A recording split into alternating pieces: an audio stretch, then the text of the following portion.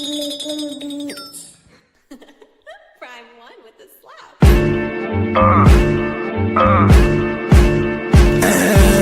Showing out when we show up. Pop champagne with my showguns. Hella money is the motive. Own ship in the campaign slogan. We showing out when we show up. Pop champagne with my showguns. Hella money is the motive. Own ship in the campaign slogan. Hella yay for sale. Hella yay for sale. I'ma take this winner's purse. Y'all gon' take this L. I'm in her purse. Yeah, the game's a bitch. Till the day I'm in the hearse. I'ma make this mail. I got a paper bag full of that. Can't you tell? I was making paper stack while y'all was chasing tail. I'm a real maniac. I ain't afraid to kill. Shit's real when you married to the game for real. I'm bout skrill, bout scratch, moving everything from chow mein and loud packs. Pharmaceuticals, yeah, the doable. Dumb racks got the bag going stupid up. Showing out when we show up. Pop champagne with my showguns. Hella money is the motive. Own ship in the campaign slogan. We showing out when we show up. Pop champagne with my showguns. Hella money is the motive. Own ship in the campaign slogan. Hella yay for sale, we campaign for real. I'm online like a nerd, but I ain't for real. I'm on the grind with the birds, Eve 8 and 12. Getting high, hella fly, how it made me feel. I live in a digital world. Prima donna fucking with material girls. I was just a mobster from the underworld. On my pocket shit, screaming fuck the world. You on your cop shit, handcuff your girl. Every time my palms itch, stack it up for real. We got work, no cubicle. Dumb racks got the bag going stupid up.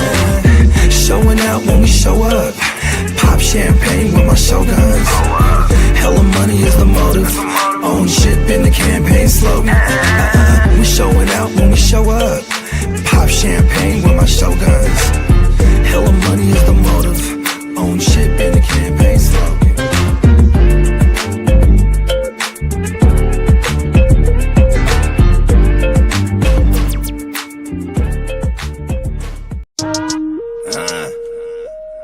Prime one, that's him.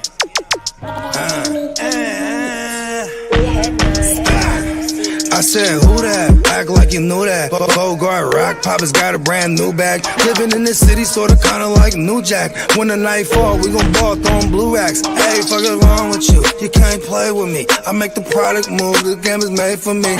Finna charge it to the game, shit ain't for free. Take the chip home, ready to parade for me. Hey, make my presence felt, there's no denying me. Yeah, I know I'm the shit, thanks for reminding me. Yeah. School of hard knocks, check my degree. Do the math, it don't add up for you, tryna minus me, yeah. I take flight, and no one flies me. I ain't polite, still ain't nobody nice as me, yeah. Provide my seeds with the finer things. The irony, the pharmacist had to provide the streets, yeah. The arsonist, burn it up 108 degrees, yeah. We lit them like the suckers make believe. They can't believe we on the grind 8 days a week. Wood full of dead out.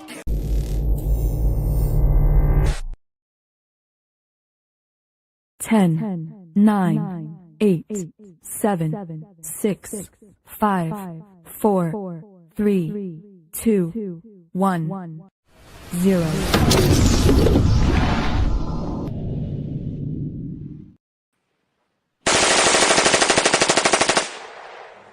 Yeah, shots fired. I couldn't hold back anymore. I had to let it go. I said, you know what? I'm gonna tear down the Bengals franchise right now and take their best player. Yeah. Hey, right out the gate, you have tuned into a live edition of World War 32 Wake. Yo! Game up! Let's get it, baby. Let's go. Look at us. Yep. You know what I love? I'm all about execution, right? We don't just talk. You know, I can't stand motherfuckers that be talking, slap them. You know what I mean? I like, you know, we do what we say. And look at us. We've been talking about this shit. Here we are. Yep. Top of it. I bet. Jim is facts. Top of it to everybody, man. 100%, man. These motherfuckers got the chat yanking already, man. Shout out to the chat. Shout out to everybody that's watching, bruh. 100%. Yeah, man, we got Emil in the building, y'all. What's up, Emil? We're saluting 32 motherfuckers. Let's fucking go. We got Minnesota Den in the building. What up, Den? Is the thing in the chat lead the YouTube link for in the 32? If not, I'll put it up there right now. Okay, yeah, my bad. I just want to make sure. I think I might have put it in there. Can't remember if We got PB and Dub in the building. What's up, bruh? PB and Wafers, what's happening? Top of the morning, everybody. Hey, he said Jamar Chase is gone. Uh-oh. All the way. The chase is off. The chase is off. King D in the building. What's up, King? What up, King? LBC in this thing. Candlestick, what top of the morning, big bro? Top of the top, gang. He said, that's our gang. Hey, that's our gang right there. The top of the top gang. Come on now. Hey, Emil said that shit was fire, man. You was snapping on both of them joints, bro. I appreciate it. You know what I mean? Yeah, this new project, I was trying to, it's funny because I like procrastination is probably one of my best keys. And, pressure makes diamonds. And this project is pretty much done. Then I added another joint and I just keep adding to it. And I'm like, I like that I'm not in a particular rush. I did want to have this drop before we go to Vegas because that would be dope if that was like the soundtrack to Vegas. You know what I mean? Come on now, the theme music, baby. Yeah, you know what I'm talking about? But you know what I mean? Well, hey, we're still open. I definitely want to drop it in August. That'd be cool if I could drop it when we're in Vegas. That would be dope. Come on now. Top of the morning to Orange Crush Chase, man, in the building. Yeah, man, I can't wait to crush those people. Top of the morning, Ghost Monkey. Big Ghost. Man, we got Banks a lot in the building. What's up, big bro? Speculating on the second pick. I think it's going to be basically Justin Jefferson. Hey, don't say no names, bro. Get easy, bro. Come on now. Look, we're going to have to put your mic on mute during this shit, man. It's my man's is at work. I text him because he had told me this morning. He told me if such and such is gone, I'll take such and such if I can't make the pick because he's a postman. And they got the cameras on them these days in them trucks and shit. You know what I mean? Facts. He was like, when I'm en route, when he's out there filling them joints up, he'll make his pick. And I was like, well, just let me know if you know who. I'll make it for you right now. You know what I mean? So. Oh yeah. I mean, fortunately, he has the second pick, so he can have whoever he wants other than Chase. So I mean, how many rounds do we got here? He didn't set up a queue. Or like, is he afraid that it's gonna pick the wrong guy? No. Oh no, he already picked right off the board. We got another name. There it is. There. Hey, let's run through the chat. Let's get caught up, and we just gonna kick this shit off. We got Diamond Joe in the building. What's up, big bro? He's made of diamonds. Diamond in the house. Bakes a lot said, saw that tight end video you posted, JD, dropping knowledge. Don't agree with the Isaiah Likely Mark Andrews take, but I left a couple of comments explaining why. Appreciate you, big bro. And we definitely gonna talk about that on my mama. I'll get it in comments. We're gonna get it cracked real quick. Hello, ladies.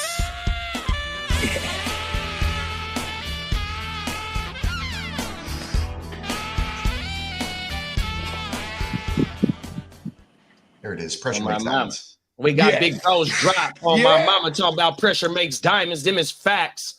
Hey, see, Pete shout out to producer Pete. Let's speculate the number 2 pick. We ain't got to no more. I say Allen goes number 2. Wrong answer. Deshaun Watson 1.1.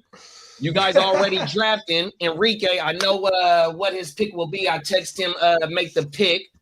Oh yeah, hello ladies. Hello, ladies. You got some green the dance off camera. Let's go. We done ran through this shit, man. Fire up the saxophone. My dog, man. Yes. This is very exhilarating. Who did number 2 go? Bijan. No, it ain't Bijan. It's Bijan. Oh, Bijan. Not Bijan, but Bijan. Bijan. Forget about it. He's in the back of the Rolls Royce saying, forget about it. I don't want no Grey Poupon. I want some Bijan. Give me some Bijan. Oh, my mama.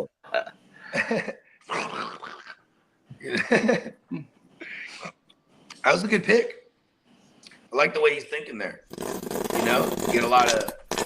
He totally threw me off. He totally told me a different name that he was. And we got another one on the clock. Another pick off the board. Logan Joe Burrow. What? Joe Burrow, the first QB off the board. I love it.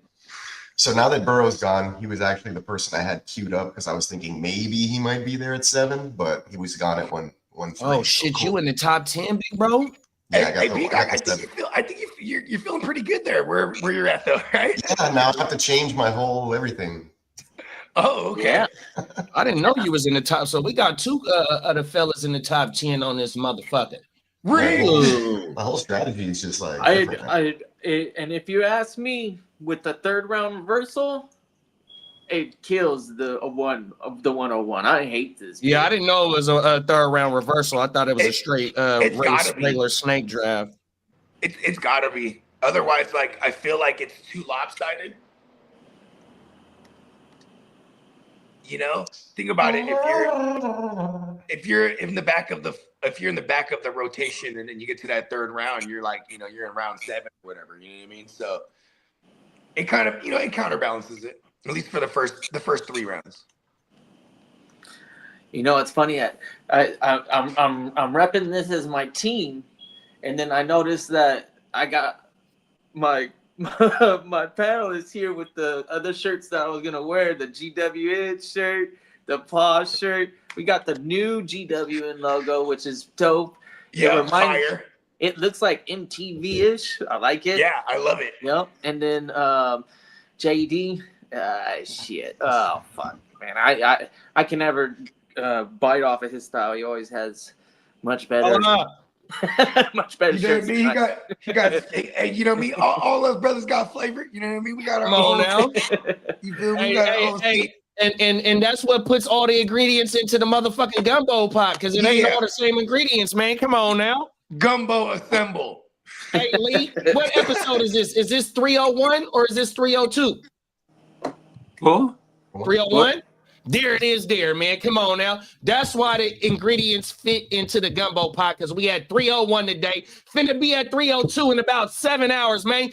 Man, hey, get a motherfucking drummer some love. Get them up. Hey, the chat, come on now. Y'all already know what time it is. We ain't rocking without y'all, bro. This shit fired the fuck up, dog. Yeah, man. Football is back. Football is back tonight. It's the GWN's very first redraft of the 2025 season, man. Shout out to all the generals at war, all the warlords. You know what I mean? You know what I'm saying? If it was your mission, if you choose to accept. Golly, East Up is on the clock. Yeah, we in the building, man. Shout out to everybody, man. This shit, man. Shout out to my guy. I wasn't supposed to say that. Hey, Eric about to be hella happy. He's on the clock right now with who's available. Shout out to my bro. Let's get it, man. Yeah. Having the 101 and being able to get whoever you want is never a bad day. And you didn't botch it either. You didn't go, yeah, you know what? I'm taking my sleeper here. You know what I mean? Deshaun Watson is my sleeper. Everything. He'll fall back to me right back at the 70-something pick. Fuck it. I'm just gonna need to take him at the 101. He might be there. He's at Treylon Burks. It's really Treylon Burks. It's really easy for me to just kind of like base my opinion on recency bias.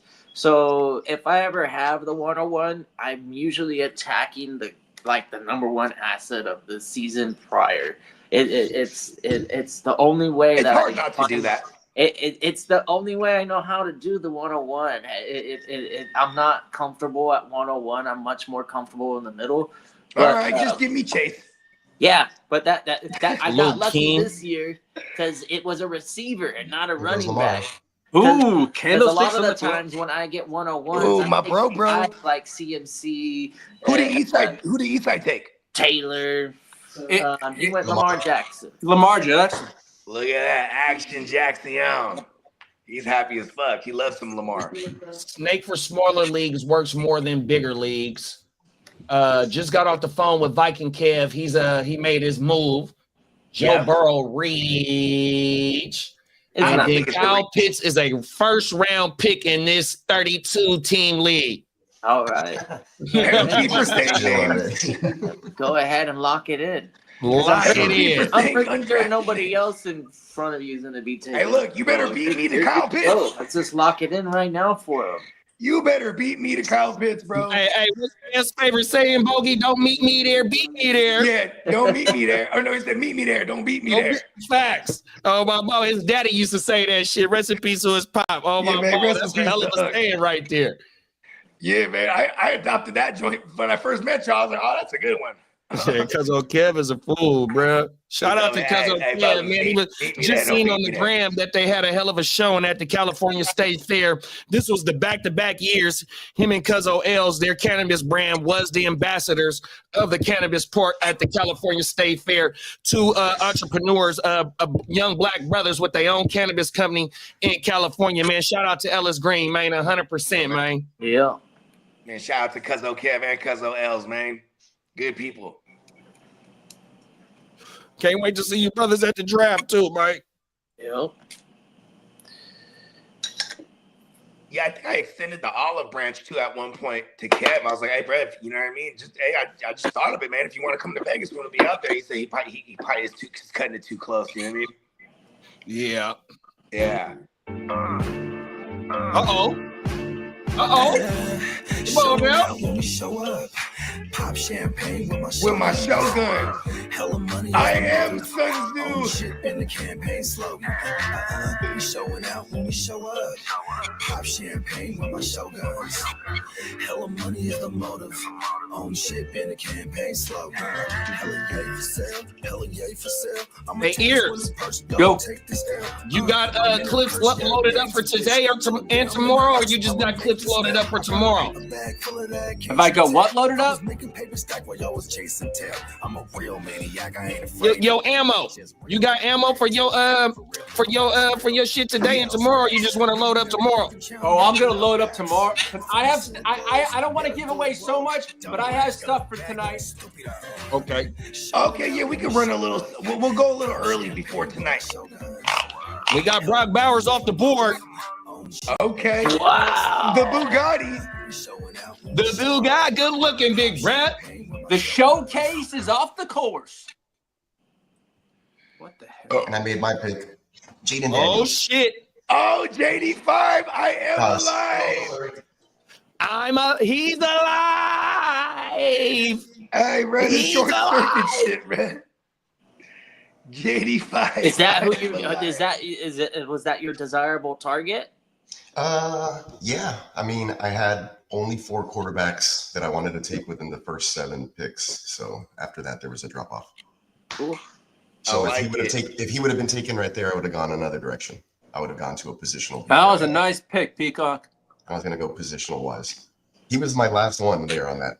Actually, it was Burrow. It would have been Allen, Jackson, Daniels, Burrow. Actually, Burrow and Daniels, I had like neck and neck. It's like one guy's running on an up and coming offense, and the other guy's like a pure pocket passer. So I don't know what my tiebreaker right there would have been. Hey, Peacock, you said Allen Jackson, right? So in about 5 to 10 years, we're going to have a combination of Lamar Jackson and Allen, and Josh Allen is going to be the next quarterback of the future. Big, strong, and run a 4-3, bro. Watch. Because we didn't have Cam Newton, Michael Vick. Kids are getting bigger nowadays. Bro. You ain't lying. Bowers was an interesting pick. I mean, if you look at the format, I think it's like one running back, one receiver, then it's a bunch of flex. So I mean, you could flex him in several positions, like almost like a. I mean, he's like a fucking Bugatti, huh? Shout out to oh my bad, big bro. Shout out to who said that? Oh, PB&J. He said, will ETN be traded now that he's third on Jacksonville's depth chart in a contract year? Yo, how y'all feel about that? That's crazy that they actually announced him as third. I haven't seen that yet. I haven't either. Because I know Tootin is like hurt right now. I haven't seen anything at all about that at all, but hey. Yeah. And I mean, I think maybe he means he's second on the depth chart as it looks like right now, because they're definitely giving Tank Bigsby a lot of run with the one. No, I haven't seen anything like that at all. I ain't gonna lie, this is something I've been highlighting all off seasons that, and with Liam Cohen, Tank is more likely to be the Bucky Irving role. He's listed as the one on our lad's depth chart. So it's ETN, then Bigsby, then Tootin. Okay, good. Because I need to be able to move my ETN at any given moment. You know. Send him over here, and if I'm in that league with you, if you got him. Okay, I have him in a few that you're in. If you want, you know what I mean. Hell yeah. The constellation prizes, I'll have them if I can't get a deal done. Because I'm still excited for ETN. I need a running back in the first league, the Gen Wealth. Anybody got a running back over there? I am, and in the Generation Sav. Anybody got a running back over there? In the Gen Sav, I'm not in either. Damn. I got a few running backs over there. We can talk. Hell yeah. Do you need ETN in the DGen? In the DGen? No, I got hella running back. Next gen and DGen, I'm good at running backs. Yeah. Boom, boom, boom. That's super DGen betting on tonight's game. Yeah, you ain't lying, big bro. Yeah. I would take first quarter maybe. I would take the Chargers. The Chargers are like preseason darlings. Hey, who is the first touchdown favorite? First touchdown. Right. Who is the favorite for that? Gadsden. Gadsden is the number one? I think it's Gadsden or Hampton. They gonna run Hampton tonight? Yeah. They may. They better not run Hampton. I heard they're gonna run him for a series. They're gonna run him for a series. That's about it. Oh, yeah, but that also wasn't like that was just something they were saying they might do, so it's not for sure. But we'll see. But they're not. Oh, my boy Bakes. Yeah, tap in with me, Bakes. I'll take Javante off your hands in that league. Oh, my mama. Oh, I've been trying to get Javante off of Bakes. PB and Dub said another channel was bringing that shit up about ETN maybe getting shipped out. Joe Milton. We knew about him possibly being shipped out, but we didn't see anything about depth chart wise. If he gets shipped out, it's I'm trying to think like who. I mean, no, you good, PB. I mean, what teams need a running back right now? You know, like that's the one thing. Especially his style of I play. think if anything, we see Vidal and Haskins tonight. Yeah, and then like with the ETN shit, it's like, you know what I mean? And if Sanders. he do get traded, it'll be a depth piece, you know what I mean? 100%, because it's only a few runners in the league that, you know, that's capable of 250 plus touches, and ETN is one of them. So I really don't see them switching it up, you know, shipping him off. Dang, I think they get out of. You think Miami would, since Miami kind of keeps a functional, usable second running back on the squad, like now they don't have Mostert, maybe they make that trade? You know what? Speaking of Miami, you know who we had in camp yesterday? Who? JWJ. Word? Oh, yeah, yeah. They worked him out. And D. Ernest Johnson, too. Yep, facts. Yeah. Fact. Did any of them sign? I think you see a lot of Vidal and Sanders tonight because they're going to be fighting for a roster spot. Sanders. Is he one of the rookies, bro? Yeah. Yeah, he's Raheem. He was an undrafted free agent. He's getting a lot of buzz, actually. Yeah, Raheem Sanders. He's going to be the third man on that depth chart. Hey, I got a question for you, Lee. Yeah. Why is Tyquan Thornton moving up on the sleeper shit? What's the word with Tyquan Thornton? Because he's on the depth chart behind Hollywood right now. He's ahead of Royals. Okay. So that's why he started shooting up in the trending this last couple of days. Yeah. That shit puzzled the shit out of me. I didn't bother with the Tyquan Thornton claim because Hollywood should be back. And I think we see a lot of Lambert Smith tonight too. Yeah, that's who I'm hoping, bro. Yeah, you're gonna see a lot of that. He's gonna be showcasing his skills tonight. Watch it. Emil said Dallas could be in the mix for I think ETN, and then Diamond Joe. Diamond Joe said, "Hell no, Ollie Gordon is that second back in Miami." Oh shit! Hell yeah, I hear you.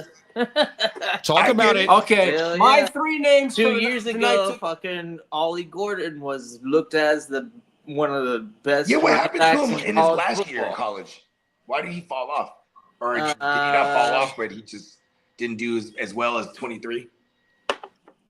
No, he fell off big time. Okay. Yeah, that's why he slipped to the Okay, I fourth forgot round. about Ollie Gordon over there in Miami. Oh yeah, I retract my Nah, yeah. the Before Dallas the was probably more feasible actually, because then like if they don't believe in Javante or what's Fred's name? Sanders yeah, and you the got team was Jaden trash. Blue over Yeah, there. they already saying they don't. The Blue is lazy Oklahoma as fuck. State fluctuates from Yeah, that's where our linebacker okay came to from.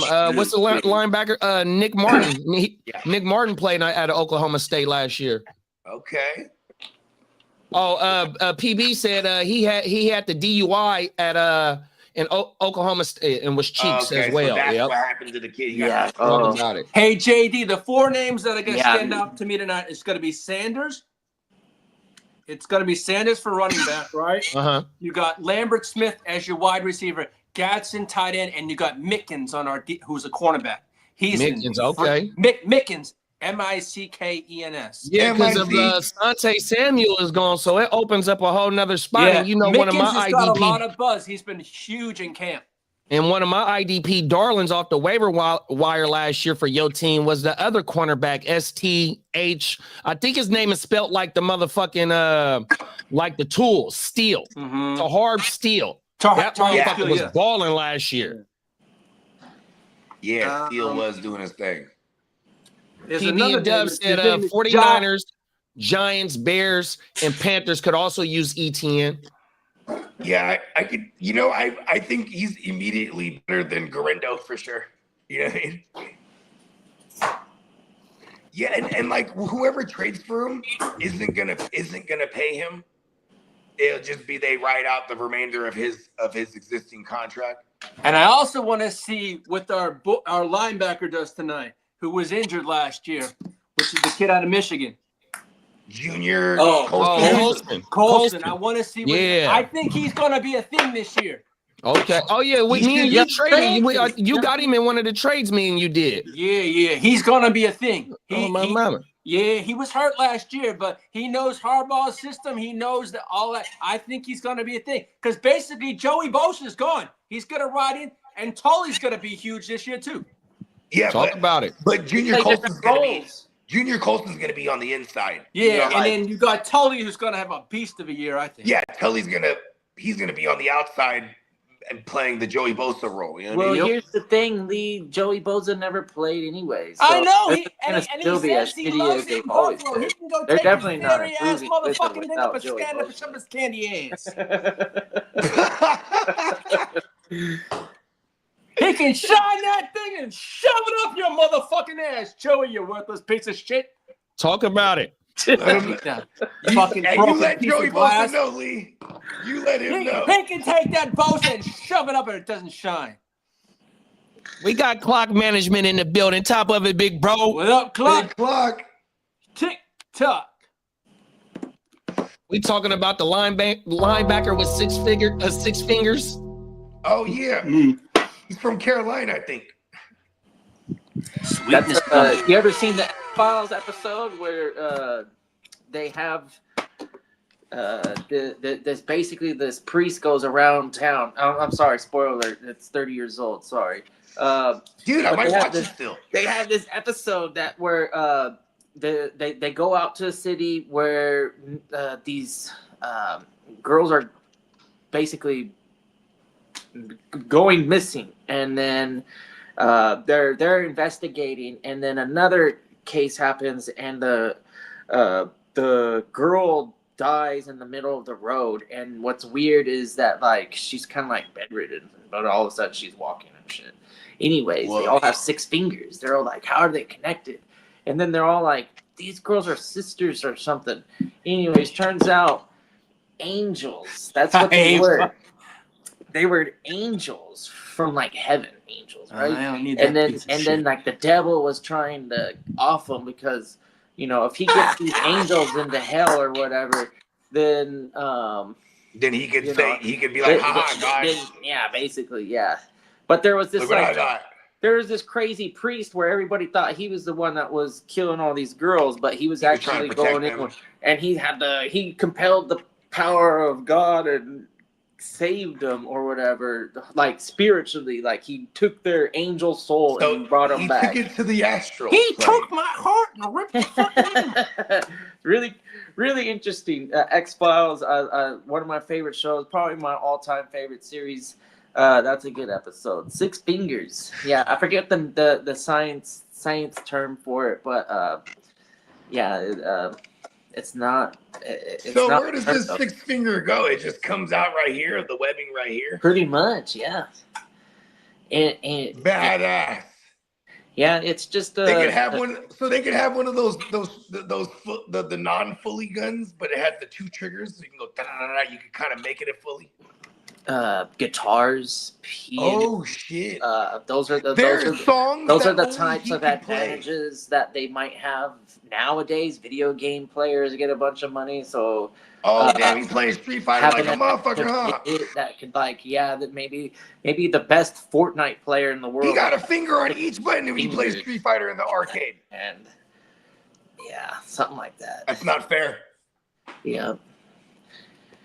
Yeah, where is this an advantage in the NFL though, right? I mean, I've actually seen a guy play with only one Absolutely hand nowhere. Absolutely. There was a guy on your team, 5 fingers fucking ripped it off. He said, "You know what?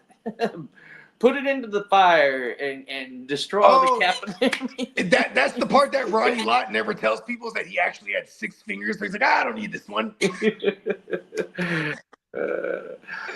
No, see, I knew there was something to that story. You know what I mean? Ronnie Lott he was one of those angels. See that? Yeah, Sweetness is gonna use the whole 2 hours. Is he asleep right now? Is he? No, he's at work. I should text him. Okay. That's fucked up. How everyone already knows. All right, damn it, Sweetness is gonna hold it up. Yeah. Let me give him a call. I'll be right back. It's all good. I mean, we were on a nice start. The biggest surprise to me is Brock Bowers, but Candlestick, I feel your pain. It's so early on in the draft. You want to take your favorite position player, and arguably in a tight end premium, Brock Bowers could do if he improves, which would put him in Kelsey range. You know, that would be the next kind of like progression in fantasy, would be like, oh, okay, where he gets to that, I don't know, close, more 1,500 plus, and I just don't see the Raiders scoring too much touchdowns, so that's my only gripe. That's okay though. I like Titan Premium, the thought process on that. Brandon said he was on NFL Network yesterday. Nice. He was at the motherfucking training camp, man. How was it, big bro? Give us some inside info. Tell Sweetness to take Caleb and keep it moving. And keep it moving on my mama. Go ahead. Fuck it. Get him out the way.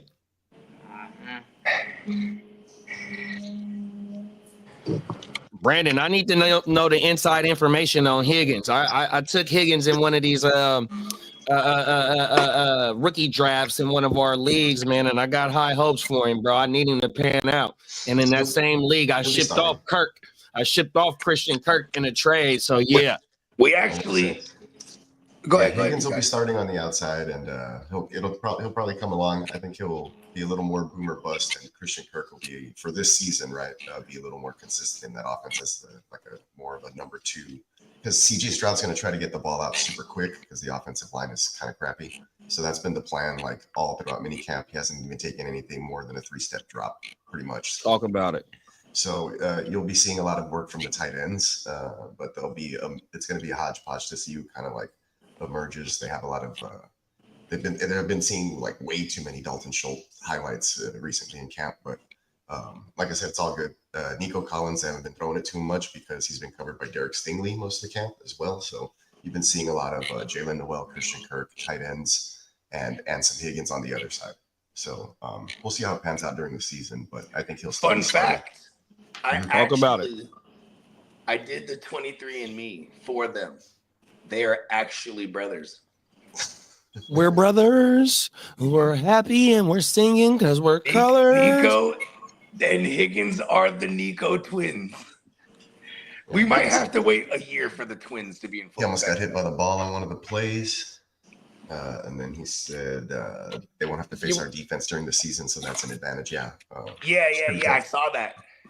Hey, Brandon, if that motherfucker would have hit you, or would you caught it? If you could have caught it, could you have kept that motherfucker?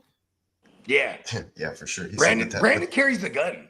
There it is. The tight ends are stepping up this camp. That's kind of what I've been hearing. Woody Marks, snaps. Yeah, I know it's the marksman. Big old I know Woody. Brevin is out there, but isn't there another tight end in the mix as well out there in Houston? Yeah, there's Irv Smith, there's Luke Lachey, there's I didn't know y'all had Irv. Yeah, and then there's Cade Stover, who's probably that's who it is. Stover. Yeah, they said Stover been looking nice. Yeah, he's the real number 2, I think, in my opinion. Yeah, that's what I was hearing. We got a green dot from Sweetness, and then it disappeared. You know what? Stover. I've been hearing about him. Oh, he's got the balls like equipment guy. He picked up and hung up my call, so he's at work, and then I berated him, and I'm in a thread with me, him, and his brother. Shout out to Smoke and Jay. So I just berated him. I told him we have an under/over on his time on the clock. Right. Facts. I told him I took the under. I said, give me this money, bro. Hey, good looking, Amelia Cates, Like, man. I'm telling you. That's I told him, crazy. get this money, bro. Don't let me down. Don't you eat all that clock.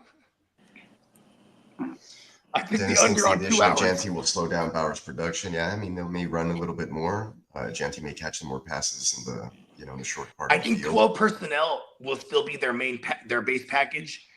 So like Bowers will still be able to run a route, and then Mayers is a phenomenal blocker as well. And then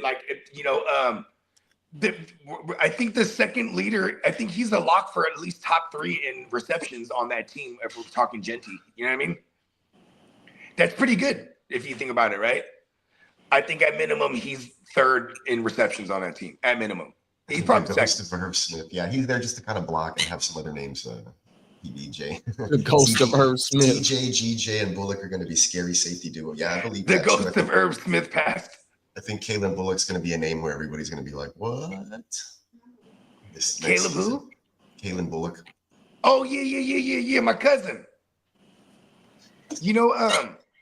It's funny because I know Peacock will attest to this.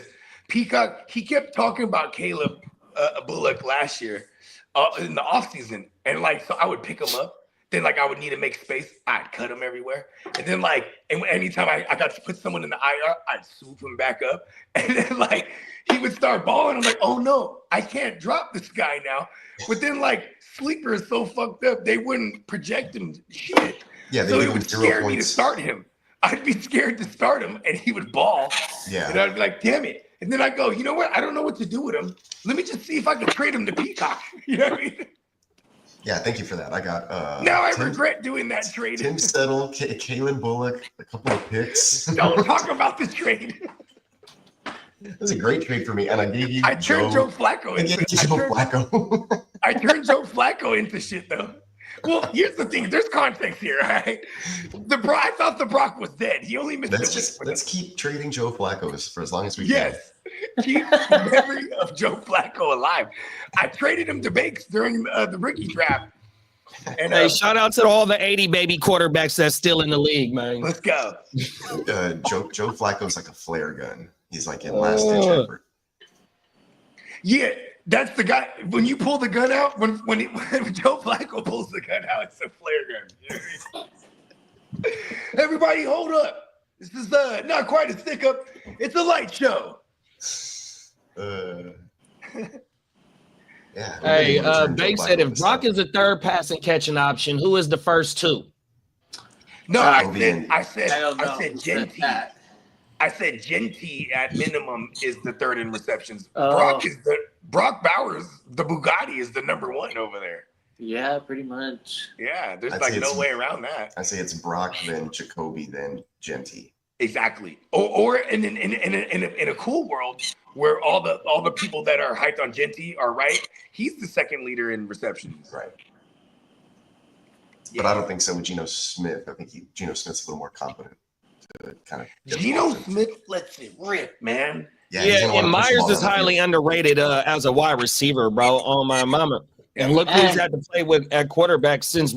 Did he play with Brady? I want to say he played with Brady, but other than that, he ain't done shit with no. I mean, he ain't had nobody to do nothing really with. And that motherfucker, he's done had 70 receptions before, 80 receptions before. Yeah, that's why he is the quintessential like late round solid WR3 that you're adding to your. My baloney has a first name. He every year it's nice having that floor, and that's what he provides, and that's great for the WR3. And Brock Bowers though, this guy's. I think his ceiling is the 1,500 plus. You know, I think he's capable of getting to that Kelsey tier. I don't know if it's this year, but you know. The sooner the better for fantasy owners. I say right? New Kelsey and Andrews is the Bugatti and McBride. McBride needs to get touchdowns, and then I think Bowers might have issues. But somebody pointed out Chip Kelly. He also doesn't do very well after being successful. Like he doesn't. I think defensive coordinators figure him out, and they learn how to, I guess, spot whatever they're gonna do, and basically just get that easy. Okay, how about this? That one interception where it's just like they do this quick stuff, and then the corner bites and takes it, and then it's like a kick six, and then everybody's like, Chip Kelly's, why you gotta do that in the NFL? Like, I mean, he's gonna run a. Here's what I'm trying to figure out is that like when you look at Chip Kelly in the NFL, his years in the NFL, 3 out of his 4 years as a head coach. We're not talking about his year with the Niners. All his other 3 years, he had a top 5 offense, scoring wise, and then he also in 3 out of those 4 years led the league in or he was at the top of the league at total plays ran on offense. So here's his time in Ohio last year where he actually slowed things down significantly as far as plays ran, and it worked for them. They won the Natty, right? Then you got Pete Carroll in the league, who's also a guy who slows things down a ton as far as total plays ran. You know what I mean? Like Geno really ramped it up. That they're not gonna run the stupid 65, fucking 75, 50 passing plays, and then and then 20 plus running plays. You're like, yeah, I mean, but see, that's what I'm trying to figure out. Like, what is their approach here? Because you got Pete Carroll who's going to want to run the ball, but you can throw the ball. They're gonna run a lot of plays, get short yardages, try and bank on a big one, and then they're gonna basically gain a lot of yards and score very little, and then lose a lot of games. And if they're, but see here, how about this? If their defense is any kind of good, it'll hopefully they don't turn the ball over. But it'll complement what they want to do on offense. But lately, I mean, he figured it out. Yeah, but when he played for the Jets, he was not.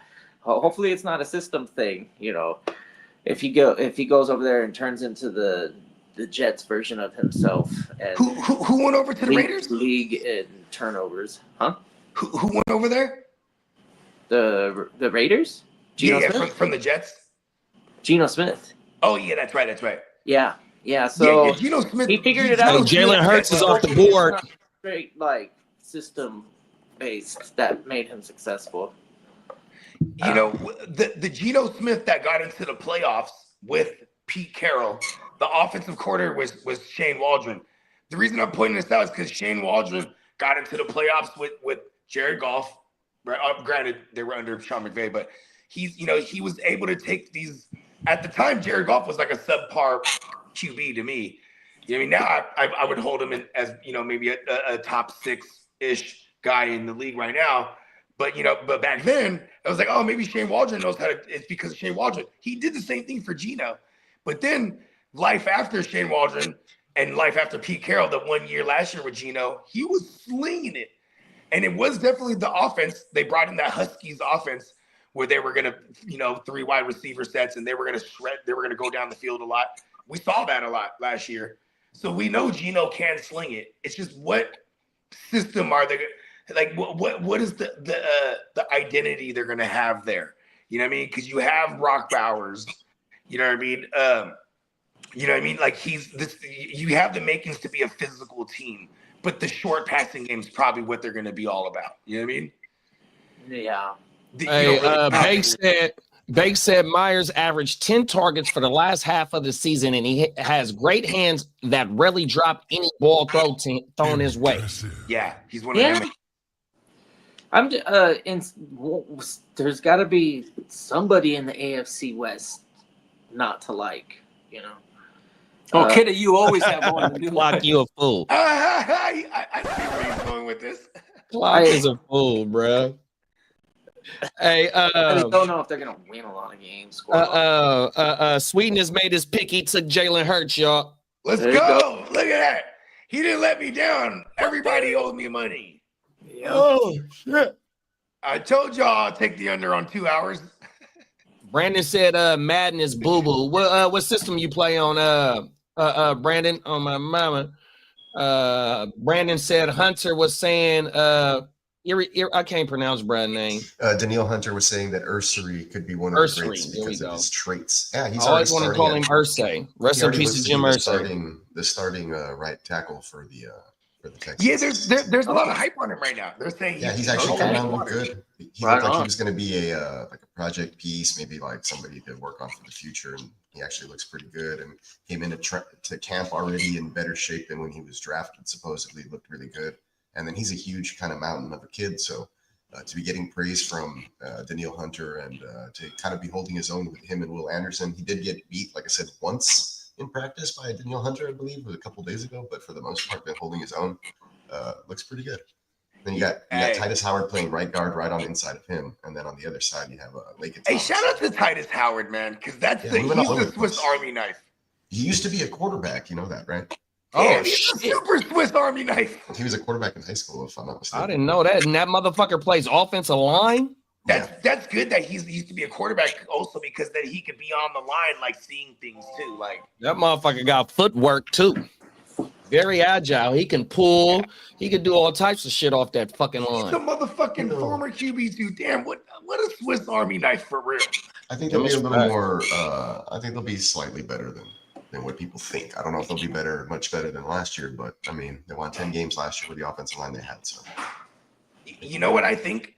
I think their ability to mash up 5 individuals up front and figure it out, and you know what I mean, like that's kind of been y'all thing this last 2 seasons. So. Yeah, that was the goal before the first preseason game. Casario was saying that we need to have a lock in on our starting 5. I think right now they're just trying to figure out who the center is going to be, whether it's going to be Jake Andrews or who has the Jared synergy. Patterson. The synergy. Yes. The synergy. Hey, Brandon, what game got you banned on PS? Hey, because one of my homies on Grand Theft Auto, his gamer tag had a profanity in it, and so one of the motherfuckers that we was going to war with on Grand Theft Auto called in on PlayStation and got his shit banned 100%. But when they allowed you to change your gamer tag, and you still got to pay for it. Since he was allowed to change his gamer tag, he was able to get that account back. But it was like 3 years, maybe 4 years, until he can get that account back. Oh my mind. Man, you know how angry I would be. That would make me. You're all like, it feels un-American to be upset right now about like what I just did. Granted, there's a lot of kids playing video games, but I feel for anybody that gets banned doing something that they like and kind of just being yourself doing it. I mean, as long as you're not fucking doing anything weird, it's just profanity, right? So like, hey, look. On my mama. They get racial in that shit too. I mean, profanity ain't even a bad thing. When they get racial on every single conversation in Fortnite and realize that reading it ain't gonna damage no one. Because if they're playing these games and they're reading it, they're also listening to all these kids talk, and then the way they talk, they're gonna be dropping 100%. all sorts of shit. Hey, it gets so bad in that shit that like when you piss a motherfucker off, they'll go hit your IP address and shut your game down. And that's what it's all Yeah, about. man, we live in a world of vaginas, man. Oh my Yeah, mama. really, for real. Big bro Brandon said being one of the first people to ever jailbreak the PS resulted in the ban on my mama. And that's see, I was a PlayStation player as well, but when how I got over the Xbox was that one of Cuzzo Kev's homies was he allowed the Xbox, the first 360, to play burnt games. You know what I mean? And we was getting the games 2 weeks early for only $10. The modded boxes. Oh my mama. So I was a PlayStation player at the beginning, but I switched over to Xbox when they allowed to do that. Fuck them $50 games. I miss video games. I never partaked in any of the extracurriculars. I always just make my way to GameStop, but that, man, I didn't even know about it. Computer games, because I was playing them way back before it was cool. Like everybody looked at me, we're like, "You have a computer?" And like, "Yeah," because I'm nerd alert. Right? They're like, "The fuck's that?" And they're like, "Oh, whatever," you know. And now where's the controller on the PC. The stories are true for any Gen Z or. We actually went outside and did shit all the time. Come on now. Yeah, you ain't lying, bro.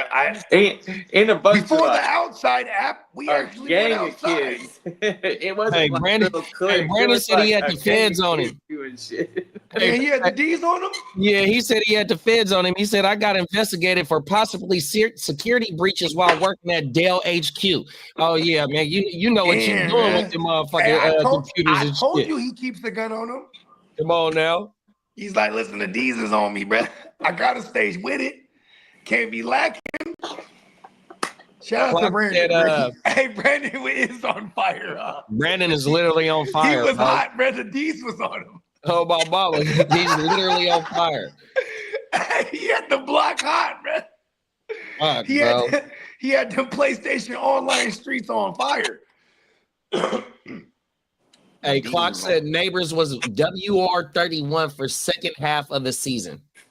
Yeah, I hope Russell Wilson improves things. I don't know, man. Yeah, he's you know what? He's ultra positive. The day there was one practice, he goes, you know, Malik, he's a future Hall of Famer. And then later on that day, he gets a shoulder injury. And I'm like, damn, he just cursed him with positivity. Yeah. Yeah, Russ is that type of guy. It's because he's actually fake and he's like bullshitting and lying. That would be even more awesome. I would actually love it. I'd be like, oh, his good guy role. He's really a wrestling bad guy. Like, remember Kurt Angle? Kurt Angle was like, intensity, integrity, intelligence. I'm a Olympic gold medalist. Drink your milk, and everyone would boo him and shit. And you're just like, this is why you guys will never amount to anything. I am greatness. I work hard. Intelligence, integrity. Like, they kept pushing him as a good guy on purpose, knowing that everyone's gonna hate him. So he became one of the best bad guys. You know? It was so funny watching that whole thing. Because he was corny, you know what I mean? And it was so good. And you know what? He was a bad motherfucker in the ring. He was just in the wrong era, because if he was in this goofy era, he'd fit right in, right? He could be the he would fit right in, because he'd be popping all them Percocets and shit. Hey, listen, Kurt Angle, he knows his struggle. He's very vocal about it. They used to call him Perk Angle, bro. This motherfucker was up.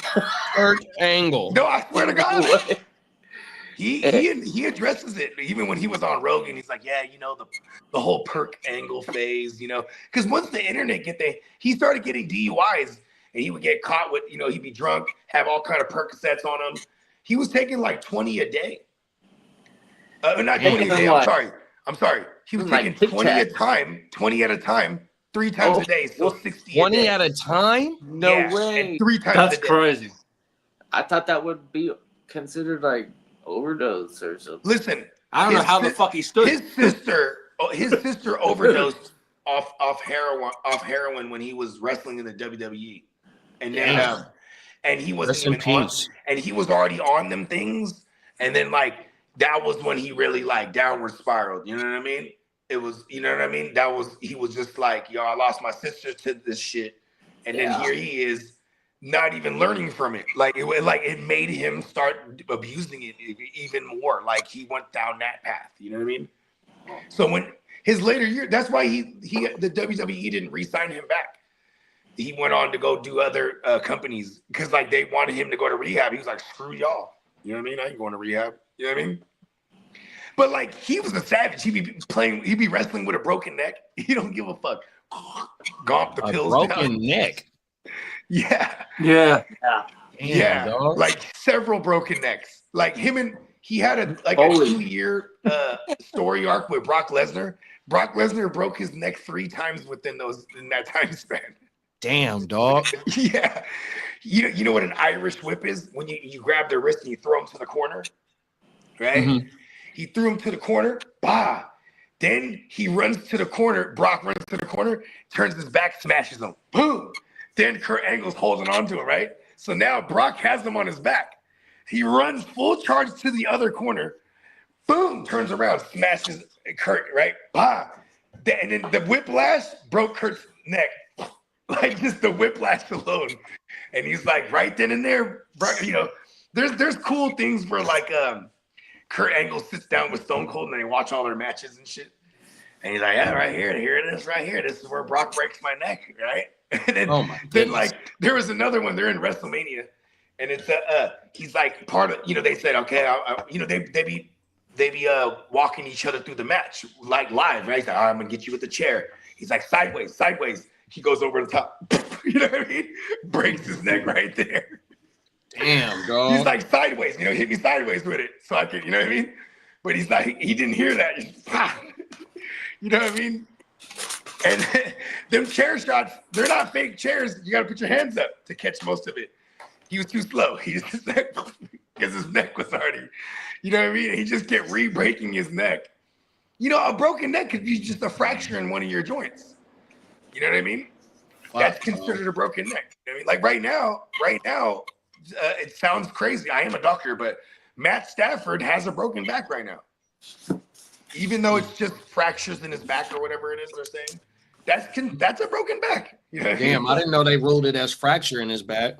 Yeah, well, it's okay, because I went down the rabbit hole. So it's some beat reporters that are saying that they think this is stemming back from his 2018 back injuries that he's had, which were these fractures that just kind of, you can't, you know, they didn't need surgery. But like, if you remember 2018, 19, and 20, he was shitty. He dealt with that back injury. He even missed time 19 and 20 because of it. Stafford's a tough son of a bitch, though. That's why I don't really worry about it as much. You know what I mean? But yeah, he has a broken back right now.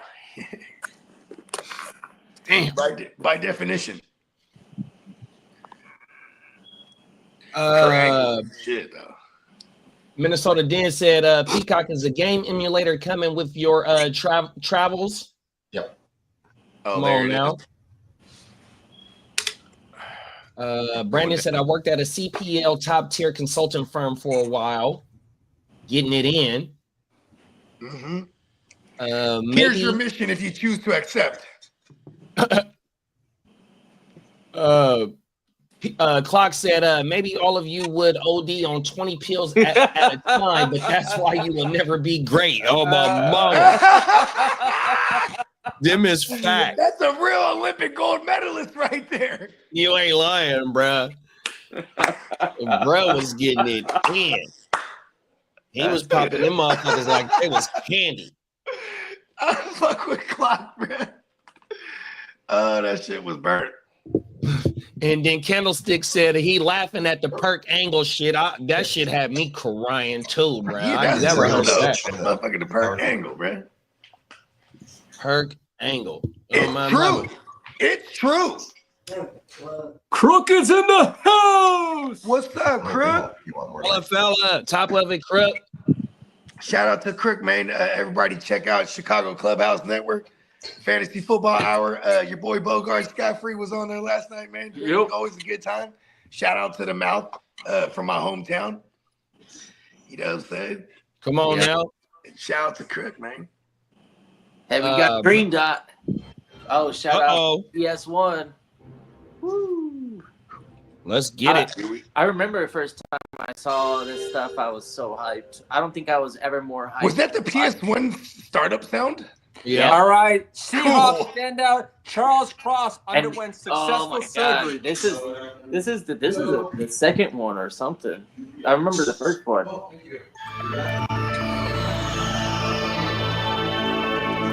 It's great. All right. Charles Cross just had successful surgery, and he'll be ready for the season. Who is Charles Cross, Lee? I thought offensive tackle for the Seahawks. But it does have the same. For the Seahawks. Sorry, Paul.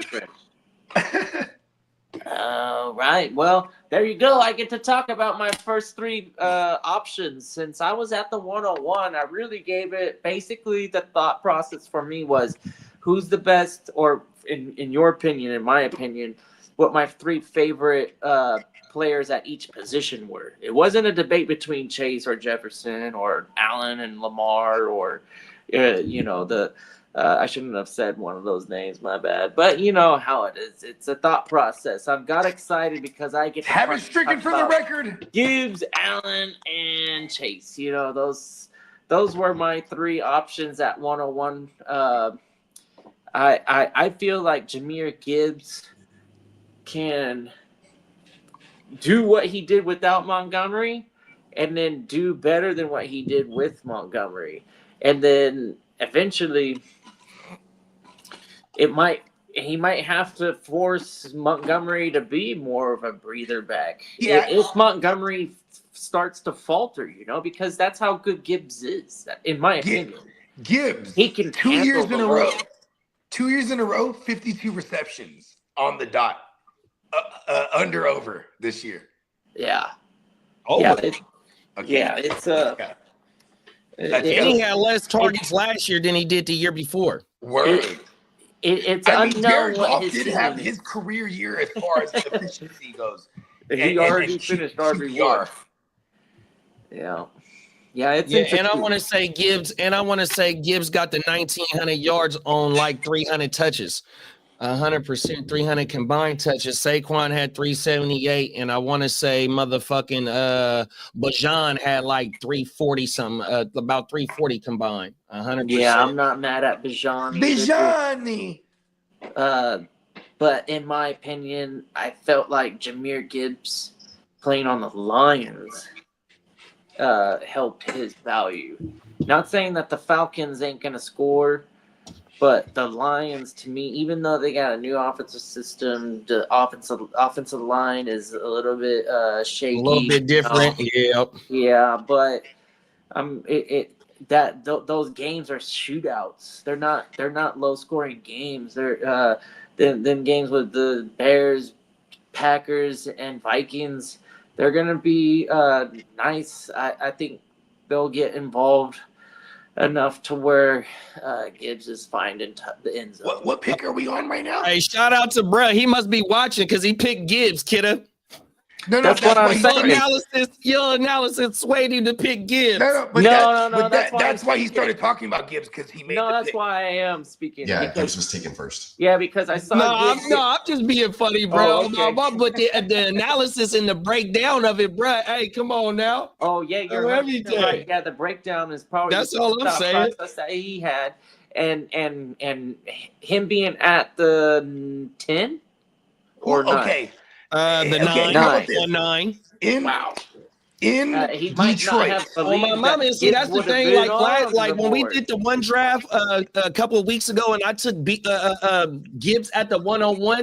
If I remember correctly, in that Superflex league, Bajan went at the 108, 109. So depending on who's your preference of those two running backs and get picked early, maybe that other one does slide. Even though this ain't no Superflex league, but maybe that other one does slide back because the quarterbacks do get elevated in those Superflex leagues. In fact, while we're on the topic of this league, let's tell the audience who might not be aware of what we're doing the rules on this league and the format and the structure. I know they can read the 32 man, but this goes beyond just being a 32 man. That on itself is savagery. But look what we're working with. We've got the number one rule is you can only roster one quarterback.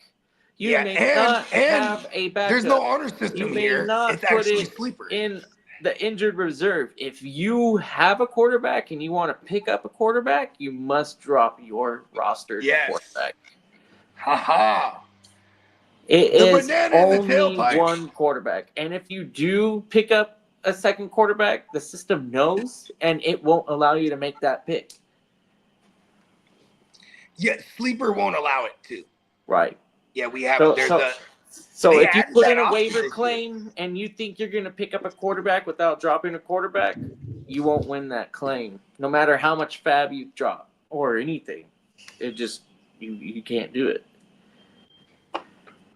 Yeah, and protected by Viper, stand back.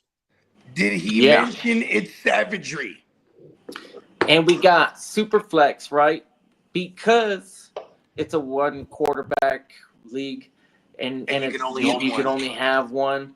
So that means everybody's going to have to go through the bye week blues, and it's unfair to have just like a zero, a blank zero, right? So we'll go ahead and make it a super flex. So what you see is a tight end premium format. We don't have a tight end rostered. We don't force you to roster a tight end, but you know the premium does help for. That's why you saw Brock Bowers go as early as he did, because the format. He's getting some paper over there. Yeah, it rewards that position a little extra to make them as valuable.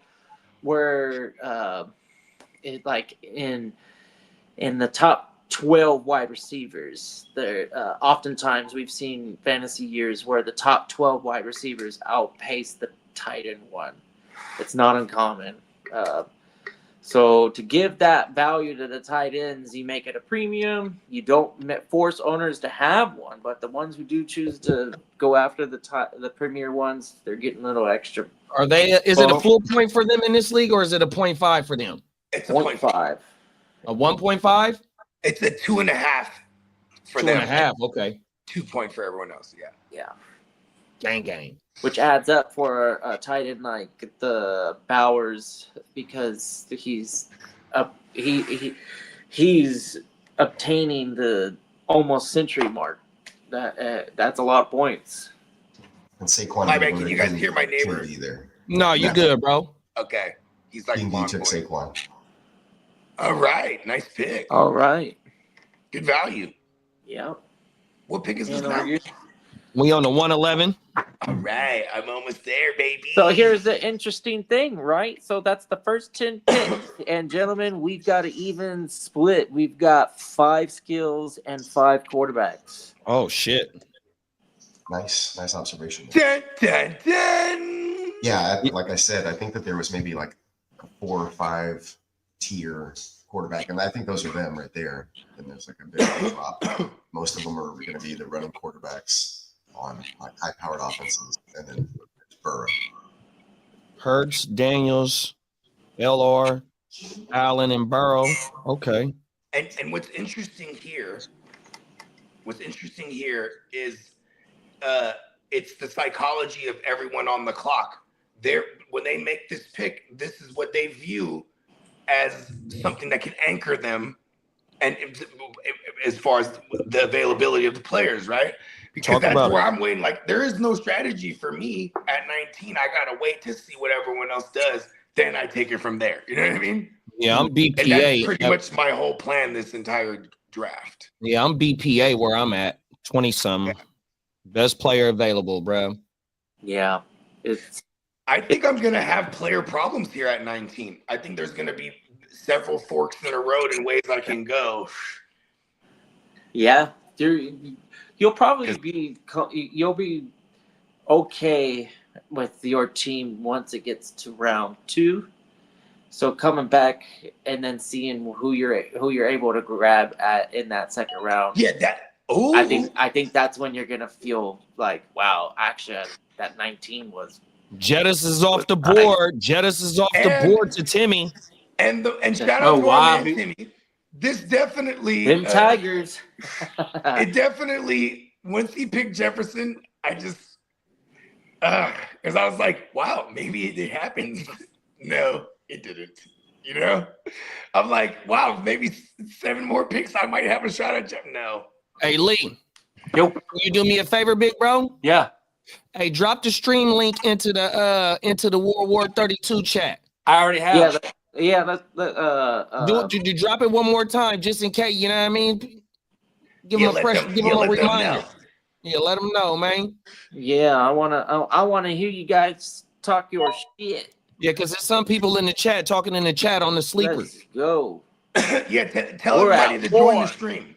Hey, what do we got? The conversations between the countries in the middle of a war. What do we call it? I just dropped it again. This is the Geneva. This is the Geneva Convention. Yeah, we got like the diplomatic fucking. Come on now. The parties coming out and talking strategy. I actually represent Bones. We gotta take. I speak for Bones. Fuckers down. This is the craziest World War. Bones is the king of my country. I am the general of war. Hey, Bogey, I need a favor, Bo. What's up? I need this. If you can do it for me. If you can't do it for me, pause. I understand. I need a recording if you can find it of Bones speaking. Just like the sound. It could just be what's up, or you know what I mean? I don't know. It could be a different language, but if you can ever find it, please give it to me. Pause. Oh my mama. You know, I think you know, Bones is he's a very private person. Man, I think so he says too, all bro. but like 18 words per year. You know what I mean? 18 words per year. Oh my mama. You know what I mean? Hey, you talking about the StreamYard link or just the the YouTube shit. I dropped it twice. Yep. Yeah. Just let them know. Let them know. Everybody join the stream. We're all talking shit. We're covering the draft. Oh my mama. Yeah. And we got oh shit, McBride off the board. Shout out to Bernie. That tight end premium. That's. Yeah. That's and Enrique on the right clock. There. Enrique been in the chat. Let's go, Enrique. Enrique in this thing. Who just took McBride? Who was that? That was Bernie. Okay, Bernie Mac. Shout out to Big Bernie. Weekend at Bernie's, man. He be killing shit. Bake said he sounds like James Earl Jones. James Earl Bones. He said James Earl Bones. He does. That's good. He definitely sounds like Darth Vader and Mufasa. I'm sure there's an AI program that will. I'm telling you, kid, I think we can get a voice for Bones, bro. Yeah. Ain't that right, Bones? James Earl Bones. 18 words a year. There it is. That is his actual name. James Hey, Buggy, I got another question for you. Just for Kid 2 or anybody that's in the chat. How many Sundays is in the NFL season? Because if we get like 18 Sundays, then we got. Oh my! Hey, look, one word per each Sunday. Right? Dude, there's 52 weeks in a year. That's almost half a year, including all the playoffs. Starts tonight. Hey, look, hey, that's it right there. Bones gonna give us one word every Sunday. There it is. And then he goes into retirement for the rest of the year. At the end of the year, it says a phrase, right? It says, it's a fucking warning to the world. Yeah, we haven't done the expansion with the 2 buys and the additional like game or 2 or whatever it was. What was the projected year that they would start maybe implementing the extra bye week and then longer? 2028. Yeah, I think it's sooner than later, bro. They want that money, man. Okay, and the TV deals is going up. And when you got what's the Thursday night games on Amazon? You got fucking YouTube TV now with the Netflix package. You know what I mean? Them motherfuckers want all that dough, bro. Netflix will drop $1 billion. God damn, we got 6 hours still. Netflix has the Monday Night Raw shit. Yeah, they dropped a couple billion on it, and I think it's for like 10 years. Oh, and they got the Christmas games. Yep. Hey, Oh, they man, were like, third they were like, receiver off the they were board. like, NBA, hold my eggnog. Facts. And they had Beyonce in Houston on the Christmas game. And she Ain't was nobody doing country. She bring was out doing the Beyonce. country album. Oh, my mama, can't nobody bring out Beyonce, bro. 100%. The NFL steals Christmas. They are the Grinch. Hey, they call Jay-Z. They say, hey, you with Beyonce right now? Her husband's doing the booking, so. Come on That now. is Hey, true. look, man. They know what they doing, man. 100%. That motherfucking halftime show was cracking. You ain't lying. She was in them cowboy boots. Going crazy. Facts. All that jello. Come on now. The jelly or whatever she calls it. Come on now. That must be jam because all that jelly don't shake like I forgot what he said. Yeah. Oh. Yes, put it in a jar for me. Oh shit, we got the spin. What's up, spin? Hey, Spin, give me money. Fella. I love Spin. Uh-oh, we got another pick off the board. CD Lamb off the board. Oh, lamb chops. Oh, it makes me mad. We got the wise man on the board now, on the clock now. Is he lit up? No. No. You know, I'll hit him if he doesn't light up in like 5 minutes. Thank you. God damn. Yeah, it's only been 2 minutes. Woo! Hey, but his icon on the sleeper. I didn't know you can have an animated icon. That motherfucker over there doing the thizzle wiggle. Oh yeah. I never seen that before, bro. I never knew we could do that. Yeah, I didn't know that. Old school He's doing the version of thizzle Sleeper. wiggle with the thug. You don't remember composer. the sleeper when they would every time you got a new league, they would give you like an option. Oh, the free things? Of having Yeah, a the little character. dent. Yeah. Yeah, there was whatever. like 5 of them you can choose from. Oh my mama. Yeah, in the beginning they'll give you some, and then every year if you join a new league, it'll give you another one. So you get to start like almost unlock all of them. with our There's a league, street it'd be sweeper. crazy. Street sweeper coming through. My bad, y'all. So why you not ducking it? They ain't shooting at you, right? The old school Chicago gun. Hey, that's a cool ass job.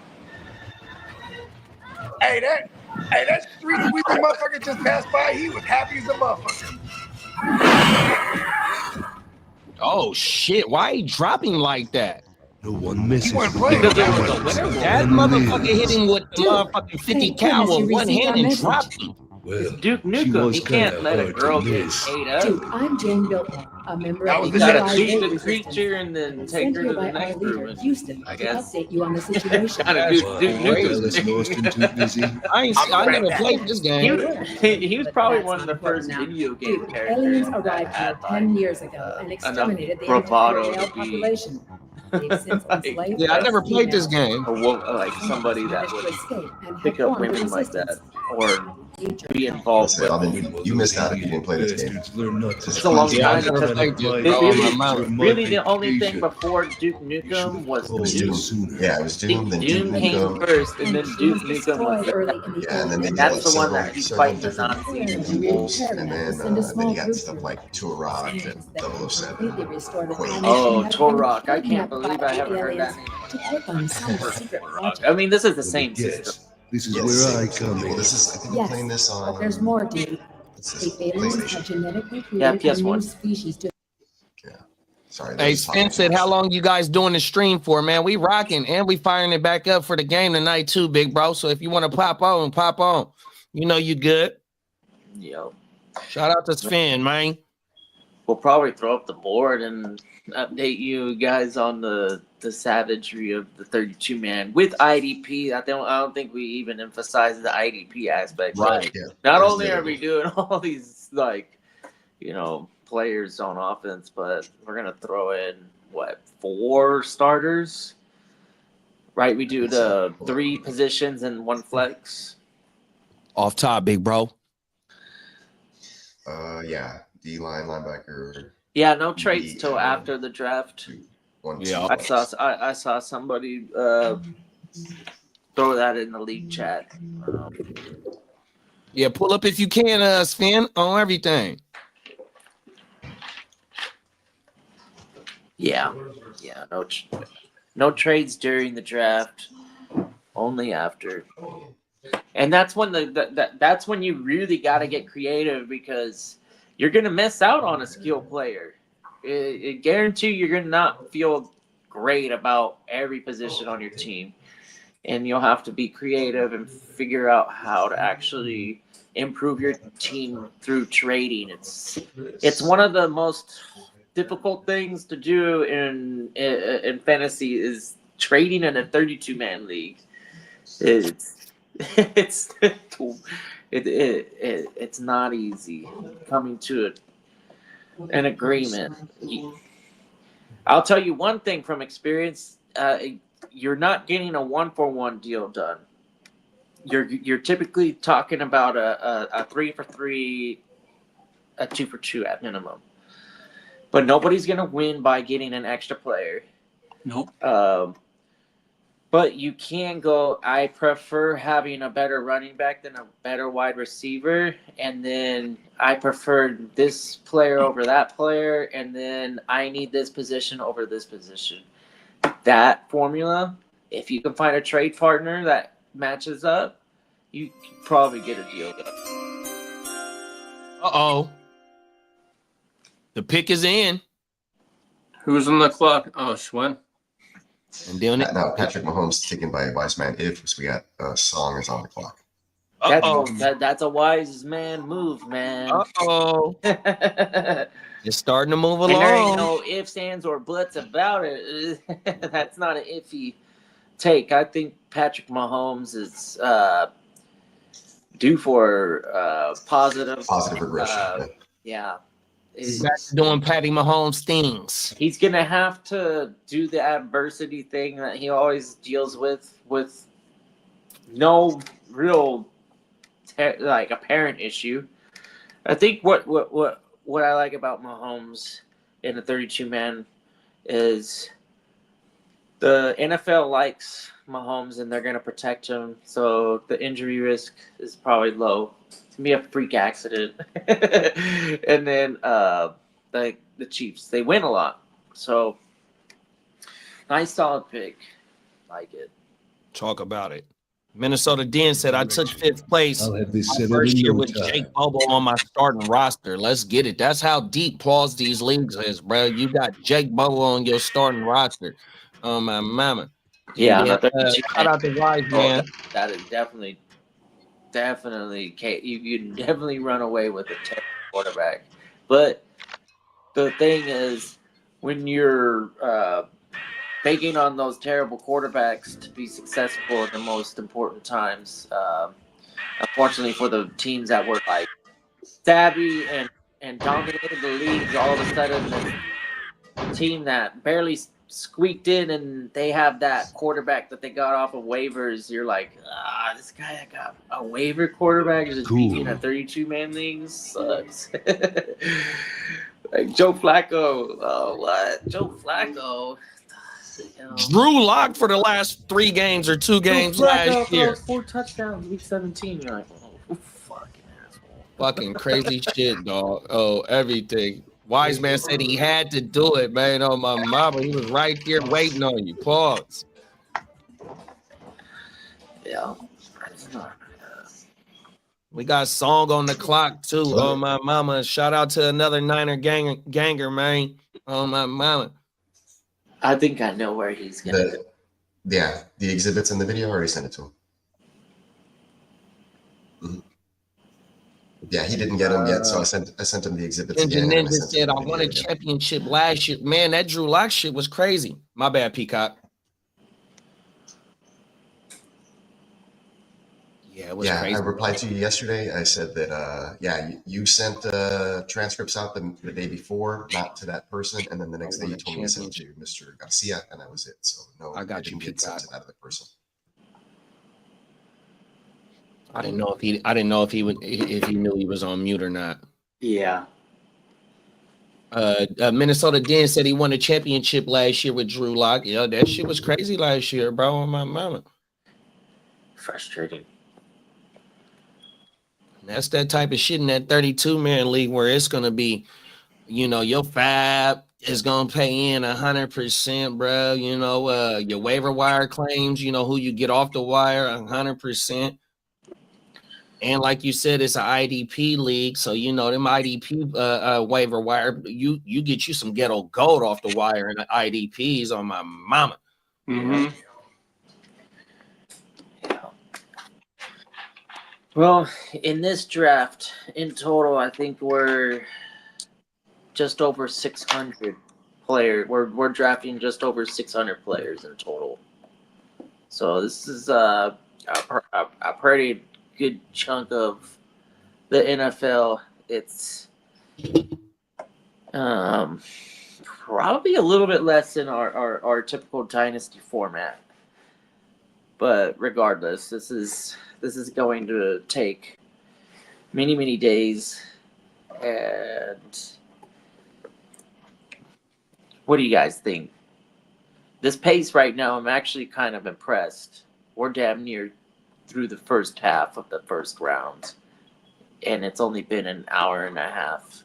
Yeah, with that 2-hour clock, I didn't know it was that. Like I said, I thought it was going to be an 8-hour clock because it was a slow draft. Right. But yeah, this shit is moving on my mouth. Yeah, but the 2-hour clock's worked well so far. Everybody's been able to hop on and make a pick and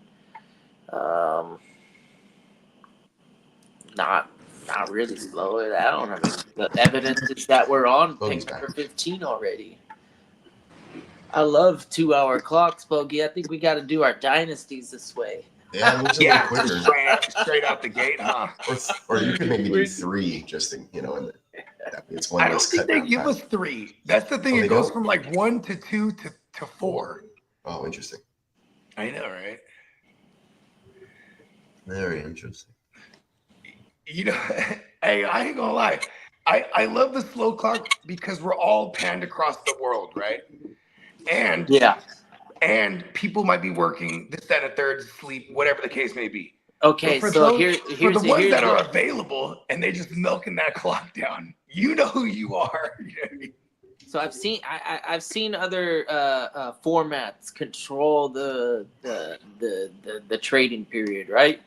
Yeah. And if you declare that you're that this pick is on the block. Then right. You have When you as a commissioner see that, then you pause the clock and then you DM the 2 managers that are in communication and then say, hey, keep me involved and let me know when you're ready to make your pick so I can reset the draft. That might take forever. Well, it is going to have to be something I'm quite diabolical. Prior to, so everybody knows that's how trades are going to work. But to speed everything up, I think it's not a bad idea. A motherfucker might be on the clock. He's on the clock, right? It's 3 o'clock on a Saturday. He's on the clock. He goes, hey, I'm putting this pick on the block. I got something in the works. Then he goes out to a barbecue, parties all night, because he had 0 intentions. He's like, just freeze my clock.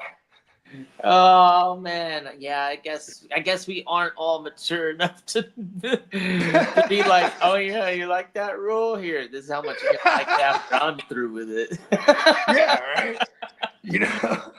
They're like, God damn it, Bogart! I saw your Instagram. Gonna save some time. I saw your Instagram. I know you're out partying. Make the pick. I'm gonna go ahead and I'll take any offer. The power of perspective. Minnesota Den said, if we did an 8-hour clock, I'm not sure if we start by the season start. Oh, my mama. And we got Jimmo in the building. What's up, Jimmo? All right, God. And then Wise Man said, them sleeper alerts and the show being on making ninjas pick fast. Analysis reminders first. Round finna be fast. I don't know about the second though. Oh my mama. Yeah, you ain't lying.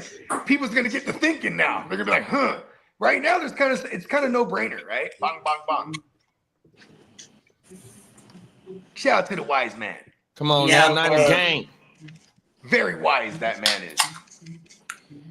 See, we got all kind of wise men, icons. We got all kind of kiddas, right? We got some bogeys out there, right? Come on now. Some Schwens, some Peacocks, some D Guccinis, bro. This is some. We got 32 Savage, bro. The Bakeses of the world, right? We got the Bernie Macs of the world. Look at even little Timmy. We're watching him grow up. He's looking at him in a 32 World War. That looks pretty sturdy. And motherfuckers gonna be click clacking in a couple more weeks, man. Oh my mama. Just call me Eagle Eye. It's gonna be deadly out there, man.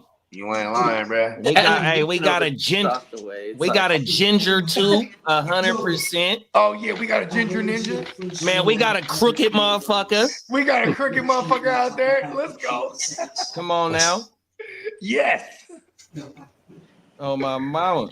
You know what I'm talking about? We got a mouth from the Bay in the motherfucker. We got an ear. Come on, we got an ear. We got in the a mouth. British motherfucking ear. Come on now. We got a motherfucking ear in that motherfucker. Facts. We got a Brit boy in the house. We got a sweetness in that joint. We got a bakes in the motherfucker. You know what I mean? We got a fornicator in that motherfucker. We got an East Sider in that motherfucker. We got a diamond. There's a diamond in that motherfucker. Yeah, man. Man, we all across the globe with it. Facts. Big bro Bake said, I feel like every time you say wise man is saying you got a wise man once said. Ella laughing my ass off. You feel Come on me? now. A wise man once said. Big bro be coming with them entendres and them motherfucking bars. You don't on my know mama. how fucking crazy that was back in the day. To have your character actually be able to grab on the wall and then lift himself above it and not be like some like bouncing over it. And you're like, oh, can't get over it, but like grab it, and then they got animation to pull, like using his legs and arms to get over the fucking edge. I think this was like 1995, 1994 at the earliest, maybe. Oh, shit. Video games? Because PS1 was 95, the whole world, and I think in Japan, maybe some 94. You know, Nintendo, they fucked up. Because Nintendo, they hired them Sony motherfuckers first. And then there was like, there was some kind of fuckery with their deals. So Sony goes, fuck it, we're gonna do this on our own. Sony PlayStation went and worked them and took over the game. They basically denied their biggest competition. You know what I mean? Like that when you're, you know, because during those times you're supposed to absorb all your biggest competition. You know what I mean? That's what you do when you're a big dog. You know, you got to Vince McMahon it, right? Vince McMahon's like, all right, I'm the best. Now I buy all the other ones. WCW, ECW. Boom, I got them all now. You know what I mean? Nintendo. But see, Nintendo, shout out to Nintendo. They had a really strict, we're going to do things for kids solely. You know what I mean? PlayStation was like, yo, we're about to have like, you know, we're about to have Mortal Kombat on this thing, bro. You know what I mean? Like, you remember Mortal Kombat on Super Nintendo? They had changed the whole game up. Yeah. There was no blood. It was like sweat. And the fatalities weren't like fatal. You know what I mean? Yeah, Sega for me was more appealing. I went to we Sega. Were some badass kids that wanted mayhem. I don't know. Maybe it was because the advertisement was pretty cool for Sega. And then the games, you know how like Xbox exclusives and PlayStation exclusives is the same back then too.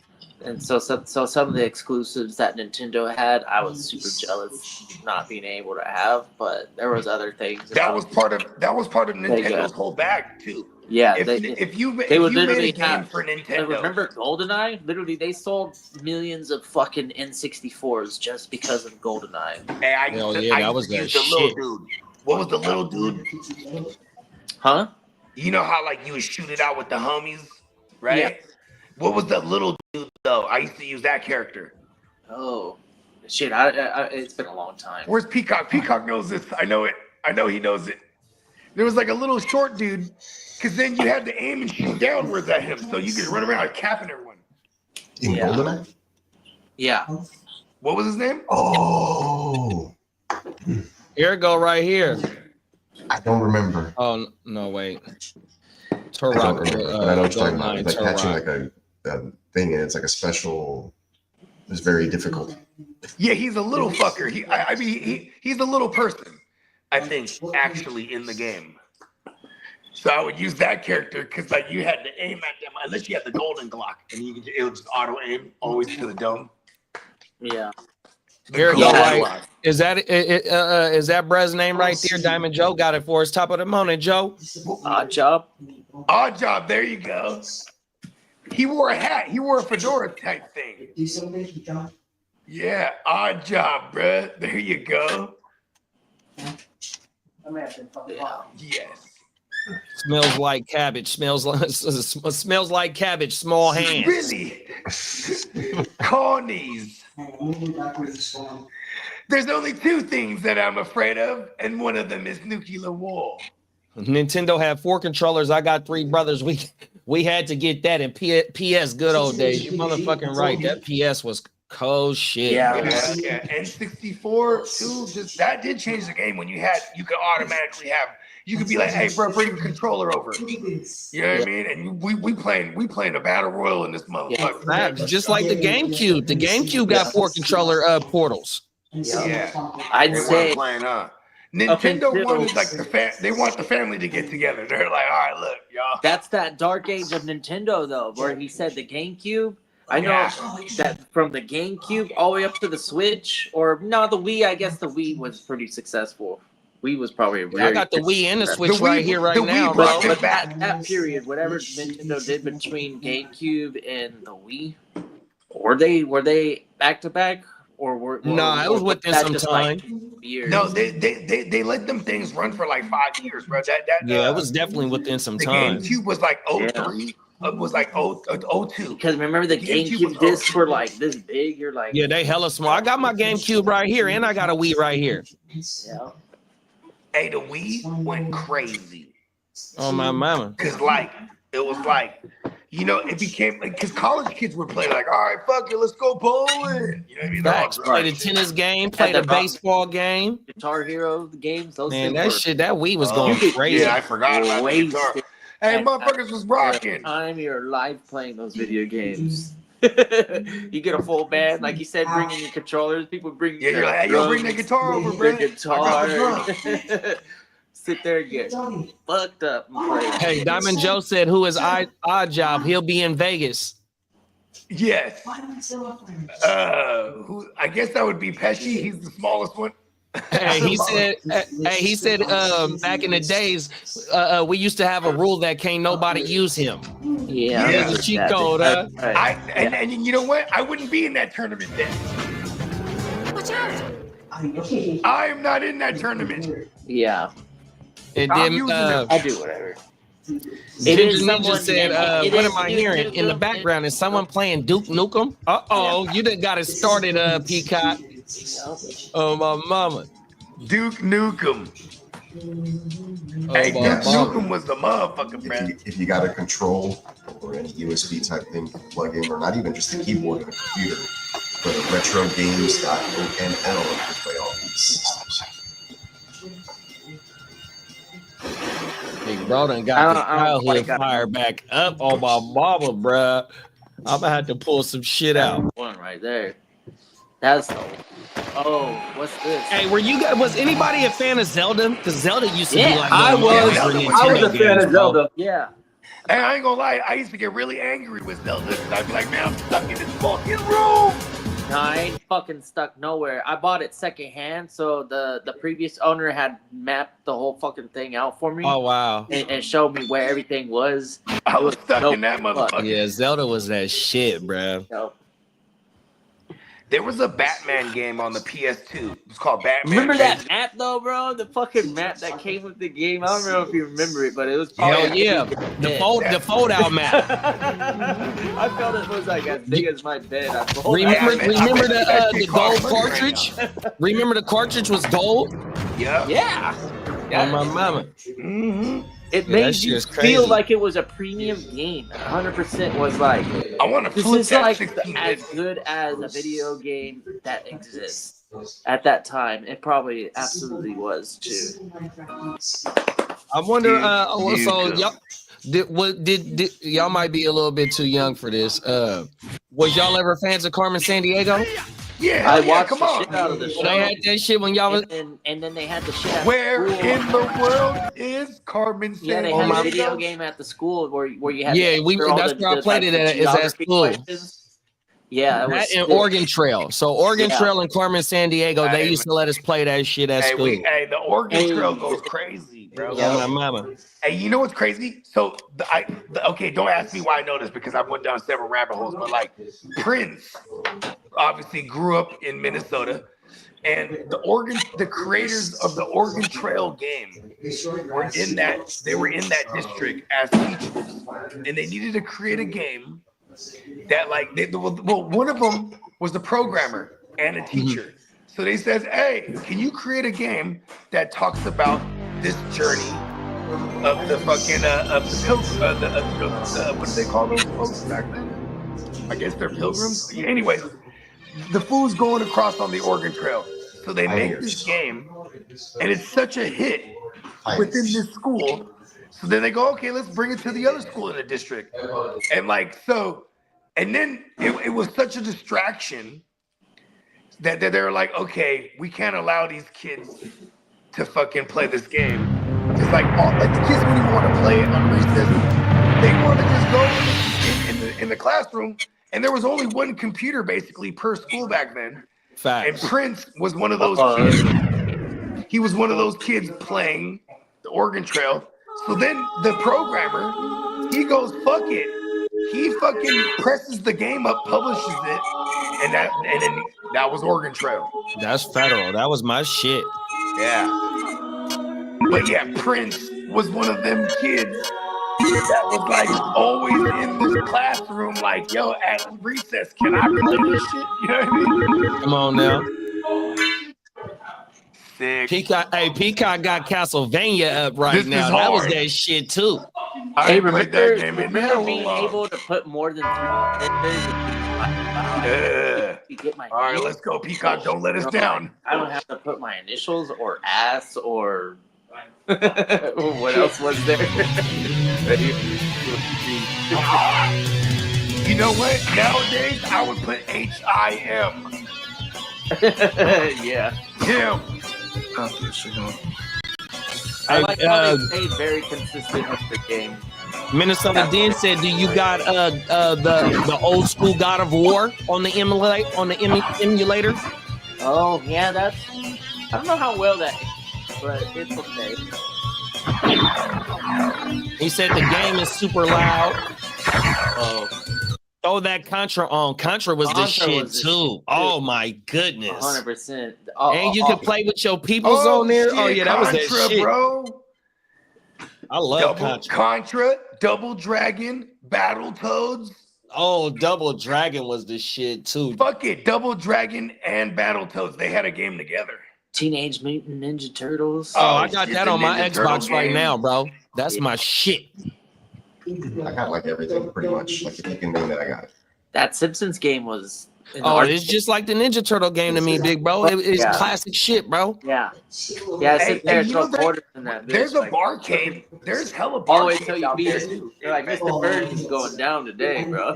Facts. We're gonna fuck him up. We're gonna jump him. Oh my mama. Oh shit, who's on the clock? Is it me now? Nah, see if you can hit song. Oh, Song might be sleep. Okay, let me hit him. It's down to an hour and 35, hour and 36 and counting. Yeah. Song savvy though, he's definitely got AQ. He's not gonna I guess I can't say it's not gonna happen. Anything can happen, but I'm fairly confident that if it does time out, he's got it set appropriately. Bake said, "Why does it sound like the Mormon Tabernacle Choir used for the character lobby theme music now?" It did. Punch Out was cold. I never beat that game, bro. Yeah, I'm the same. Yep. I think I got to the white guy before him, but never beat him. Oh, I forgot. That shit is crazy. Teenage Mutant Ninja Turtles, yeah, that is classic. That's forever classic. Updating a bit. Remember the video game? Shit. I got Jets on my hat. Okay, so give you a break. But Pilot Wings on the Super Nintendo. I don't know if you guys played that game. Pilot Wings. Yeah, it's like you get all these missions, and one of them is like skydiving. Another one is like a jetpack. You get you had to complete the obstacle course or something like that. Yeah, you would do all sorts of obstacles. Yeah, I think I do remember that game, bro. Yeah, I enjoyed the shit out of that game. I think I do remember that shit. On my mama. Yeah, it was a pretty dope Super Nintendo games. Those are the games that I would play when I would go over to other people's houses and be like, "You got Pilot Wings?"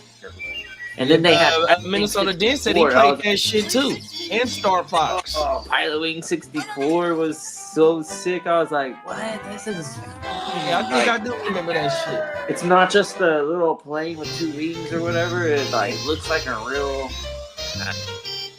The evolution of computer graphics. Come on now.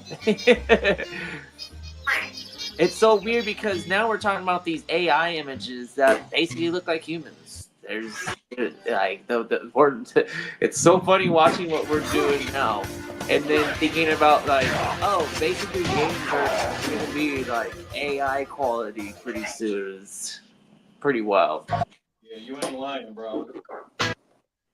They're already working on the next systems or the next council, the next generation. I bet 100%. They can't wait. They're like, I'm over this. Let's get the new thing out and get Oh, this game was sick. The dinosaur fighting game was called Primal Rage. Yeah. That was a fun one. I was a Street Fighter fan. It kind of had like Street Fighter moves, but also it also had like the feel or the imagery of the graphic quality of Mortal Kombat. I don't know, it's hard to say anything was cool, but the fact that the characters in Mortal Kombat resembled real people as opposed to just like an animated version of a person. I don't know how to explain it. It's different. It's not great, but it just looked realistic. What do you think, Bogey? The difference between Street Fighter and Mortal Kombat back in the day when you're looking at it graphically? Well, Street Fighter was straight up skins animation. Yeah.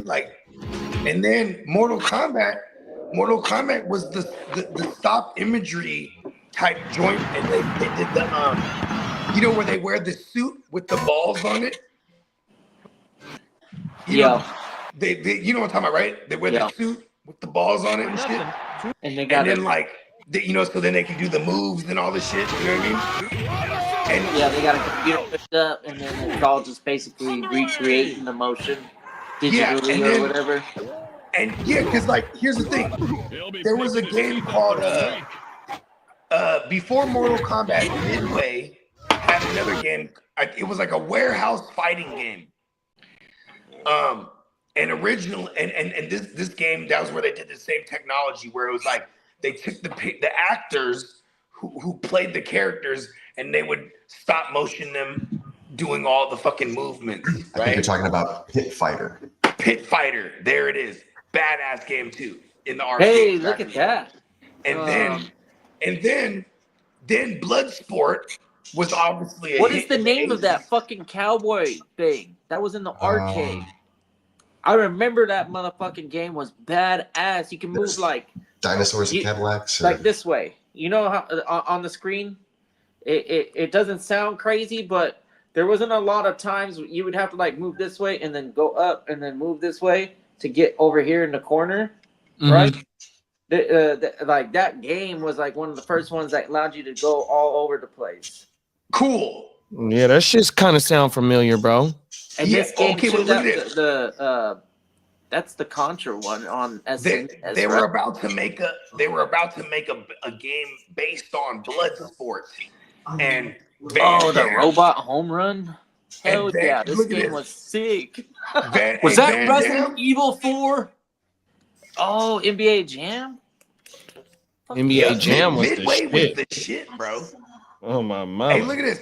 So Midway, right? They wanted to make a games were sick back then. They wanted to make a Bloodsport. These game. are the arcade ones. These Excuse me. The Michael Jackson game. The Michael Jackson game. Oh yeah, that was that shit. Yeah. Throw the coin in the fucking thing. Yeah. Oh. There you go. That on Christmas morning, if you open that up, that was fun. They came right here. Might have got both of them at the same time. I was lucky. Oh, here we go. Number 3. Number 3 was a game changer, in my opinion. Oh no, that's Super Nintendo. That's Super Mario World. Definitely a game changer. Yeah, but Super Mario 3 on Nintendo, to me was also a fun.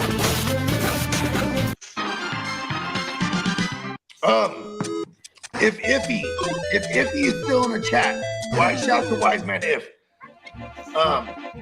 There was a homie named Dreads. Wow. Right? He was a barber. And Dreads, his claim to fame is he could run through Super Mario in record time. Super Mario 3. And so we're in his barbershop in the and I'm like, bust that shit, bro. This motherfucker did that shit, bro. It was me and Iffy. We watched him do it. And Iffy had already seen him do it before. So I was like, I want to see this shit. You know what I'm talking about, right? The run. The track and field. No, the run in Super Mario World 3, where you start in level 1 and you just go through the entire game in record time. Oh, from the speed runs. The speed runs. Yeah, there it is. Yes. Yeah. Shout out to Wise Man If, the homie Dreads. He knows what I'm talking about, bro. I'm telling you, we witnessed it. But yeah, what was the other one? Oh yeah, so Midway was gonna make Bloodsport, but Van Damme, he wanted all of the bread. You know what I'm saying? Oh yeah. So then they go, well, if we can't do Frank Dukes, they go, all right, here's the story about an action fighter actor turn fucking tournament fighter in this tournament called Mortal Kombat. So if you look at Johnny Cage's character, it's Frank Dukes, but with some stunners on, you know what I mean? Yeah, which makes sense. You know, they did a lot to recreate a bunch of different characters. Yeah. They couldn't totally take the license, so they didn't have the same names, but yeah, and then they went super over the top with it. They're like, all right, now there's the Outworld, and they all have powers, and because you have to compete with Street Fighter. Yeah. Like otherwise, it was gonna be just like a brawling game, like Pit Fighter was. You know what I mean? Oh yeah.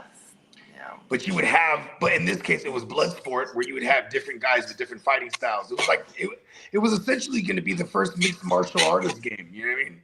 Mm-hmm. There we go. There's the Simpsons game, and Marge was the actual probably like one of the OP characters, if I remember before. With that heavy ass vacuum, I think she did more damage. And then you could do the team ups. The team ups. You just stand next to the other characters for 10 seconds. When Homer and Marge were together, they were definitely a force to be reckoned with. And then Bart on the shoulders, and he's like hitting everybody with the skateboard. Yes. Damn, that game is so fucking awesome, dude. That fucking cowboy game. I remember that one where they moved like diagonal. That shit was kind of different. Here we go.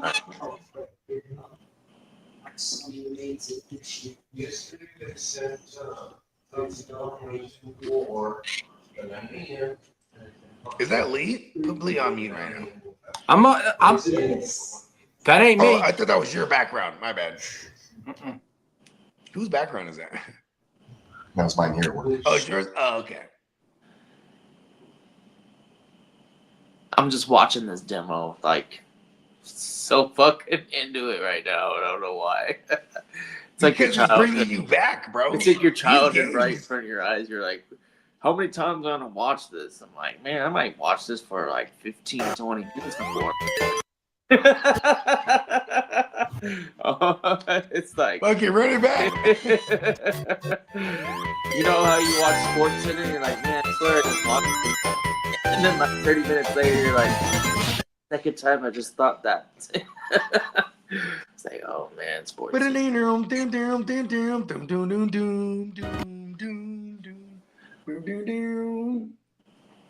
Command and Conquer. What? Command and Conquer? What? Is that like the original one that I'm thinking in my head? I don't know. A Doom game? Fatal Fury. Yeah. Is there a way on Sleeper to force the GTA first one? On Sleeper, what auto? Force an auto? Yeah, like off the dude's queue, because like he's definitely asleep, and he told me hit him when he's on. Cause he works graveyard. You know what I mean? Yeah, Minnesota Den said he hit him as well too. So yeah, on my mind, we got a couple people that in you and Minnesota Den. So that's a couple people that tapped so he's in definitely for sure. asleep. Because when I was looking through our text thread, I had seen him this morning. He's like, "Hey, let me know when I'm on because I'm about to go to sleep." I'm like, "Okay." But like, you know, and then, but also in his text, he said, "I got my queue set though." So I'm like, "Okay, is there a way to like punch the queue through?" No. Unless I change the clock to 1 minute, Yeah. let it auto him, then change it back. That's it. I don't know how to do that, but I guess if we you put it have on. that option.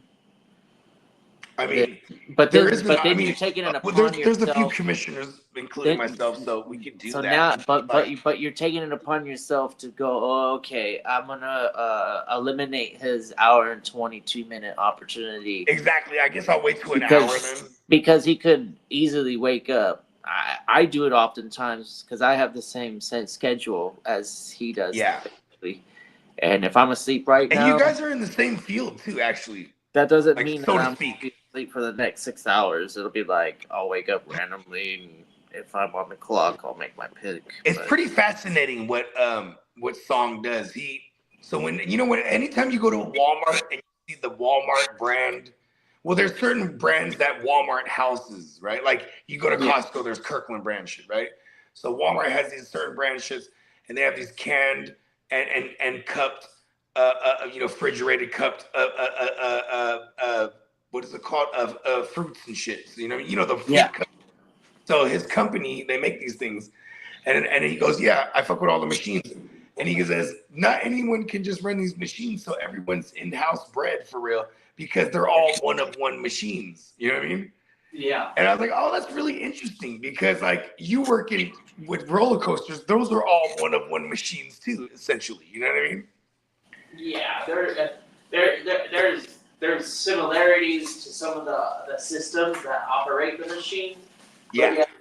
Components and actual like practicality of what the machine even does. That's definitely going to have tons of variations. Yeah, I did not know what I knew he was in maintenance, but I didn't know what kind of machines he was. Yeah, like he repairs all kind of shit. He has to weld shit all the time sometimes, you know what I mean? He was telling me, he was like, it's not like you can just call a company and be like, hey, we need to replace this part. You know what I mean? Because they're all one-of-one machines. Right. So it's like, constantly like, modifying certain things. Like he said, you have a machine, a big old thing that chops down all the fucking fruits, and then, you have the machine that cups them, and you know what I mean? I'm like, oh shit, that's pretty dope. I'm like, so you're not, because I think of someone working graveyard, they're just trying to pretend they're working. And he's like, no, bro, I'm working all night. I'm like, oh shit. If only if it was possible. I don't think we can get that many people involved on Mario Kart, right? We're like, is that like, what's the player limit on Mario Kart? Here's the thing. Anytime you get something that isn't randomized and we have a shot at controlling it personally, I'm just going to be last place on purpose. I promise you.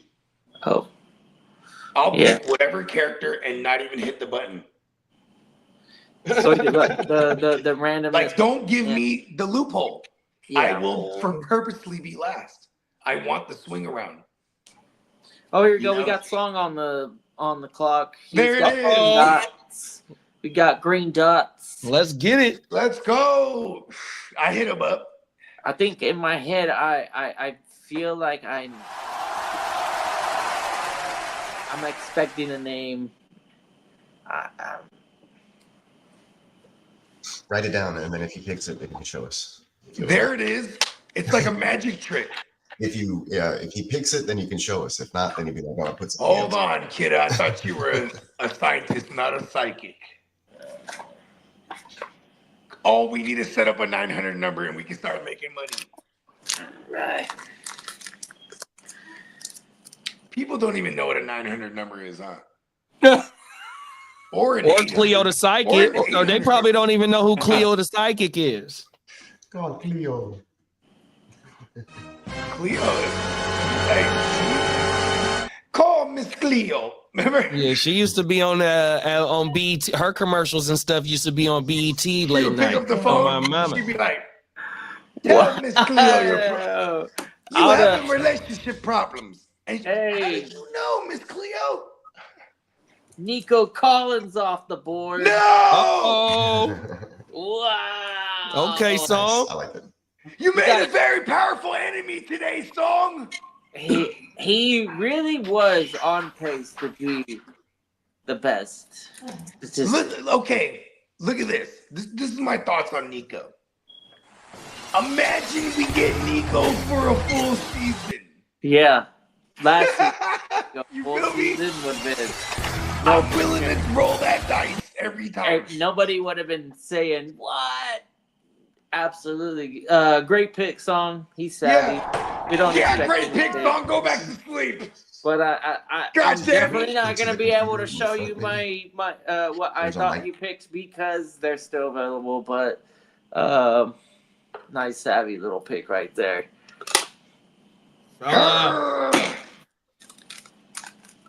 Wise man said I promise you, all the tomfoolery I was saying, I was just hoping Nico would be there for me at 19.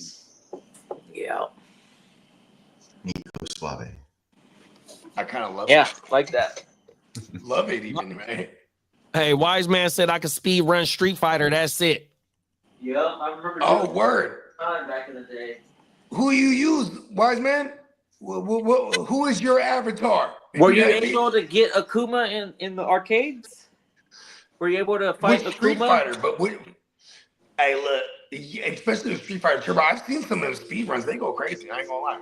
Yeah, and when you're doing a speed run, that means that you unlock Akuma, and you gotta you don't even fight Bison because remember Akuma comes in and just like annihilates it and says, "We don't got time for this. I'm going."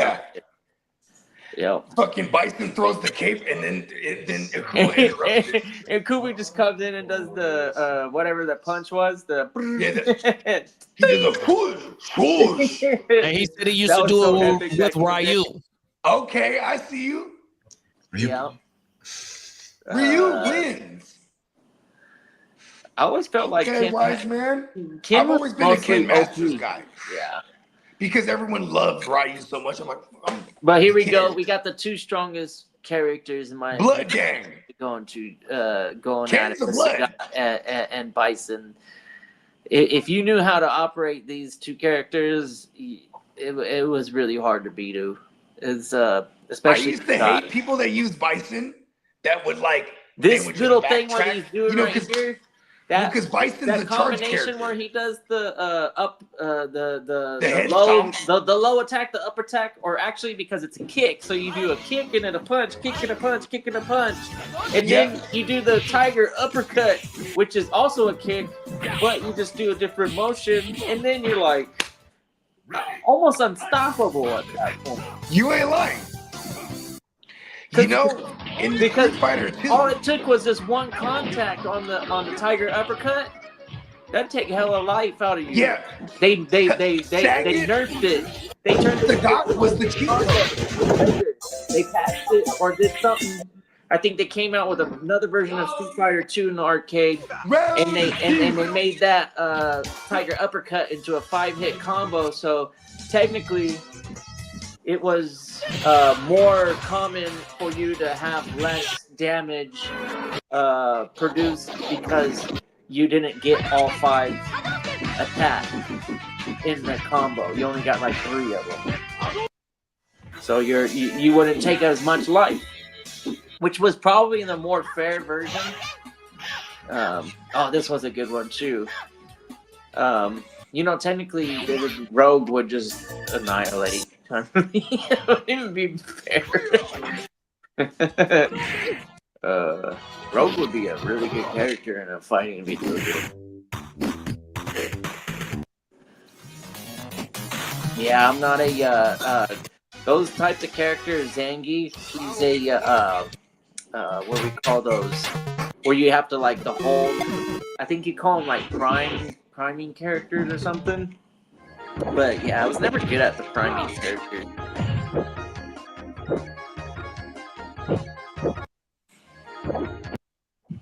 What if the race order determined what pick you want, like we do in Dynasty League races?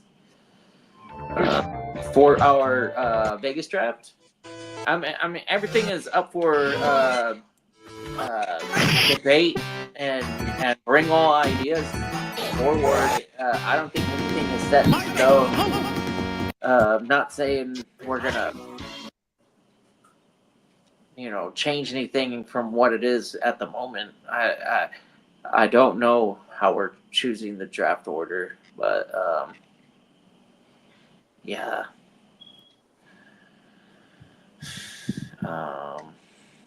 If it's just gonna be doing the NFL rush or doing something else, or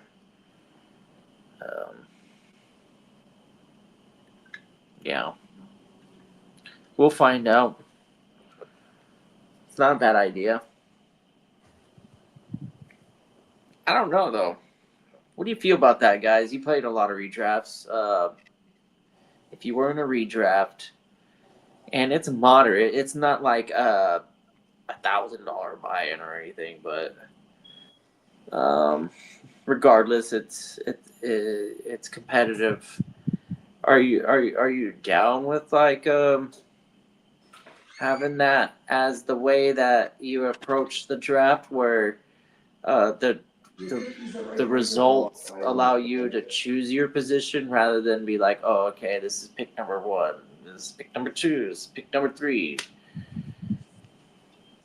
Because it makes a lot of sense in Dynasty to me because there's a 3rd round reversal. But the redrafts, since they're just linear snake, or whatever, the snaking, not linear. Linear would be the rookie drafts. The snake, no 3rd round reversal. You got to think most of the time you're gonna want to do the earliest pick possible. There's really no disadvantage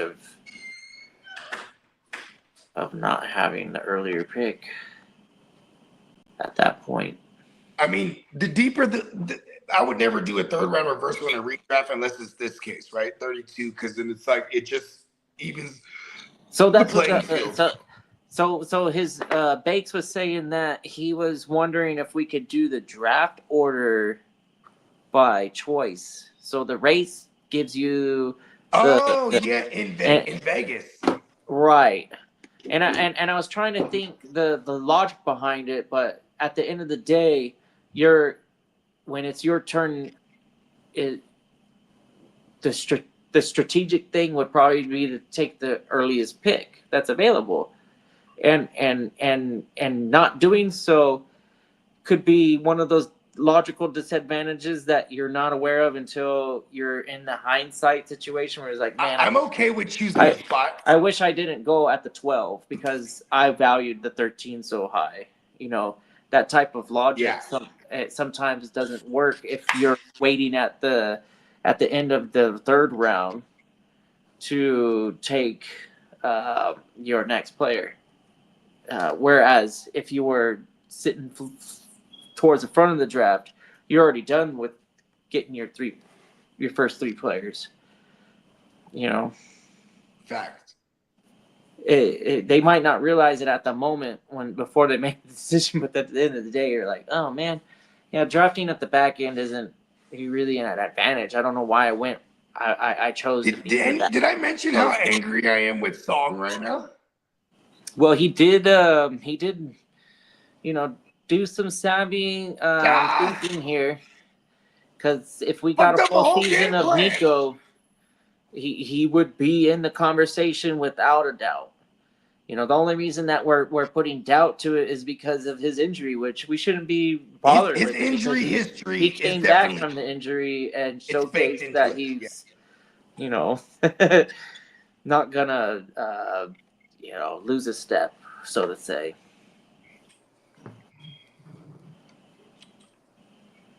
Vegas has a place where you could toss midgets, really? Yes, he actually sent the link, and I said, you know, I don't know if I think I might sit that one out. I think so too. I mean, no, listen, there's an actual place. That's what just, am I watching here? That is the most friendly thing you can do to them too. There's like, you know, it's basically a little person strip club. Oh, see, and put that into perspective. Maybe I should have. Yes, it is an actual little person strip club. Oh man, that does change things a little bit. Put some. Yeah, and and they have an option where like you know you can like a dartboard and you throw them like Wolf of Wall Street. And yeah, I'll probably just sit that one out for moral's sake. Yeah. You know, I'm just. Hey, look, I'm not knocking their hustle. They're making good money, I'm sure. You just won't make my money, you know? Yeah.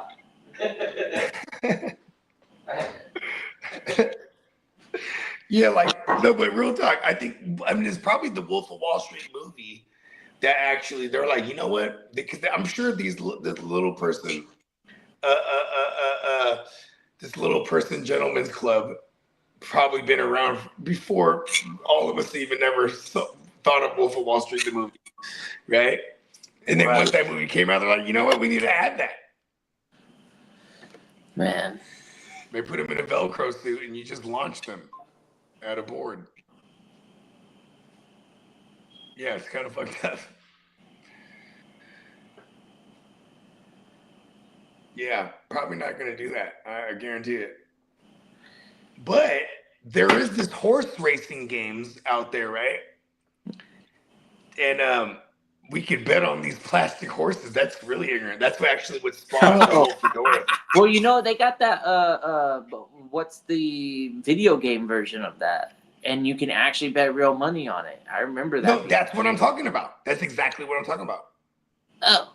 And instead, okay, imagine a roulette table or a craps table, but instead of craps, there's a track on there with little horses that race. Oh shit! Yeah, this is in the casinos. Thing. Yeah, the mechanical thing is new. Yeah, let's do it. Fucking ignorant. Let's go. Yeah. Yeah, we're gonna figure something out. We also got a pool table. I mean, I do love Bake's idea of picking the spot. We need something that randomizes it, then just in order of the fantasy gods randomizing, we go ahead and pick our spots. I would vote for that if that was an option. I'm also a big fan of just whatever we pick randomizes it and it does it for us. You know what I mean?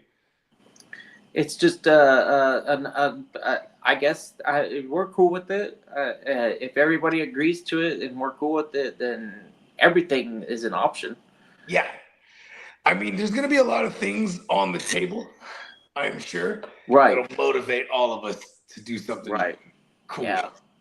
I'm all about the more creative, the more fun, the more interesting. Why hate on it? Hey, if your result is unfavorable, like it was about the first you take it up with the fantasy gods. After a little while, it all blends together, and nobody has a clear advantage after. Let's say, what do you guys think? The 4th or 5th round, that's when it starts to kind of like blur together and nobody has a clear advantage in draft position anymore. It happens fairly quick. Yeah. I mean, the race, listen, we could always do the 100-yard race with all of us there if that was the case. And then we pick the spots one by one. Because, you know what? You know what's going to be cool is we're intending on streaming. So we will be live. And then also, that's the draft. The draft is that Friday night. That Thursday, I mean, if we are going to step out, I'm sure. And then we could figure something out for a draft order then. And not everyone has to be present, but everyone has to agree on whatever it is. If we're going to do something ignorant, like a roulette type of deal, or a fucking, if we get Vegas incorporated somehow with our draft order, is what I'm saying. You know what I mean? Yeah. Because if there's anything we could bet on, like a race or anything, because I promise you, if we do that horse thing, the little horse race thing, whatever the worst odds horse, I want to bet on that. So that if I actually win, I win money too, and I get the first pick. You know what I mean? Yeah. Yeah, because I also want to bet the worst odds horse so I can get as furthest in the back as possible. You know what I mean? Because it's more likely that motherfucker loses, and I'm okay losing money on the worst odds guy to get the latest pick. But if I get the higher pick, I win money. Let's go. Oh, so who's on the clock now? Shanti off the board. Who's off the board? Genti's I never realized how much Lee Genti's off the board. Lee be keeping us on track, huh? Yeah, actually, I was hitting the draft sounder and I put it up on the board. And oh, okay. Oh, yeah. I'm on my phone, so the audio sometimes doesn't come through. I was poking somebody to say it. What pick are we on? Oh, I'm almost up. Yeah. Yes. 2-hour clock, Smokey. We're on the 117. It's Gemmo after this guy, then me.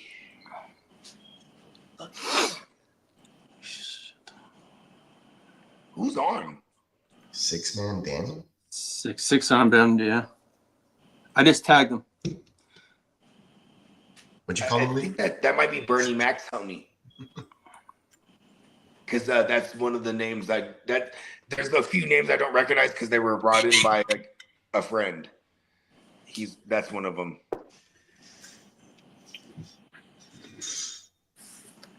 And we're waiting. And we had a green dot. Yeah, look at that. I was using my psychic ability right there. Or psycho ability.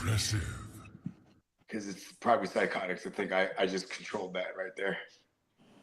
I was like, ugh, I have no means of calling this guy. If only there was a way to reach him. Green dot. He ain't wasted much time. He said we're halfway through the first round. Let's fucking go. About to kick off the second half. We're over halfway through the first round right now. Oh, we're at the halfway mark. We're over when he makes his pick. That's right. Here we go. Then it's the icon fella, Dan Bogard. Cool. We'll take an intermission in that case, since we're at the halfway point of the first round. Here's a quick 2-minute break. Prime 1 with the slap.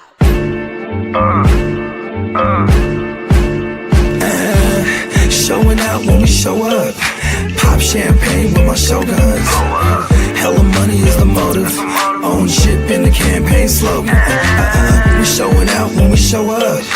Pop champagne with my shoguns. Hella money is the motive. Own ship in the campaign slogan. Hella yay for sale, hella yay for sale. I'ma take this winner's purse, y'all gon' take this L.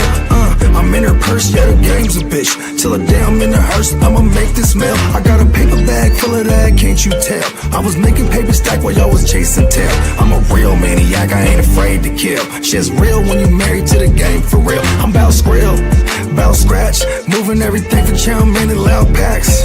Pharmaceuticals, yeah, the doable. Dumb racks got the bag going stupid up. Showing out when we show up. Pop champagne with my shoguns. Hella money is the motive. Own ship in the campaign slogan. We showing out when we show up. Pop champagne with my shoguns. Hella money is the motive. Own ship in the campaign slogan. Hella yay for sale, we campaign for real. I'm online like a nerd, but I ain't for real. I'm on the grind with the birds, Eve 8 and 12. Getting high, hella fly, how it made me feel. I live in a digital world. Prima donna fucking with material girls. I was just a mobster from the underworld. On my pocket shit, screaming fuck the world. You on your cop shit, handcuff your girl. Every time my palms itch, stack it up for real. We got work, no cubicle. Dumb racks got the bag going stupid up. Showing out when we show up. Pop champagne with my shoguns. Hella money is the motive. Own ship in the campaign slogan. We showing out when we show up. Pop champagne with my shoguns. Hella money is the motive. Own ship in the campaign slogan.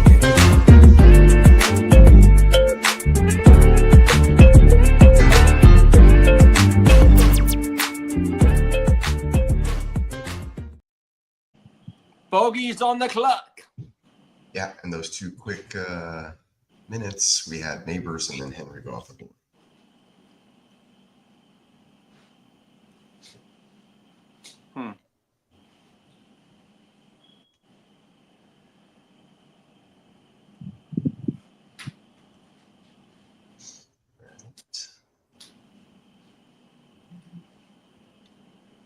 Over on the clock, followed by Smoking Jay.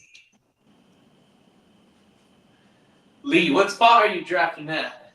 I'm at the 24. Okay. You're not too far away then. No, right? I'm not. And it goes Bogey, Smoking Jay, Prada Dynasty, Guccini, Steamboat, then myself, and then Dennis. So we got a bunch of GWM picks right there. I'm gonna be curious on who you go after. I know. I'm trying. I'm actually thinking right now. I'm watching what everyone's doing. I'm trying to think in my head who's there and what I want to do. Yeah, you're gonna have I think you're gonna have a difficult decision, which is a good thing. Yeah. Should I say I have options? Yeah.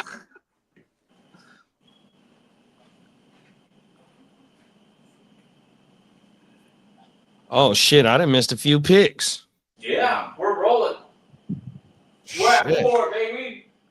I'm trying to get some shit set up so I can make sure I'm on time for tonight. I gotta go make a fucking Costco run and do a couple other things after this stream. Yep. Cause it's on and cracking. Ooh, nice pick, Bogey. The Sun God, huh? Oh, I'm coming up too. Let's get it, baby.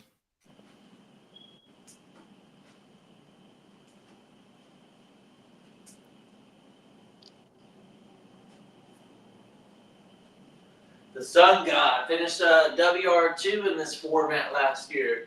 Come on now.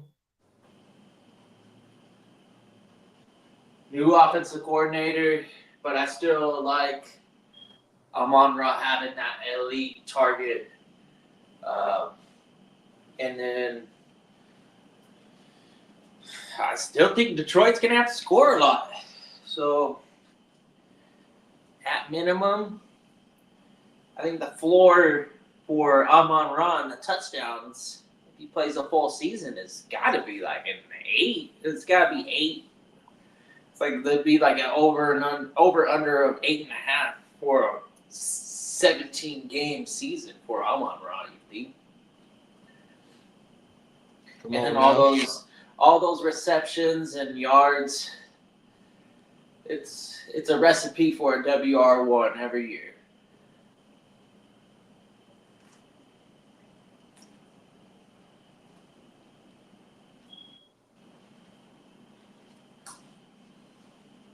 What's up, Tess?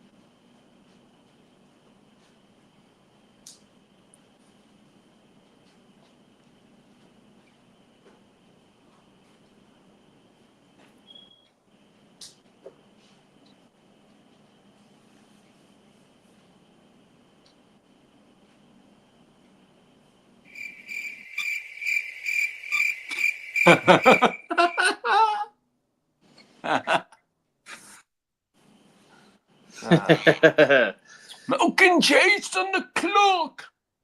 Tick tock. Tickety tock.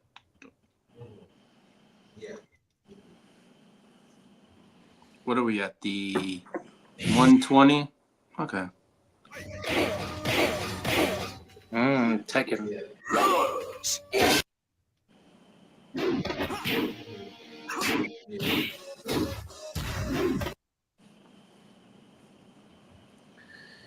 Yep.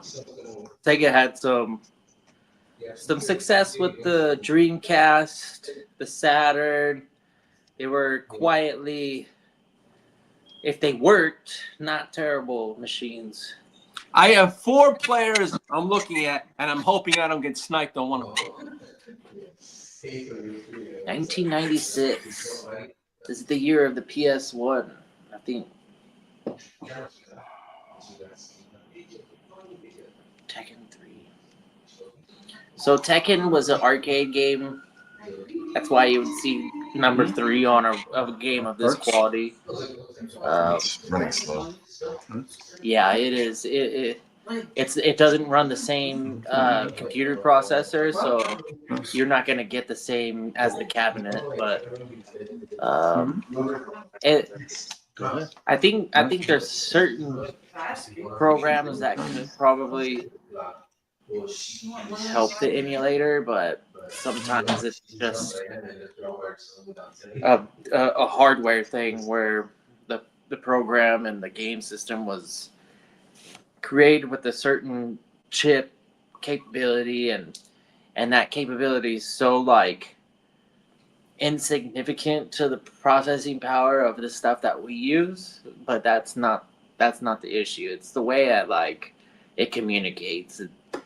I don't you just in the cabinet simulator, you're oftentimes gonna have a little bit of issues with lag and the game not quite feeling as realistic as what you would experience in the arcade. Still fun though. Like that's how I played a lot of. That's how I beat a lot of arcade games, I should say. Sucks having to throw a shit ton of quarters into a machine, right? So, no, right. When we did have access to internet and emulators were around then, even during the dial-up days, people were doing game emulation. So typically it was by the system. It wasn't this mass. The one that you've been watching. It's an emulator that has every single system and all the games on the system, it's totally another level. I had Nintendo emulator, and then you could get the Super Nintendo emulator, and then you would have the arcade cabinet emulator, Sega, all that on your computer, so you could play the games that you no longer were, you didn't carry your 64 or your Sega with you forever. So when you got rid of it or whatever, you weren't playing those games no more until you got emulation. And I remember a lot of games that I never could beat, I was able to, through emulation. Don't got to throw the quarter in there. You could do pause, save states, all that stuff, and finally experience what the end of the game was like.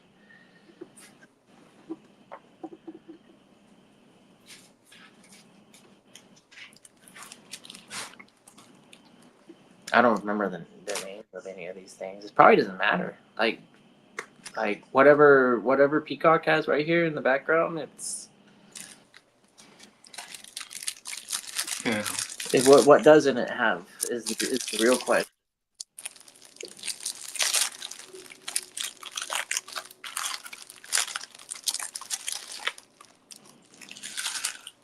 I bet you I know one thing that it doesn't have. So I don't have social media. The one time I did, it was MySpace. So once they got rid of that and Facebook won the popularity contest or whatever you want to call it, I didn't tag along. When my ex-wife was pregnant, the game Farmville was released, and I thought that idea, the concept of Farmville, was cool as fuck. So I was upset that you couldn't fucking just play it without a fucking. There was Farmville, and then there was a fighting game. I can't remember what it was called. A fighting game on Facebook? It was a war game. It was fucking. I remember Fishville and Farmville, and then there was another one called Yoville, which like you would decorate a crib. So you would have like a job, and then you would buy a small market, and then you start like getting more money and buying better things and better houses or whatever. All of those games were only Facebook. So that I had a Facebook account with fake name and all that stuff, but my phone number it was on there, and people would be like, come click on it because it's got my phone number. And then on my page I said, don't fucking bother me, I'm only here to grow potatoes. And I deleted the thing. They had a score, so when you were a successful form, you would get a bunch of money, right? And the best thing that you could buy was, they call it the villa in the game. So it was this like mansion, more or less. So you bought the mansion, and after I bought the mansion, I was like, fuck it, I'm not playing this game no more. There's no purpose. Oh, it's called Mafia Wars. Oh, Mafia Wars. I do remember the advertisements for that. I didn't participate in that game, but I couldn't stand it. I was getting too many fucking the ads on that one was crazy. They were all over the place. Yeah, that was a popular game for a little while.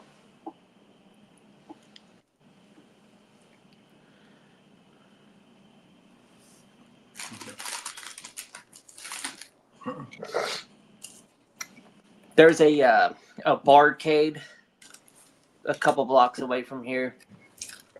They have some cabinets, but most of it is pinball machines. And people sit in there dropping all sorts of fucking cash into those machines. They get tournaments. I guess there's a scene of pinball players, believe it or not. I didn't think it was like that popular, but some of these tournaments get pretty serious. From what I could tell, only certain machines are like tournament. Is corporate in service? Huh? Yeah. Oh. Yeah, it's a pinball tournament. Yeah. Joe's on line one? Yeah.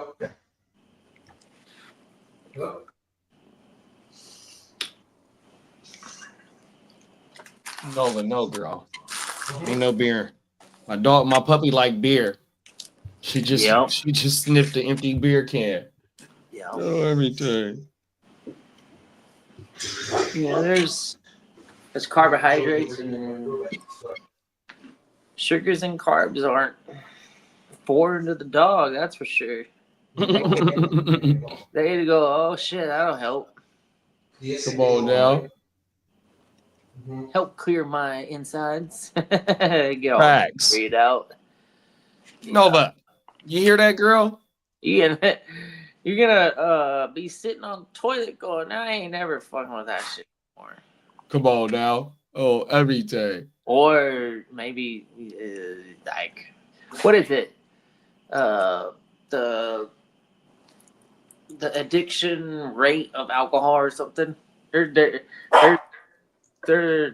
a stat out there for everything, right?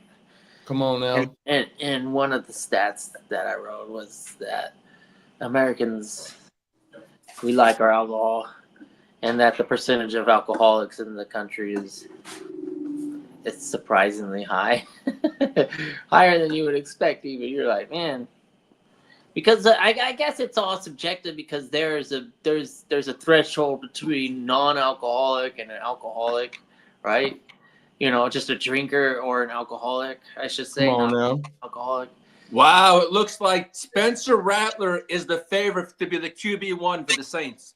Well, he's familiar with the system. Chug, however talented he may be, learning a playbook and getting a grasp of an NFL offense that... They say his training camp footage is bad, really bad. Chug or... No, yeah, the rookie. Oh. Well, who? I mean, he's still a rookie. Yeah, but they're yeah, saying it's not... Bogey, they're saying Spencer Rattler is right now the favorite to be the QB1. Yeah, Chug is... I want to shout out my man Johnny Mittens, because Johnny Mittens was like, I don't give a fuck what anyone says. Spencer Rattler's starting, bro. I was like, okay. Oh, yeah.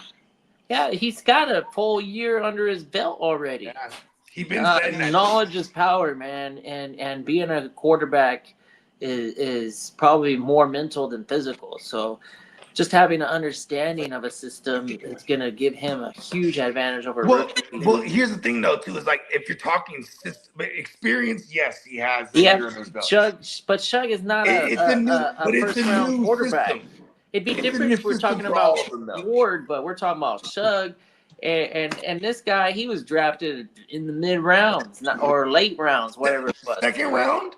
Oh, what's the second round? I think so, yeah, bro. Oh, second wow. round. Then there's more capital than I'm sorry. I gotta. Shook. Is that what it is? It's Shook. Well, if Shook it's a second ones. rounder, it should be given to him, even if it's a first rounder. Who got took? I talked to Smokey on the board. I texted with him at least. He said he's just finishing this little job at work and he'll get on in a sec. I was like, cool, take your time. We got maybe we did get something because Jimmo just posted. So did he make a pick? Oh, it went Jimmo, Derrick Henry. Then I took the Sun God, and then it's Fornicator now. Oh, you're after Jimmo. Gotcha. Yeah. Okay, so it's Smoking Jay, yeah. Yeah, AKA the Fornicator. That's right. We got Sweetness in the building too, man. Who's that? I think we got I think that's Sweetness in the building. Jesse, ain't that Sweetness? Yeah. Yeah, that's the homie Sweetness. What's happening, Sweetness? What's up, bro? I wish that I had Jesse's girl. Jesse's girl. Hey, Minnesota Den, when you get a chance, drop it in the chat because I got the photos loaded up. We can pull them up whenever, big bro. Oh! He got the he's showing us the getup. Yep, he said it's 3 picks, and you know what I mean. We gonna try and we gonna help him one is narrow the it best. down. Okay, yeah, because I am ordering a bunch of fedoras too for people that don't have a fedora. Like here, bam. Oh, We're stepping out. Hey, he's gonna be. Hey, Dennis is always the belle of the ball. Remember last year he was in the mushroom getup? Yeah, I on mushrooms. Yeah, he wasn't even playing. He was like, I'm on mushrooms, wearing the mushroom getup. Come on now. He was killing it last year. I was like, man, don't stand next to me, man. Yeah. You know, I hate it when someone's flyer than me. I'm like, listen, go stand over there, bro. Trying to look even flyer standing next to me when I'm wearing regular shit.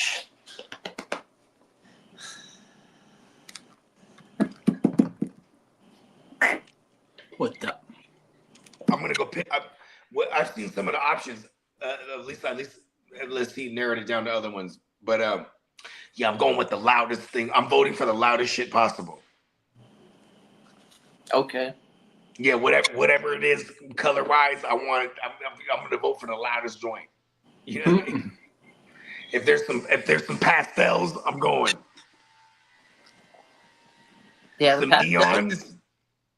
Pastels is I guess a shade that's somewhat popular right now. That pastel remind me of Easter Sunday, mine. Yeah, that is Easter vibes, spring vibes. Mama. Yeah. Hey, listen, I'm doing some bright purples. I'll do some bright yellows. You get fellas. I ain't gonna lie to you. The East Side League, where I'm the reigning champion, that's Bones holding my title right there. You know what I mean? Shout out to the champ, man. Talk your shit, man. Yeah, man. And I've seen the fucking. I found the Bruce Lee. You know, I'm talking about the Bruce Lee, the yellow joint.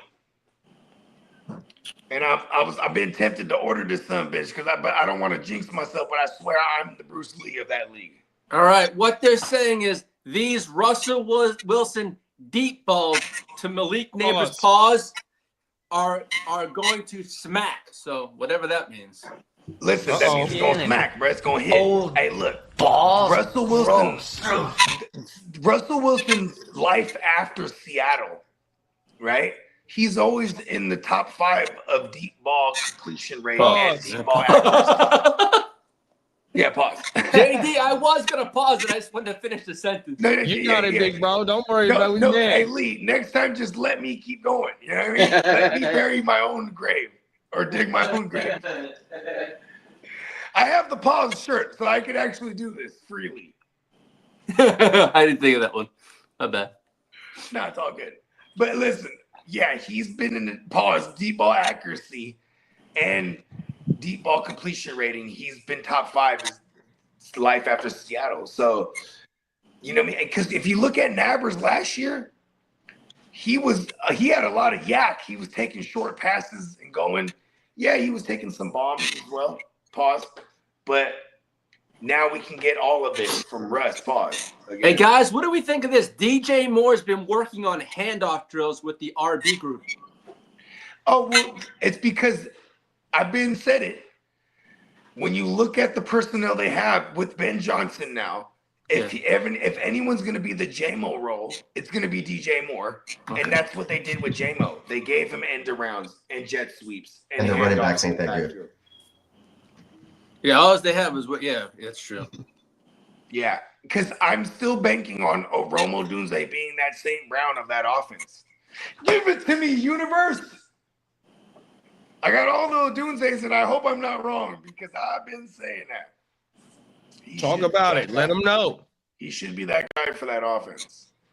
And JD was one of the ones that put the light bulb, for me because he was like, there's 3 receivers that had over 100 targets over there. I'm like, damn, you ain't lying, bro. I think Dunze got 100 on the money. That shit crazy. It is crazy. You know what I mean? I'm like, wow, that's duly noted. Shit. Hey, Wise Man said deep balls and smacks is super pause. I mean, you know what I'm saying? That's a hard pause. Hey, get your pause t-shirts, neonpeacockmerch.com. Perfect time to run the commercial. We got it in all colors.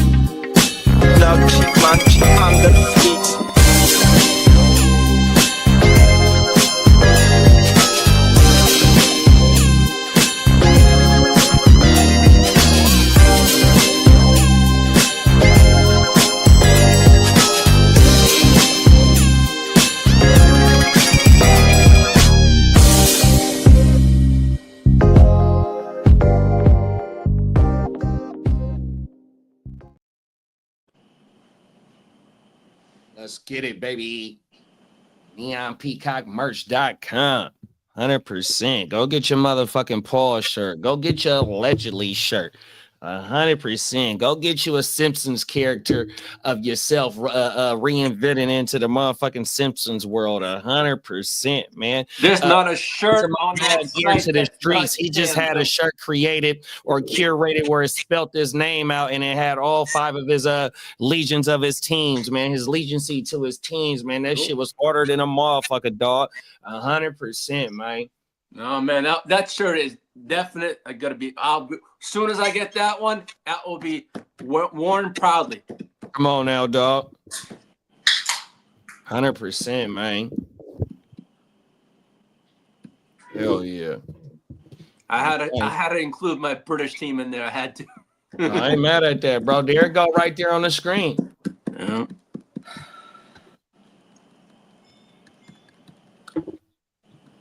Yeah, that motherfucker dope as fuck, bro.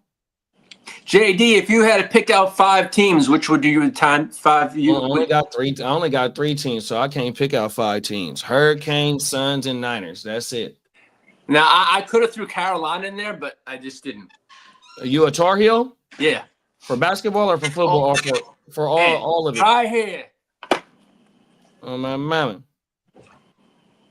I love my heels. You just when I was a basketball fan, I used to be a Tar Heel fan. He's just all about that blue. I don't know if you know, but hey, and that goes back Lee from bangs like the James Worthy, Michael Jordan. He has no. Lee be throwing up the C's, bruh. Uh-oh. North Carolina is a soccer school too. He's with the shit. Lee's trued up. Yeah, he only rocks with the blue Boston jerseys. Well, at least I don't rock with the green. That's like shit. Damn. Hey, you know green's also bloods, bro. What you mean there, bro? Well, I don't like that color green. What you mean reminds then, me bro? of something I did downtown one day. Downtown one day. Damn, pause.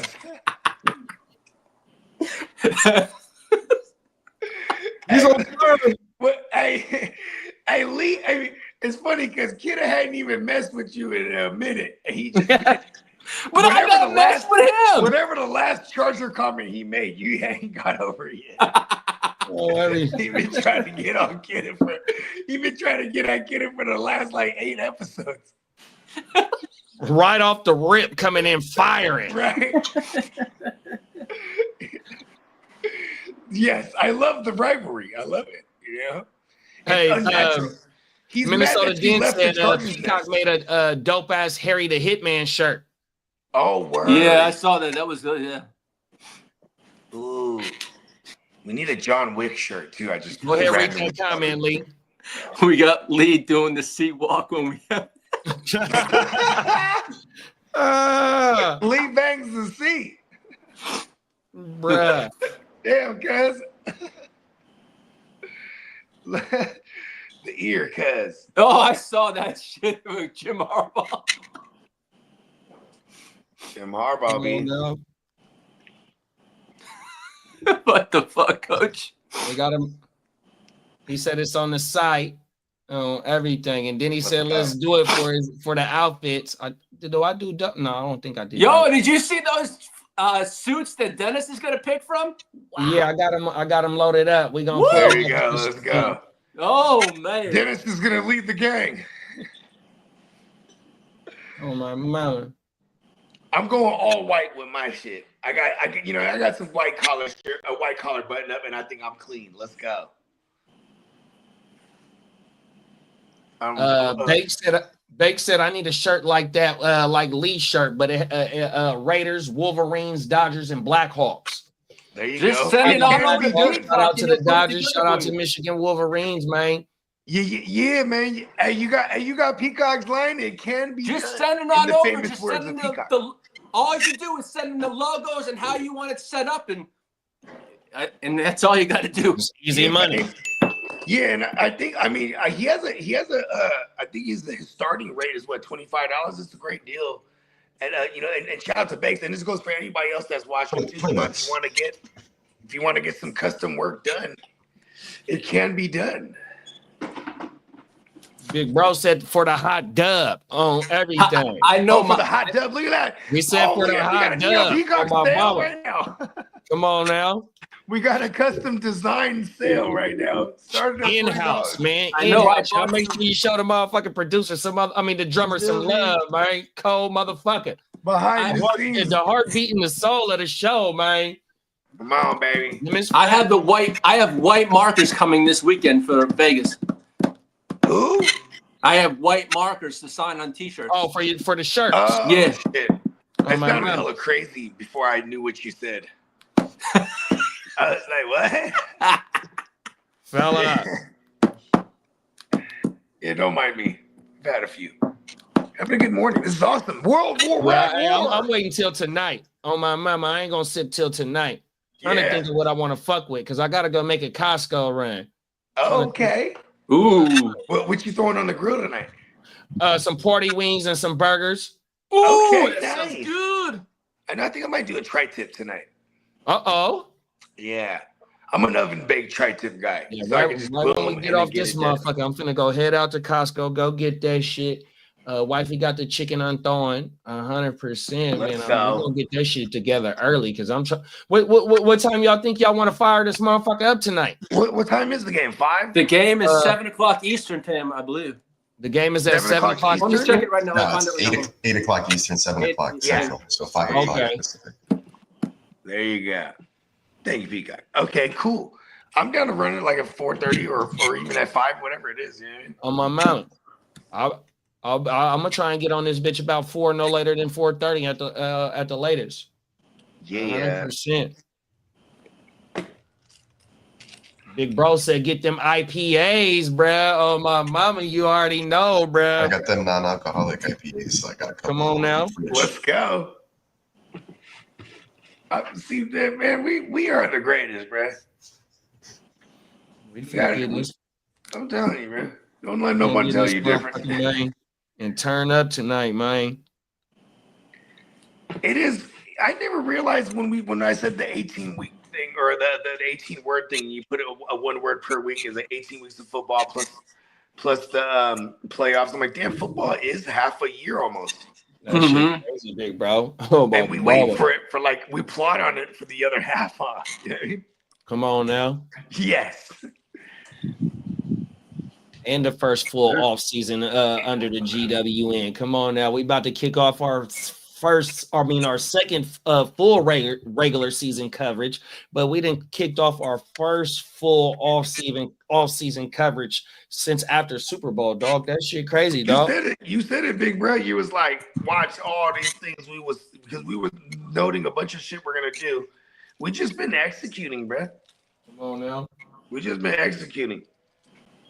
We said we're going to do all these things in the offseason that'll lead us back to football. And we've been busy in fantasy all this time. So we had to get, you know what I mean? Like that, and that's definitely what to expect in the next offseason too.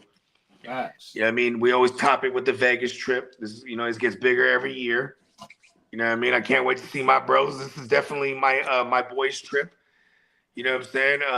I can care less for going out on the regular, honestly, unless it's some kind of special occasion. But I look forward to this trip every year now. You know what I mean? Yeah. Yeah, especially the closer we get to it, the more I start to think about it. I'm like at work going, all right. Yeah, how many days till Vegas? Now I feel it. You know, I get the countdown every day because that would suck. Trey Greenlaw, what kind of intro is that we got now? Shit. What happened? Trey Greenlaw. Peacock has it up. It says Trey Greenlaw evaluated after exiting practice with an apparent injury. No. Well, it's hard football. He's the law of green. Come on now. I mean, you know what's crazy is it's like coming back from that. Did you see that Marshawn Lloyd blurb? I thought there was some sort of season-altering injury. Yeah, why were they? Is that right? Looks like it's not expected to be long-term. Yeah, and because then Emmanuel Wilson started. Yeah, that's the only person I could think of that's else over there is Emmanuel Wilson. And Emmanuel Wilson balled last year, bro. Like he was a greasy flex option in some games last year. Like if you see what Shannon Sharp said about the news about him getting fired? Yeah, he said something very honorable. It's my brother's enshrinement Sunday. Yeah, that's very honorable. He was like, "Yo, why the he asked ESPN, can you hold off till Monday to announce this so it doesn't overshadow my brother's enshrinement?" Right. Because that's all they would talk about. And shout out to Shannon Sharp, little bro, who spent his whole life being in the shadow of Big Bro, and then definitely outshined him in every aspect. He told him, don't even worry about it. What up?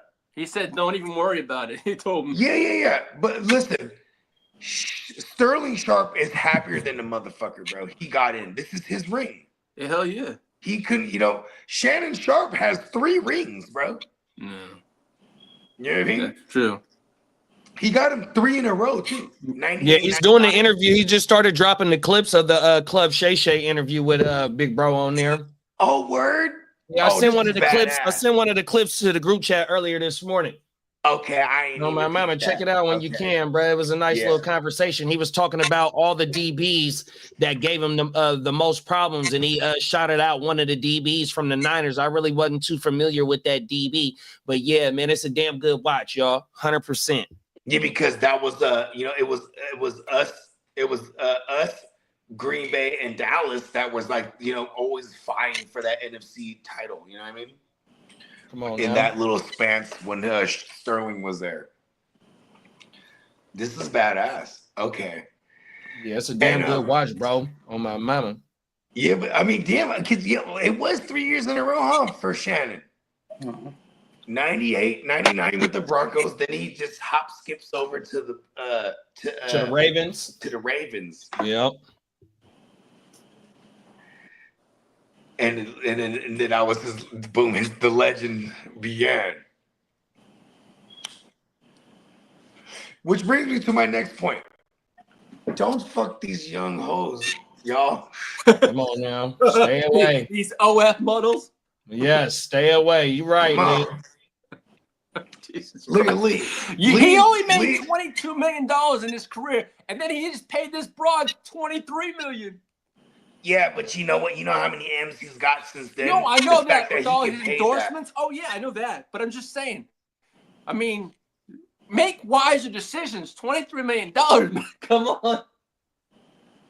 That go get a high price hooker if you want to do that. It's that furry temptress, man.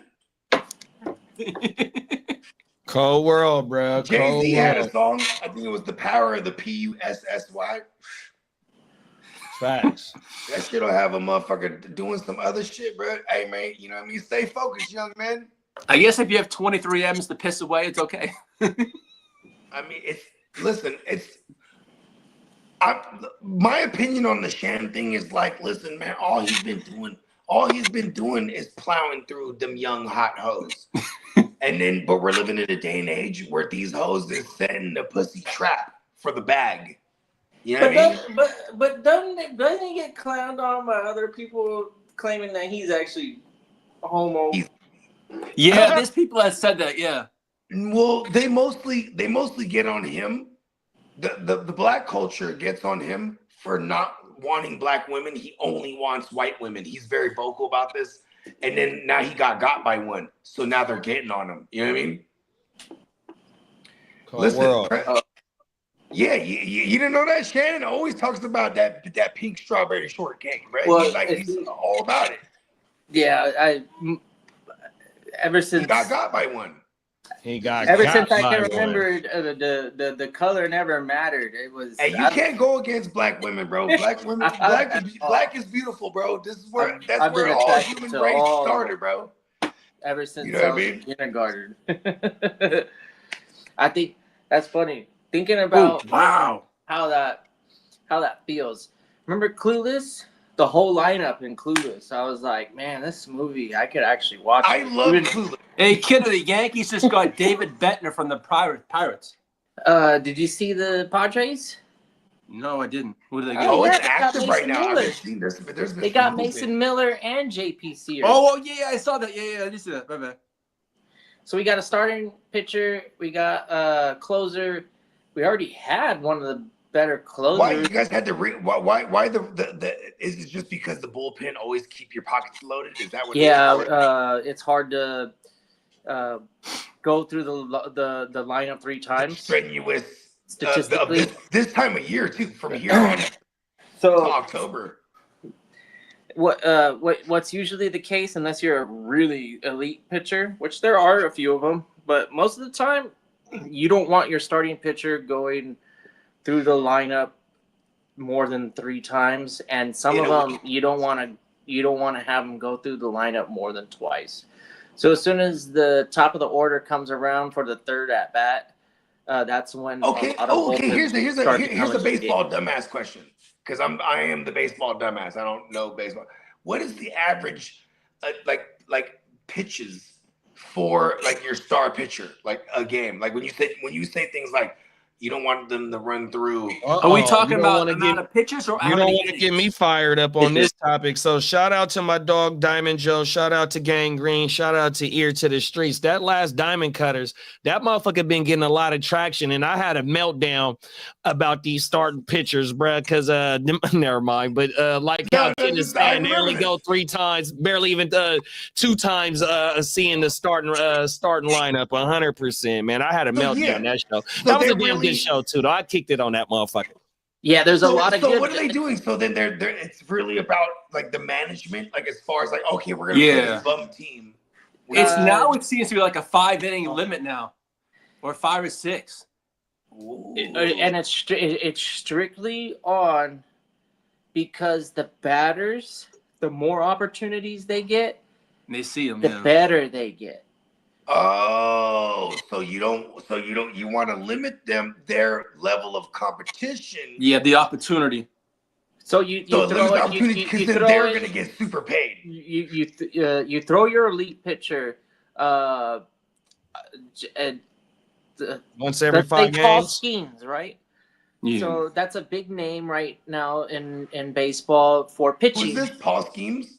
Yeah, for Pittsburgh, yeah. Okay. Or Tariq Skubal. Those two pitchers. Oh, that's my cousin.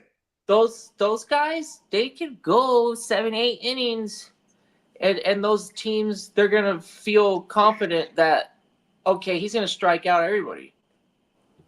What happens is on most nights when there's a regular Joe in MLB, they're really good. Shout out to regular Joe. The regular Joe, he comes out, he throws 4 or 5 innings. That's my homie Rego Joe. And then and then we have these Dodgers and Padres teams and the Rays and all these. It's a organizational advantage to have a lot of relievers that are power pitchers, so you can stack innings with fresh arms that can throw 100. So what the Padres just did, they got a late inning reliever that throws 105. Oh shit! Yeah, that's true. They 105 miles an hour. They gave away their hold on their third best prospect and some other pieces. 105 mile an hour pitch. Yeah, well, you don't our see Red it. Sox closer. I guess he you thinks see he hit it. Obviously, 104 you'll see it. But honestly, if you were in the batter's box and you saw 105 miles an hour, you wouldn't see it. And if you did see it, it would be one of the most frightening things you saw, because you were like, I don't know what to do, because I've never seen. You would just try to swing it as soon as you see him moving his arm. You're like, fucking just try to fucking time it. Because it's just swing at it.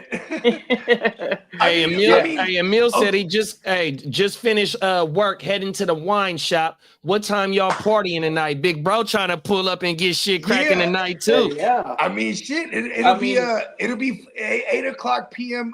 East Coast time. I think, because if I remember correctly, Prime Minister is on the East Coast of Canada, so it'll be 8:00 p.m. y'all time. And yeah, definitely, man. You know what, bro? We need to shoot a meal Hey, do we got Emil on any of these socials? We need to shoot Emil a link one time. You got to pull up one time. Yeah, I'm locked in with Emil on the social.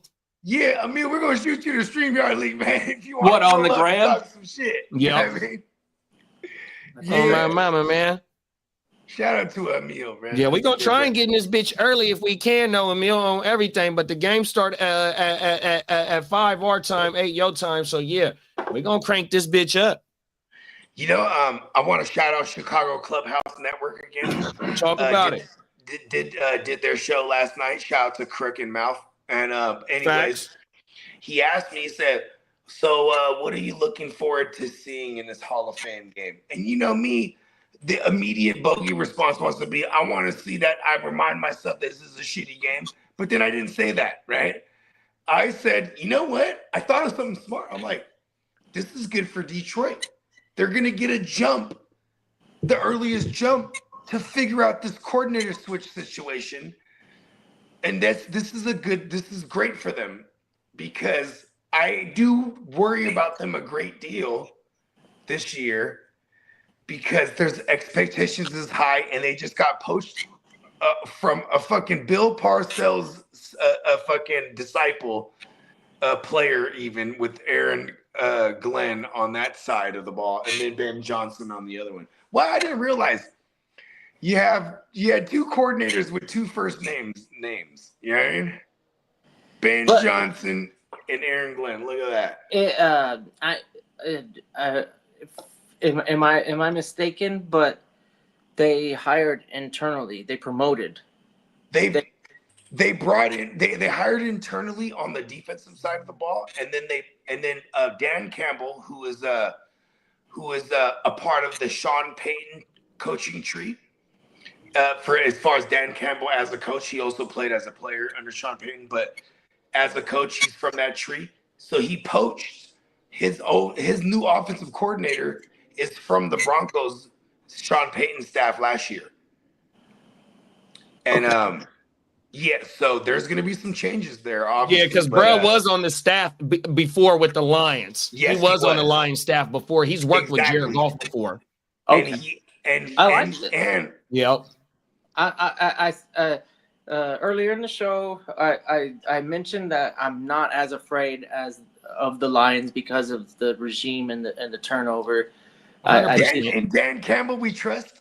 I like the weapons, and the offense is going to stay the same schematically. And I like the head coach. And the head 100%. Coach gets you. Yeah, Dan Campbell's a savage, bro. Dan Campbell if anything, he's gonna get you prepared. Dan Campbell's the actual guy who these killed new Bo. offensive coordinators and defensive coordinators aren't ready. Dan Campbell will help them get ready. And those Lions games, they're not gonna lose a ton of games. And when they do get beat, I don't foresee them suffering the blowout losses and just being embarrassed. And if they do, then okay, hold on. I was telling this to Diamond Joe last year. When I think of the Lions, no fucking matter what, in the Dan Campbell era, it don't matter who the coordinators are. From what we've seen so far, the one thing that stands true is they shoot it out, and they get into shootouts, and they still have a problem closing games. More importantly, no matter who the coordinators are, this is why they get in shootouts. You know what I mean? When they have a commanding lead, these fools come back. Or they're losing tremendously, they come back. I love it. They're going to shoot it out. I think that's the one thing that stays true. Emil said, say less about tonight, man. On my mama, I'm going to tap in with the link tonight, big bro. On everything. We already got it set up, too. I just hit him up on the gram, too. And you know what else, too, though, Bo? Remember, that motherfucker threw 5 picks, and then he threw 5 TDs in 2 different games. Mm-hmm. That man, they are the ups and downs, but they, like Kid has said, they always end putting up high point games, though. Yeah. Yeah, and I think they've averaged in one over game. 24 and that was against Buffalo, I think. He did the 5 TD game. He had the remember it was Houston where he threw 5 picks, but they still won that game now too, ironically. And then 5 TDs against Buffalo, bro. Yeah. They threw Buffalo's defense was hoot last year too, though. It's just people don't remember that because their offense would run it up and then their defense would just tee off with leads. But they were definitely poor against the passing game last year. Aiden They Hutch gave up is points. healthy again. Who? Hutch is healthy again. Yeah. Oh, okay. Yeah. That makes all the difference. That makes all the difference. Oh yeah, facts. Oh, when you're talking Detroit, yeah. Yeah. Yeah. Are we on another team? I'm totally spacing out. Just like No. I was talking about Buffalo and some other shit, so I got confused. Don't worry. You are on par. Oh yeah. I remember you referred to the Buffalo game that they had that they did really well against Buffalo, and then you were talking about Buffalo. Look at this stuff. All right, No so one Smoking knows Jay's on the clock. Yeah. No, yeah, he knows. He just turned green. He just turned green. See, look at that. I told you he knows. Bakes you on deck. Cakewalk. We got Who did he take? JD. Oh no, Bakes is on deck. Steamboat, Yeah. and then myself. Yeah, man, shout out to our man Bakes a lot too, by the way, and Smoking Jay. Come on look now. at this. Dan Campbell. We made the pick. He made the There pick. it is. Devon H ain't off the board. Oh, okay. He's going PPR goodness. I love We it. got Bakes on the clock. Oh, what is Bakes gonna do? Let's go. Oh, we got ourselves a nice little stretch right here. Yeah, it should go kind of easy. Fun. Yeah, and all of us is here. Yep. These next few picks is here. Yo, this is gangster. You ain't never lied. Man, I did not expect this first round to be We moving got like Bakes, this. JD, It's only been a Steamboat, little You know- myself, then Dennis. I'll 2 hour have you clock. know. I like it.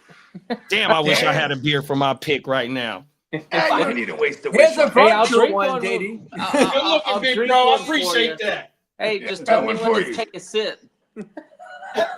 I'm doing this. never too early to take one, big bro. You Nah, That's always what I'm doing. I don't want to Look, give you Jay, that hey, much. don't veer off the plan, JD. You was like, Facts, like facts. this. You know I am. I got I'm a trying to mission. stay. Put it I'm down. trying to stay steadfast Oh, no. until tonight. yeah, you got a mission. Come on, now. Hey, you know, that was one of my greatest realizations on the mushrooms last week. I realized in life, no matter what it is, I require the mission and I live for the mission. Facts. Like, what are we on? Oh, that's what we doing? Okay, what's the plan? Let's plan it out. Then let's execute it. I fuck with that. Yeah. I love even what we're doing right now. This was a plan we had a year ago. We're just executing it. You feel me? This is what the fuck I'm talking about. We don't just waste words on saying shit out loud. You know what I mean? The moment, because especially if you say something around old Bokey, I'm gonna hold a motherfucker to that. You know what I mean? Come on now. And you know what, too, bro? They would do the same for me. And you know what I mean? In my opinion, the what's more fun is the grind, because you know when the mission is completed, even though the mission completed, We going the to the grind next of getting mission. there. Oh my mama, We going right to the next mission. 100%, bro. We gonna put that goal back in the bag, man, and knock that down, and go knock down another one on my mama. Let's go. The 48 laws of power states it. Talk about it. Minnesota Den said you got a Diamond Joe, and then there's regular Joes. Come on now. There you go. Them is facts. Hey, and then Minnesota Den said, Lee, you fucking his ears up with that bag and the crunch. Oh my mama. Hey, Lee at his finest. Lee is of no regard. He just does. He's a bloke. He does his own thing. He was fucking them chips up. You know what I'm saying? He's These from the land things of are the chips. legit. Them is the ones you got from 7-Eleven you was showing me this morning? Hot dog flavor, the fucking legit.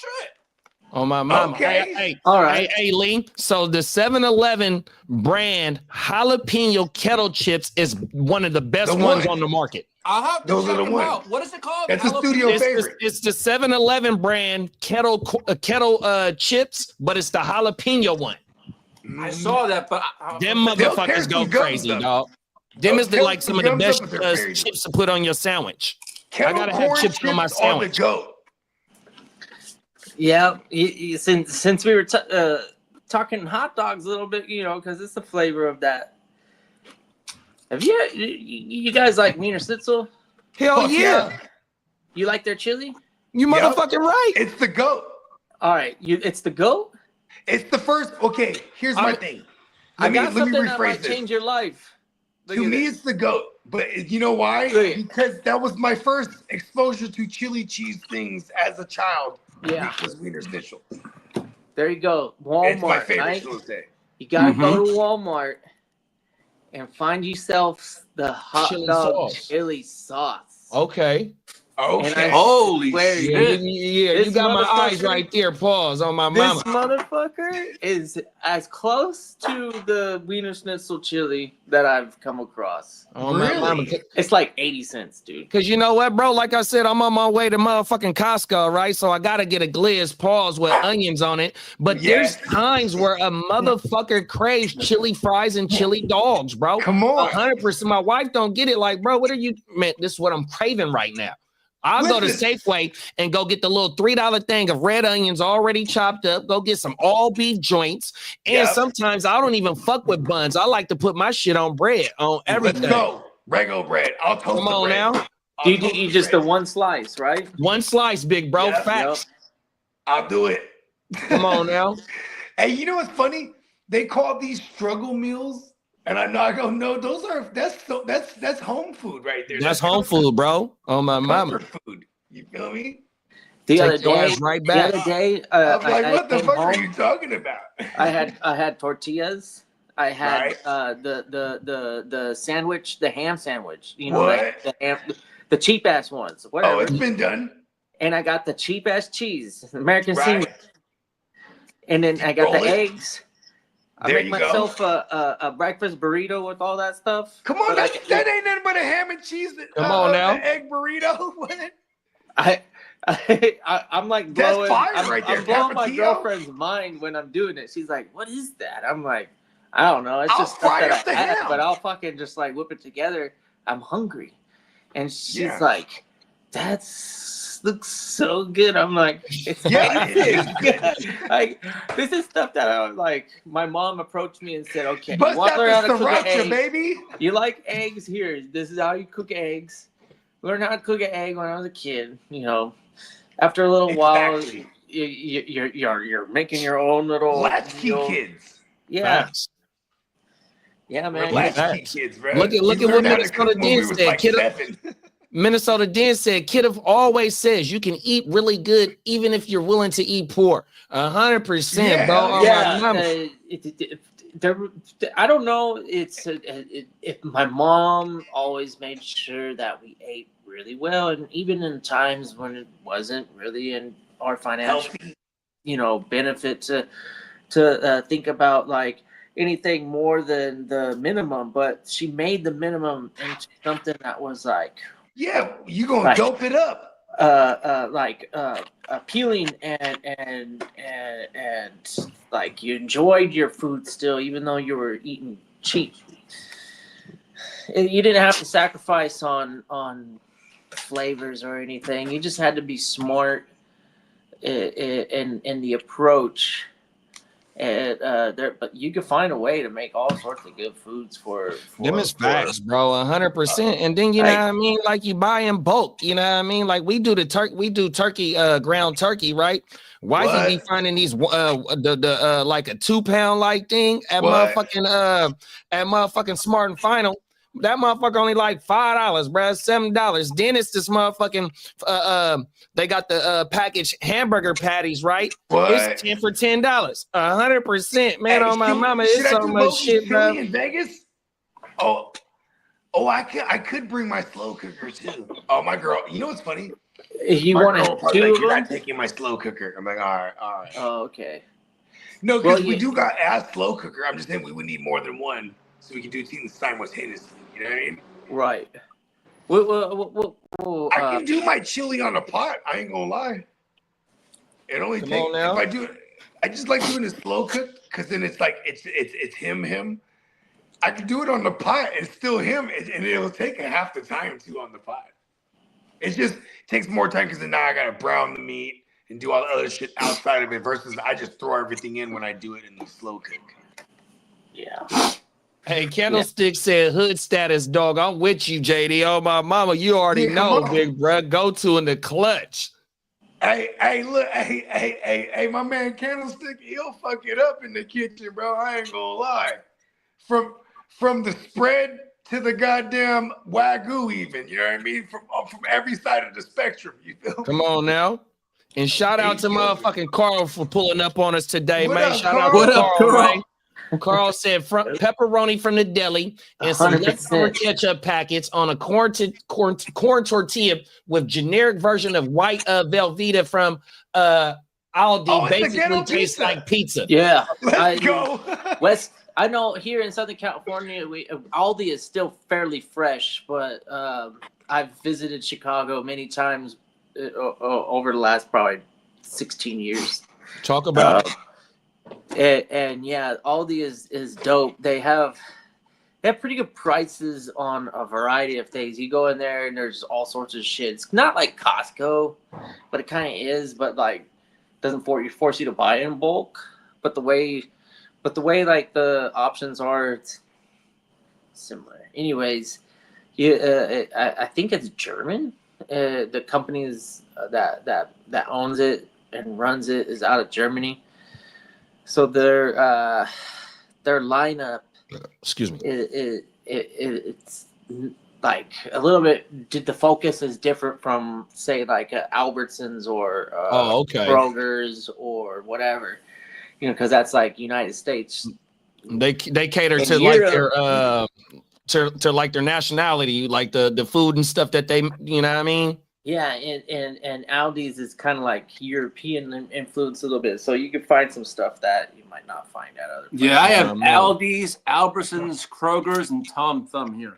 Yeah, we got Albertsons. We used to have Albertsons up here. They switched that shit to Save Mart, but they union is about to go on strike. So when I was in Safeway this morning, because Safeway and Ralph's, like Kidda got Ralph's, so Ralph's and Safeway is the same shit. You know what I mean? They finna go on strike. I wanted to save that shit for one of the OJ shows. I think I still might bring that shit up because I asked one of the checkers about that shit this morning, and she said, "Yeah, that should affect us." 100%. Excuse me. It's always going to be an ongoing cycle. Those union dues, they expire, or not the dues, I'm sorry, the contracts expire, and then you got to negotiate new ones. Oh my mom, that day that y'all see me getting handcuffed by the police, that was about a union meeting. The city didn't want to give us no raise. 100%. That was a union meeting, dog. That's crazy. I'm just the only one motherfucker wasn't in my uniform. Everything. What if we got Fantasy Fornicator in the building. What's up, big bro? Dope show, fellas. Pleasure to do you. Nice. Go to war with y'all. You motherfucking right. You already know, Fornicator. Come on now. Yeah. Chicago's finest, man. Speaking of Chicago on everything. Minnesota Den said, man, I grew up on butter noodles and still smash them mugs today. Yeah, garlic. Add a little bit of garlic to it too. Oh, I see Joanna Ann Jennings has a calf injury. Yeah, it said that it's the same one that he was dealing with last season. Yeah, because your coach just said there's no timeline for him. Oh yeah, there go. Yeah, we got it. Peacock, Clock, and Emil on my mama. Look like he ain't getting no contract extension right now. Nope. On my mama. That's the way life works. There you go, kid. We're about to rock with Emil tonight. Oh my mama. We rock with Emil every day, actually. You motherfucking right. Kid, let's get this trade done. Nah. Let's go. I know what he's talking about. See, I'm not really high on Dobbins and the fourth rounder. I don't know.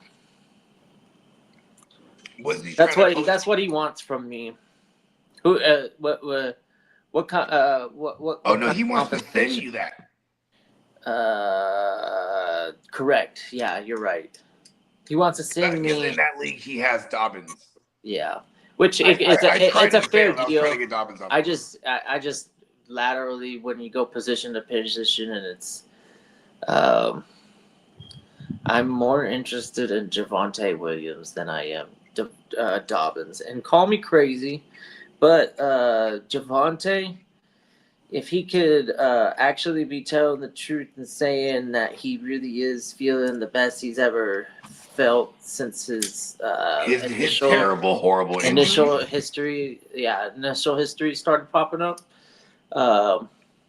We're in for something pretty nice because this guy was. If Rico can do it, Javonte can. I'll say it. Javonte's It's the same system, and it's Shoddy. Schottenheimer. Shoddy loves to run the ball, bro.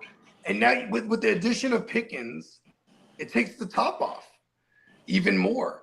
And so now not only can CD operate all over the field where he likes to, and then you got Ferguson, who's paid because he's definitely been a focal point. Plus, Dak loves his tight end as a safety blanket. This opens it up for that run game. This is why even the likes of Rico Suave did well last year. The only thing that's limiting my Javonte Williams, like the idea of pursuing him in some of these like redrafts, is Miles Sanders. I'm not too sure what that split's gonna be like, but it definitely will be a split. We're not too far off from Miles Sanders being successful either. Them is facts. Yeah. So 2022. Miles Sanders is a throwback Gucci special. 2022. It honestly could be closer to a toss-up on who ends up being the more valuable. It's kind of similar to the 100%. Cincinnati thing that we were dealing with Moss and Brown, where there was a team Moss and a team Brown, and the winner won and the loser lost. Remember, I melted down on stream when he fucking took over the role, bro. Yeah. Oh my mama, because I had Moss. Oh my mama, and Chase Brown completely took it over from that game. Off a monster I love you, Chase Indianapolis Brown. season. And I know it's different situation in Dallas because neither of these two guys were like amazing this last year, but coming to Chase Brown is part of the fraternity for a couple of years now. Coming to the Cowboys is probably a lot of running backs like a positive. Javonte, hold on. Javonte coming out of college was a power gap runner. And he's good. They have a wide zone scheme in Dallas as well as they'll go power gap. That's just old school. They just incorporate that. Like we're going to see like an old school style run game. When I say old school, I mean like downhill. We're going to see that a lot this year in Dallas. As long as they limit fumbles. If those two can combine for league average rushing. That offensive line was really fucking good last year. People just don't remember because it was Cooper Rush operating. You know what I mean? And that's a testament to how good they were, is that Cooper Rush was tearing it up in the passing game and the run game was working. So they were, and if you look at the Cowboys line last year, they were definitely great at pass pro and run blocking. I hate to admit it. Now that they got a healthy Dak, they're on the upswing, man. They're good. They could with that shitty defense. They're gonna put up numbers. Let's go. Well, they could put fits. They could put up fits for a lot of teams too. I think that the Cowboys aren't.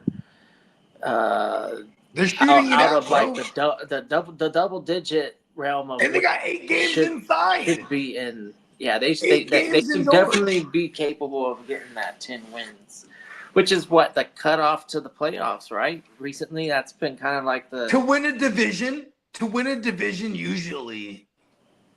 Well, just to get into the playoffs, right? Like that's like the but I'm just saying to win a division. Usually, like the dominating teams are winning their divisions at 12 plus wins. Right. Yeah, we've but like 14. To get into the wild card, yes, you have to at minimum be a 10 or 11 win team these days because look at this. You know who fucks the game up in the NFC specifically is the NFC South. Because that division has been won by 9 or 10 wins for the last couple years. So it's like You could be a 10, 11 win team in a wild card, but you might get pushed out because of the shitty ass whoever wins the NFC South. You know what I'm saying? That's why the 7th seed is so awesome, is because now that 10 win team is the minimum to get in as a 7 in these days. You know what I mean? Yeah. As a fucking wild card. That's The true. addition of that 7th seed on both sides, both conferences, definitely gives those. And if you go back to 2019, Pittsburgh Steelers, 10-win team, didn't make the playoffs. But if they had, but the next year, excuse me, yeah, that's right. That year, if they had the 7th seed, they would have been a wild card. But you could even go back to like, I think it was the 2013 Cardinals with Bruce Arians. They were a 10-win team too. Couldn't get in. But it's like, yeah, 10 wins. You know what I mean? And the wild card team was less. You know what I mean? Shit like that happens. Not anymore with the 7th seed. So it's pretty cool. It makes for greater football towards the end of the year too. And versus like before we had, teams they're starting to, see what they got if they're out of it with other players. Then you had other teams that were like, oh, we're locked in, so we're just play our backups. You know what I mean? We don't get too much of that. A lot of things come down to the wire with that addition of the 17th seed and the 17-week season. It's a great combo right now.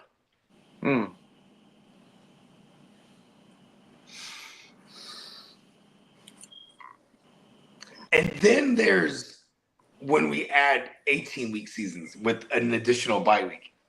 Yeah. 20 weeks. Now we're going to get 20 weeks of rego season football. It's going to be insane. Yeah, that is pretty good. I'm all about it. Yeah, it's exciting. It's going to be interesting how different will you approach some of these draft decisions, waiver wire pickups, managing 2 buys. It doesn't sound we got a lot of difficult. we got a lot of week 13 bye week. Every 14 bye weeks this year. 2 buys, so that means all your players are gonna have 2 buys.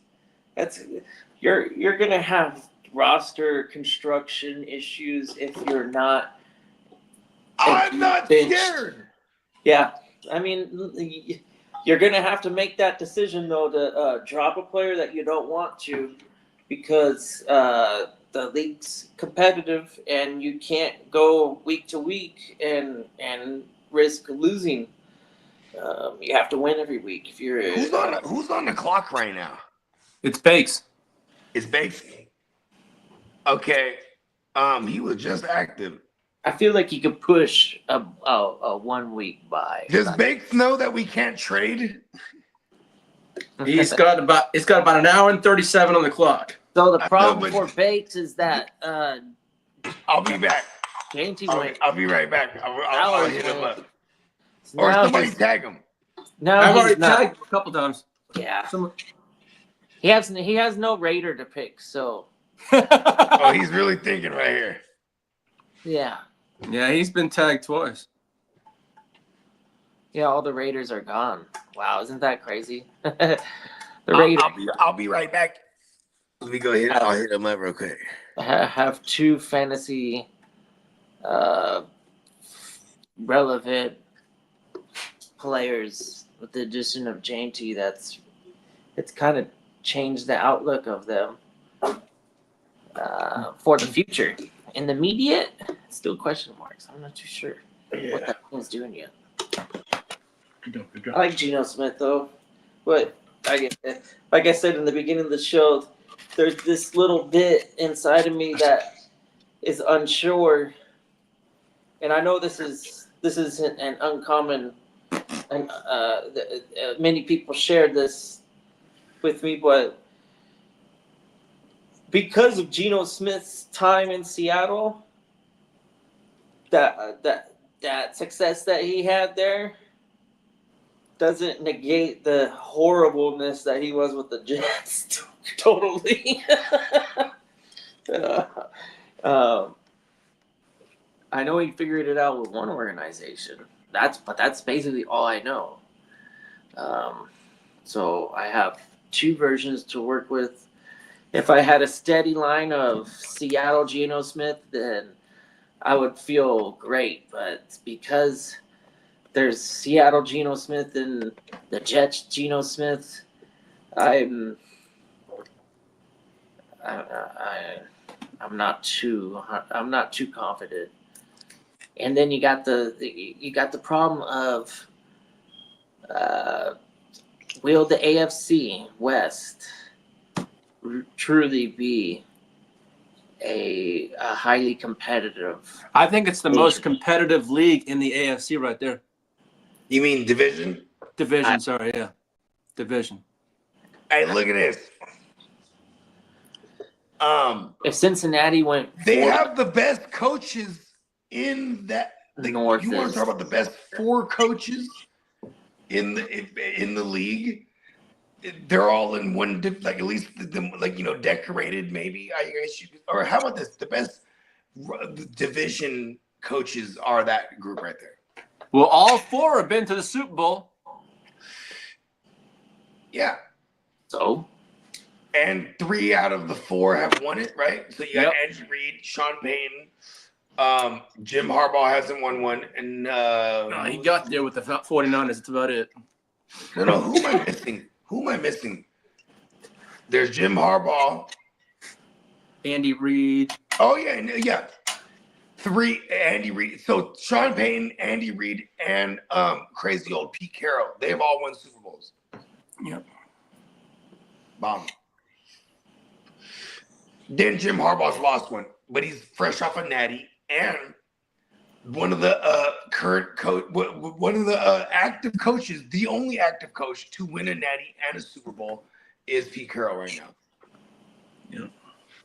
Andy Reid's the only old timer to kind of like win one. Do you think Genty's a top 5 back? Yeah. No, he has the makings to do it. Yes. Not yet.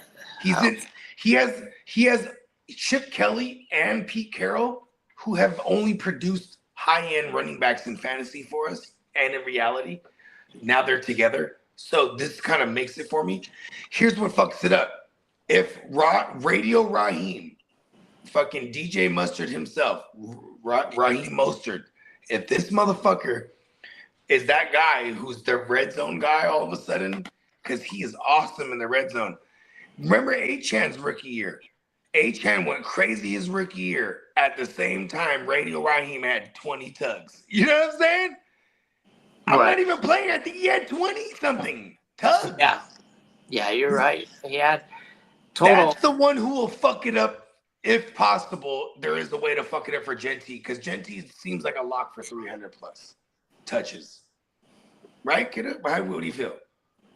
I'm not 100% positive. I think they will be able to throw the ball more than we're anticipating, especially if they're playing from behind. They might be in a lot of negative games. Geno's pretty high completion percentage.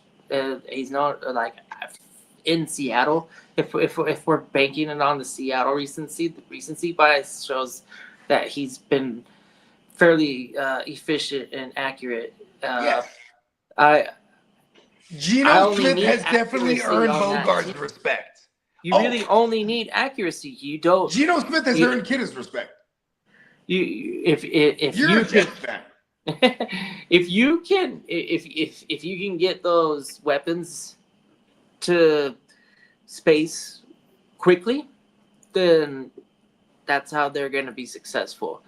They're not going to be. I worry about their offense. they have the Trey Harris kid, right? Or what's his name? Trey Besh. Jack Besh. Well, I'm not too sure about. They got Besh. They got Besh, Horton. Those are the they could develop Myers. In midseason. And then they got Myers. Become the Myers is and then Trey. They got Trey. Okay, I know who you're talking about now. It's Trey. I'm usually good at this. Thornton? No. Trey Tucker. Trey Tucker. Tucker. You beat me to it. Peacock did it. You know what? It wasn't. That guy runs like How a about that? 4.3, right? It wasn't his combine score like some 4.3s or. I know he gets hurt. He's 5'8". He's totally best ball guy. Bakes next pick, Trey Tucker. Trey Tucker. Let's go, Bakes. Bakes. Oh, Besh. Jack Besh. There you go, Bakes. Besh. What were we doing? My bad. We're fucking. Bakes is our boy, so we can joke like that. But I'm like, we are in the actual draft. We shouldn't say names. Well, we are. We all should be aware of everyone, but to know the range and to know the draft board in the room, we could confidently say that the Raiders are not. I can confidently say Raider fans live on Fantasy Row. They live on the reality road. I don't think the wide range of emotions. But we got Bakes, JG, Steamboat, Lee. We're probably not thinking Raiders here. Hey, we got excited too. We're like, yeah, we're all here. And then Bakes is like, I'm like, someone text Bakes and tell him it's not. You can't trade because I think Bakes like, who wants it? You know what I mean? That's funny. You know, Bakes. That's what he does in the startups. Yeah. I'm on the clock. Who wants it? So the Raiders are over under 7.5. Okay. Over?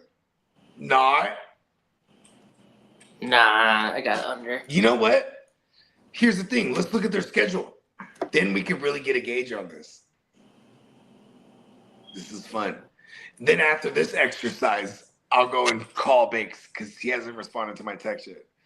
He is a very busy man at work.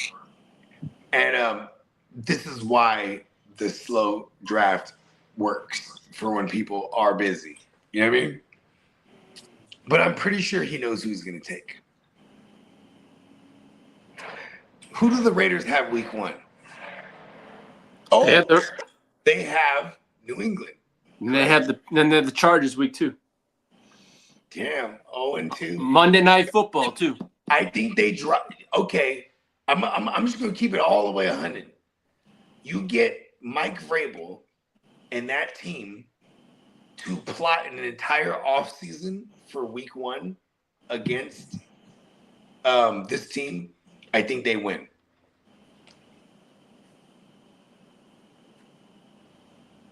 Think so. Personnel-wise, too. And that defense is way better. I like that Spillane signing. Revenge game! Yeah, it is a revenge. Yeah. Don't pay me, huh? After I came there and then revitalized that position for y'all. Mm-hmm. Gotta love some good revenge. The dish served cold. I don't know if you're aware of that. It's like Pesci Swap, right? That's that soup in Batman Part 1. Remember that? When Michael Keaton, he takes a bite of the soup. Yeah, he's like, oh, it's cold. It's just cold. It's Pesci Swap, sir. It's served cold. And he's, oh. You know, it's like a tomato soup. It's supposed to be. He's like, oh, I'm a baller. You know what I'm talking about, right, Peacock?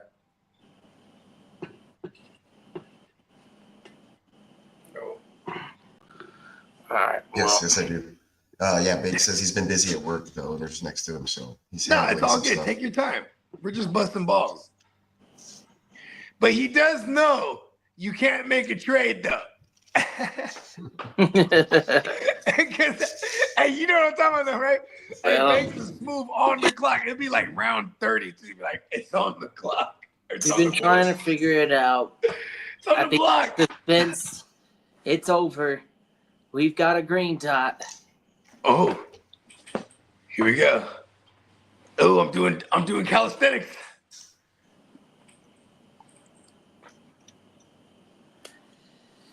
Is that calisthenics or is that just prison workouts?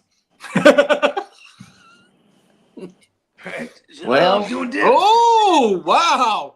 Wow. Oh, shit. Okay. Now I got to really think. So how do you feel about that, Bakersfield's own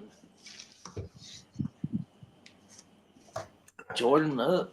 Bugbear was trying to figure it out. You know what? Okay, I am going to channel. I'm going to channel this take through Bakes right here. Bakes has been very adamant this offseason that Jordan Love is going to return to form. And I always, every time he would say that in the chat, I would add that, yeah, we are. Jordan Love and Brock Purdy are in that conversation that people just wrote them off, even though they finished as QB2s, being top 5 QB finishers the year prior. So that doesn't really shock me as much as Injured. Lee. He's injured week 1, missed 2 games, and then he was still pretty hobbled. And then he got injured. Yeah, and then Josh Jacobs is just the guy. To me, my one gripe was the deep ball, how inaccurate it was. Oh yeah, it's hard to be accurate when your groin's hurting every day. So if he can finally drop it in the breadbasket, like some of the times those receivers were wide open, and you're like, what the hell? But not underthrowing, overthrowing, just inaccurate. Yeah, which is something that you could always work on and get better. And like Peacock said, it sucks when you're hurt and you have to make a fucking dot of a throw, and you're unable to because you're physically unable to. It's frustrating. Ask Derek Carr. He was killing it that MVP season, and he messed up his groin. Right. He was worthless. Yeah, injuries are my least favorite thing about it. Well, I kind of agree with Dennis here. I'm like, you. Yeah, he's due for positive aggression. I think he might have had his worst season of his career last year. I don't know if he's going to have his best year, but an improvement shouldn't be too difficult for his talent. All he has to do is stay healthy. I'm not lying to you. I'm not even thought about it today. Shots fired. Brap, brap, brap. We got World War 33 going on already. We haven't even finished World War 32.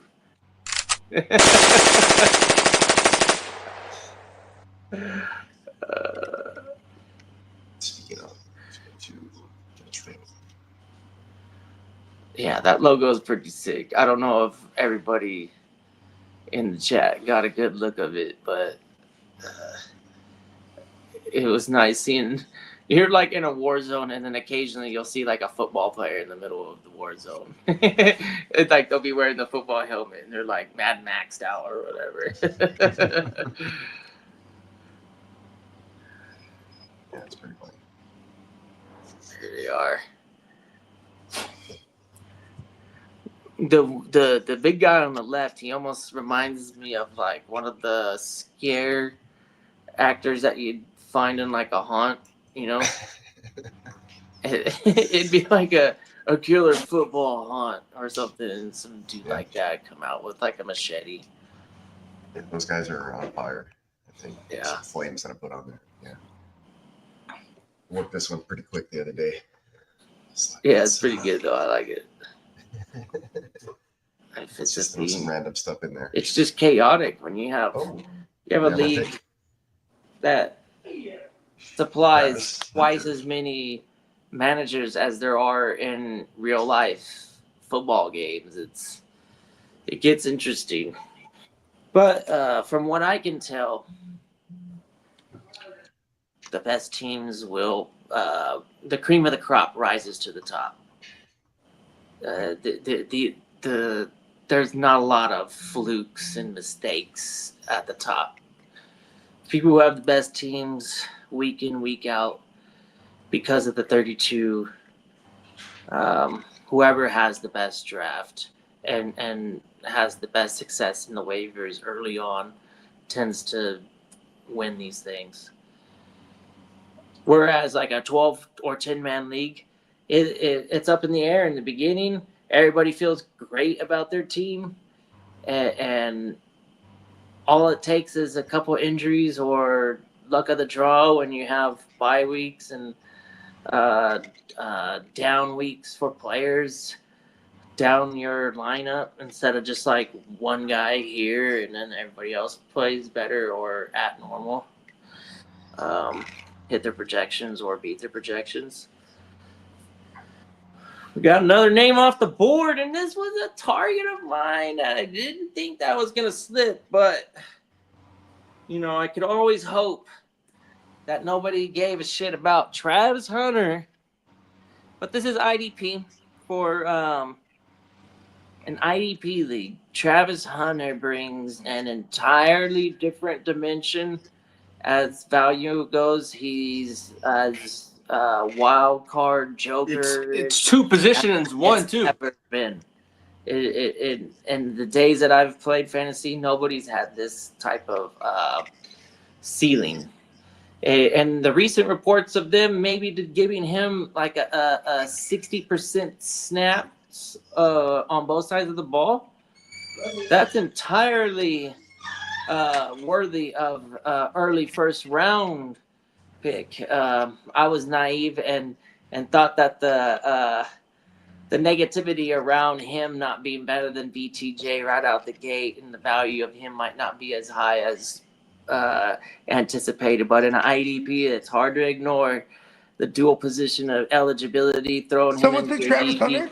Yeah, man, our man Guccini. JD took Travis Hunter. That's a savvy move. Let's go. And that DV could be putting up those like that was a solid numbers. Pick, Yeah, you're definitely winning IDP with who took BTJ? Travis Hunter on your team. BTJ? No. I don't know his name, but I was just comparing Travis Hunter. But yeah. Diamond Joe on the clock. Diamond Joe's on the clock. Someone text him. I already texted his phone.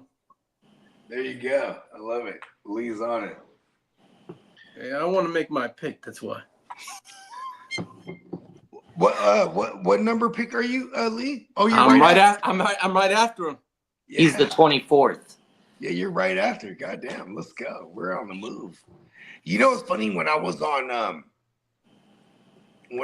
Chicago Clubhouse Network last night, you know, Crook was so adamant that his 31st spot was so whack. I'm like, bro, I promise you, there's not a bad seat in the house in the first round. It's just what everyone does after that. That's your fault. You know what I mean? Like, you know, because BP, like, look at Travis Hunter. That's not only what he thought as BP, but also strategically, now he has a cheat code. And that's an ultimate chess piece because you can put him in a super flex, or you can put him in a receiver, or you can put him in a DB. I mean, he's thinking there. I'm not mad at it. I'm kind of mad because I was really hoping he would fall to me in that second round. And now I feel stupid thinking that I even had a chance. That was fucking awesome. Oh, we got action?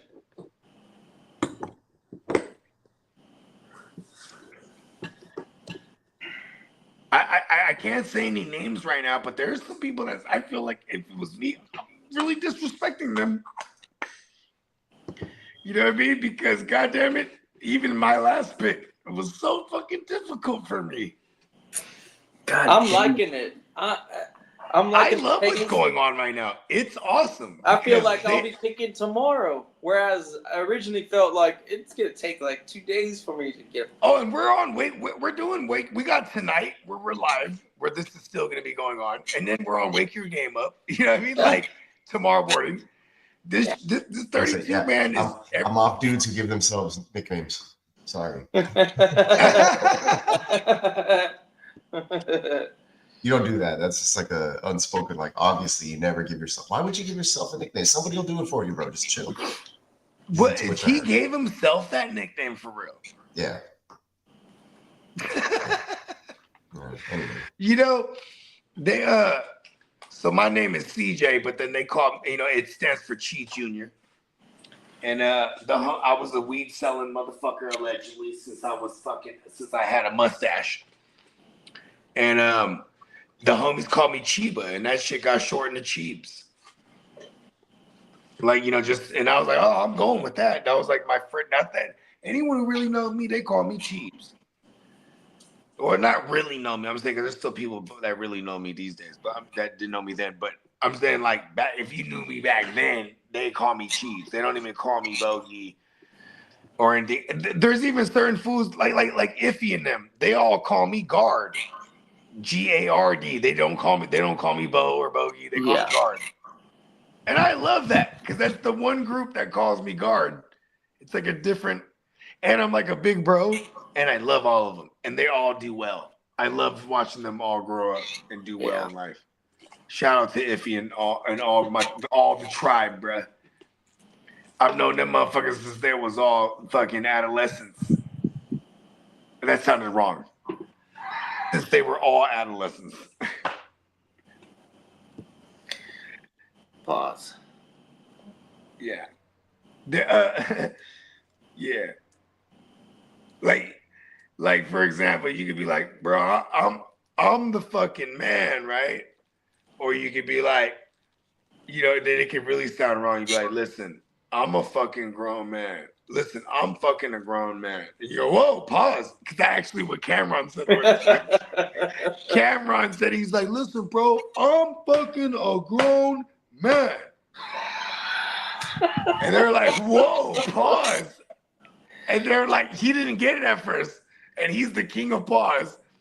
But he was trying to make a point that he's a grown man. Like, hey, bro. No, yeah. I'm a grown man, bro. I'm fucking a grown man. Like, bro, I'm fucking not playing. Yeah. It's like, listen, it just came out super raw. Yeah. We're gonna Can't go back for that one. We're gonna. I couldn't even reenact that without wearing the pause shirt. I ain't gonna lie.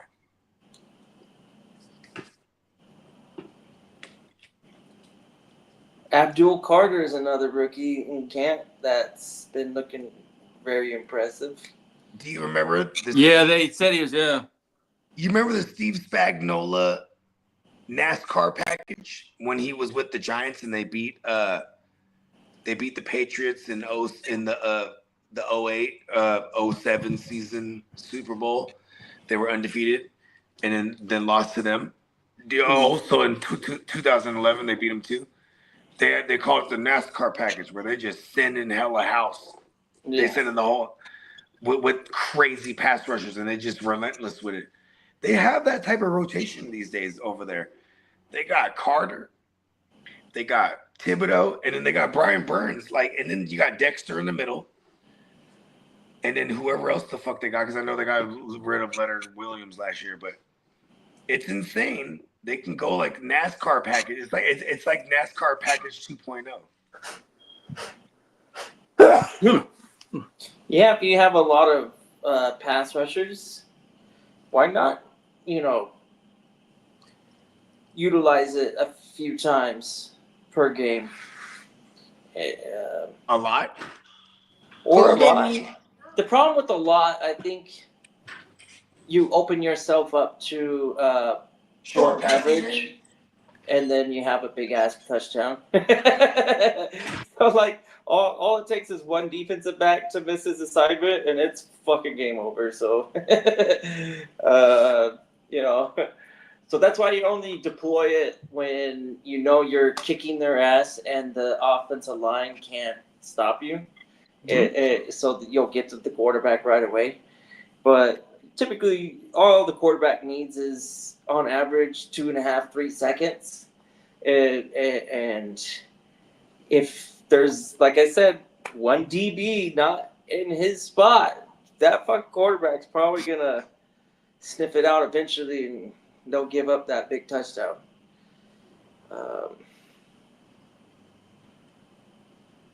We got a green dot, though. We like green dots on this draft board. They mean you're actively present. We were to do a roll call. We got JD and Steamboat in the house. El Capitan, the Diamond Man. Oh, he's got the light on. Woo. Oh, the Diamond Man's lit. Yeah. Yeah. Here we go. And he's probably fucking go, Joe. And we know he's not gonna fumble his route. Listen, I swear to God, I feel like I know what he's gonna do. I don't need to write it down. I'm just gonna yell it out after he makes his pick, if it's correct.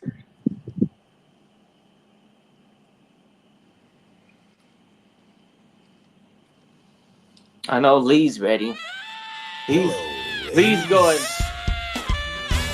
I literally don't know exactly what Lee's gonna do, but I swear I know exactly what. I know exactly what he's gonna do. I'm gonna shock the fucking world. Nah, no, you're not. I already know what he's gonna do. You're gonna shock the world. I'm gonna shock the fucking world. Yeah. Okay. We shall see. I got 3 options for what Lee. If Lee doesn't do one, I already know what the other 2 moves are. Yeah. You know what's funny is I know like 50 options, and Lee's gonna hit at least one of them. 52. I'll write it down in order. He's having a whiteboard conversation. Listen, Lee, just act like you're not here right now, Lee. Don't worry. We know what you're gonna do. Come on, Steamboat. Now your lights off. Come on. Get in your war room. You're gonna be. That Come on, Diamond. Right here. Let's go, Diamond Joe. His lights on. Let's see. Pick what I want to do here. Diamonds are forever. I'm gonna throw a coin up and see the 2 picks I want to do. Oh, so you guys have done narrow down. That's 2, yes. I was about to say you have a 52-sided coin. I'm stretching out the 3rd option because it's between these 2 for sure. Pull out my lucky quarter. I know exactly who it is. How about that? I know. It's only 2 people. For me, it's only 2. It's 1. Me too. I got it down to 1.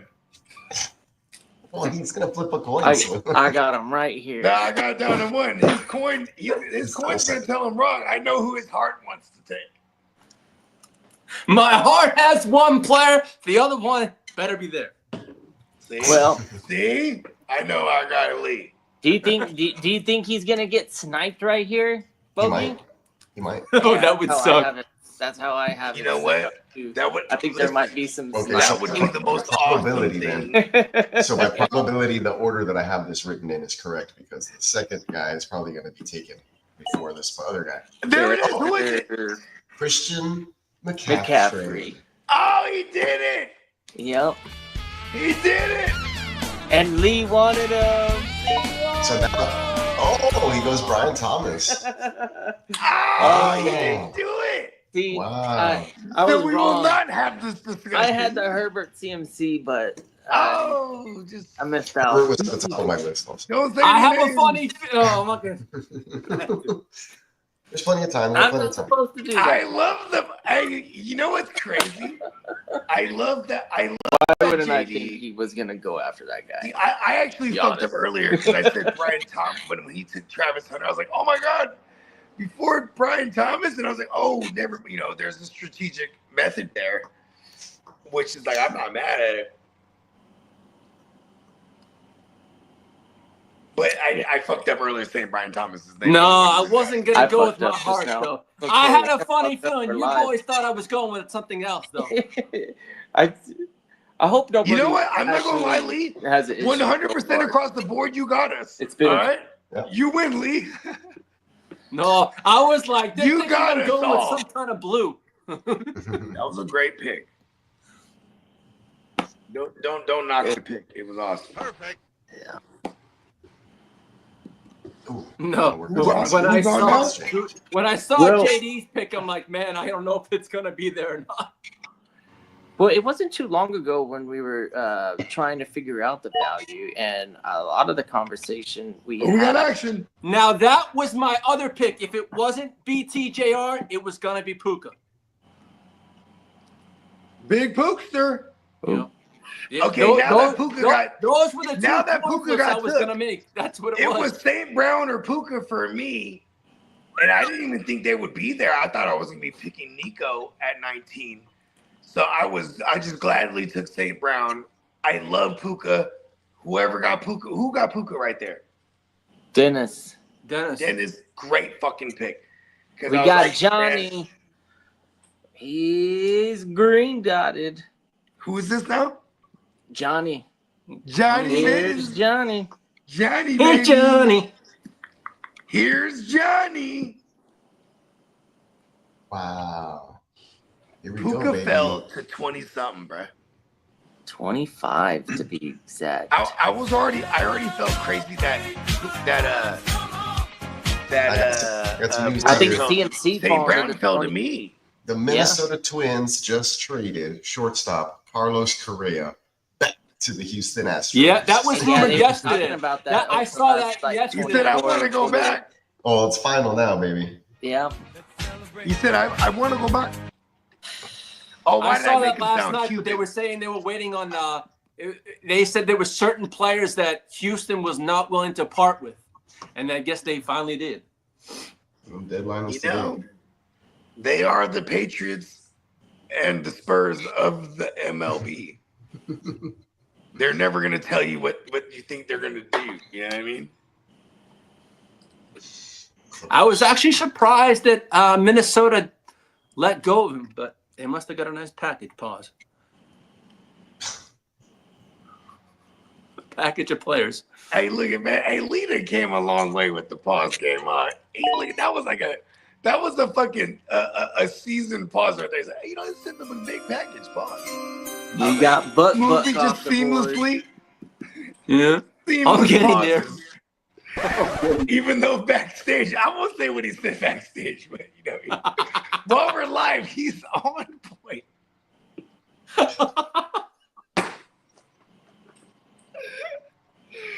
Yes. At least I'm telling you, Lee, you the show, B. You the MVP, man.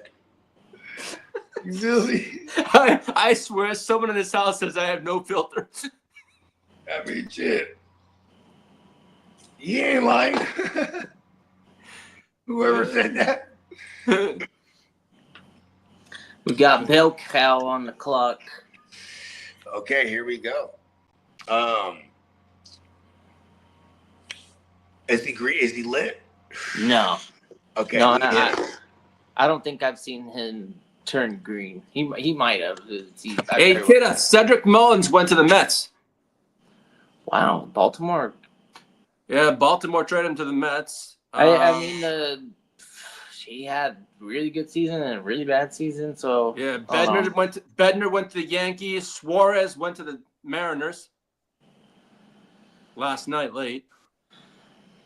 Harrison Bader went from the Twins to the Phillies. Kyle Finnegan traded from the Nationals to the Tigers. And then, Jason Miller and J.P. Sears to the Padres. Nice. Yeah. Bolster up the Shane Bieber to the Blue Jays.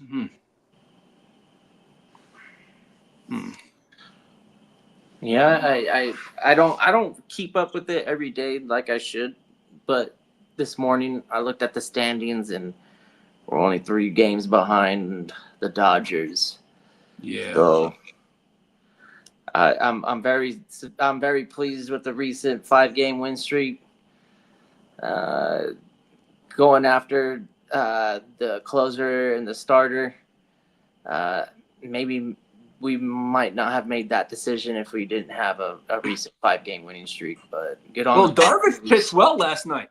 Good on the Padres to get hot at the most important moment for the general managers to make that decision on whether or not they're gonna go for it or stay or sell, because there was talk about selling Cease a week ago, and it kind of heated up again. But obviously now adding more pitching, that means Cease is that much more important to have, and we're really gonna give 2025 a shot. Just need to figure out how to beat the Dodgers and the Phillies and maybe the Mets. There's some good teams. I'm just glad the Giants have fell off a little bit. They were hot, and then all of a sudden they kind of cooled down, and now I think they have a losing record. I don't think they're a 500 team. I think it was 55-54 was their record. 54 wins, 55 losses. Sorry, had it backwards. Yeah, we got Steven Matz late last night from the Cardinals. That's not bad. It's basically it was basically I considered it basically a bullpen piece for long relief.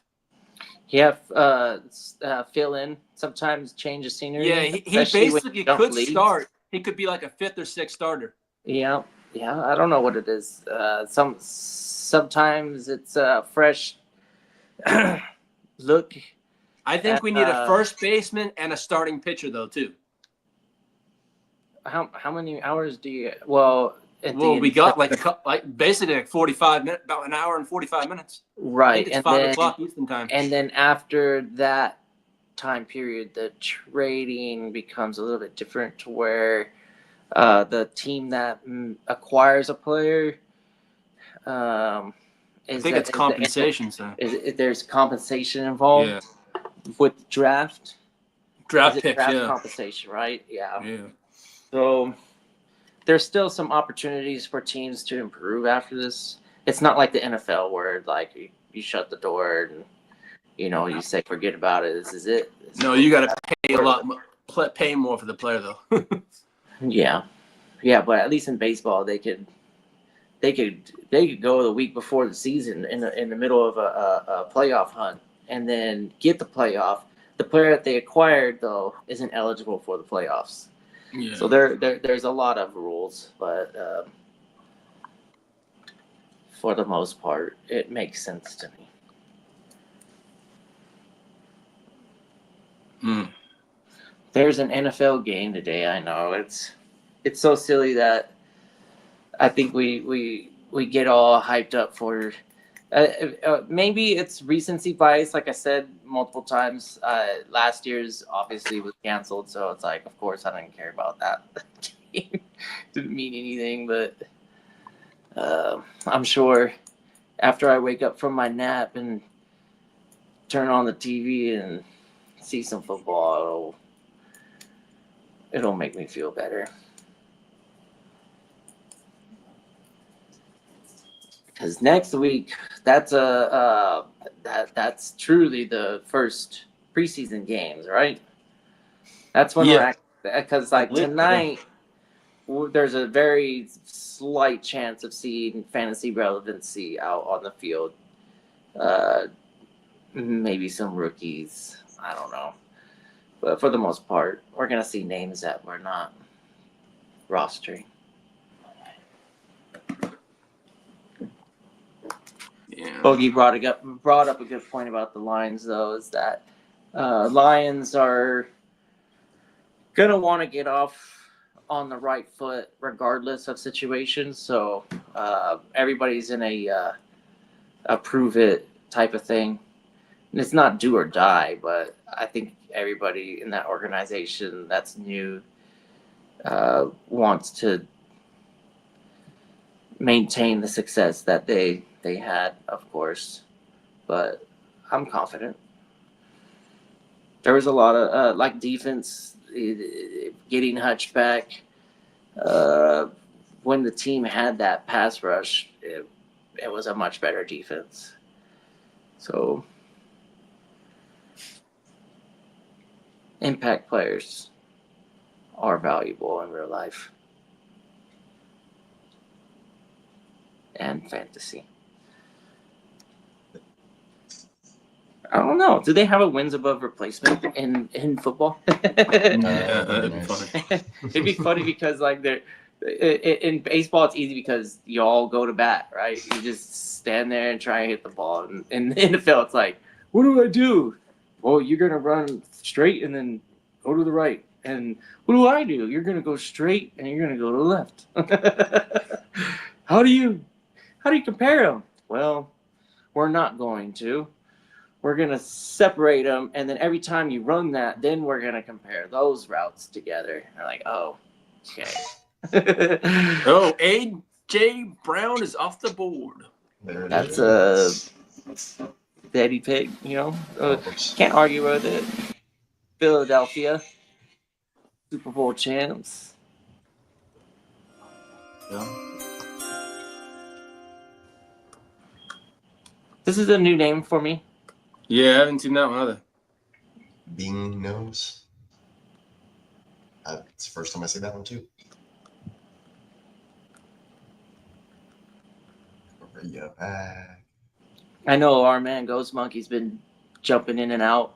I've seen his green dot a few times recently, but Bing, I knows. I'm not too sure. Mm-hmm. Bing knows. Oh, kid, I got something for you.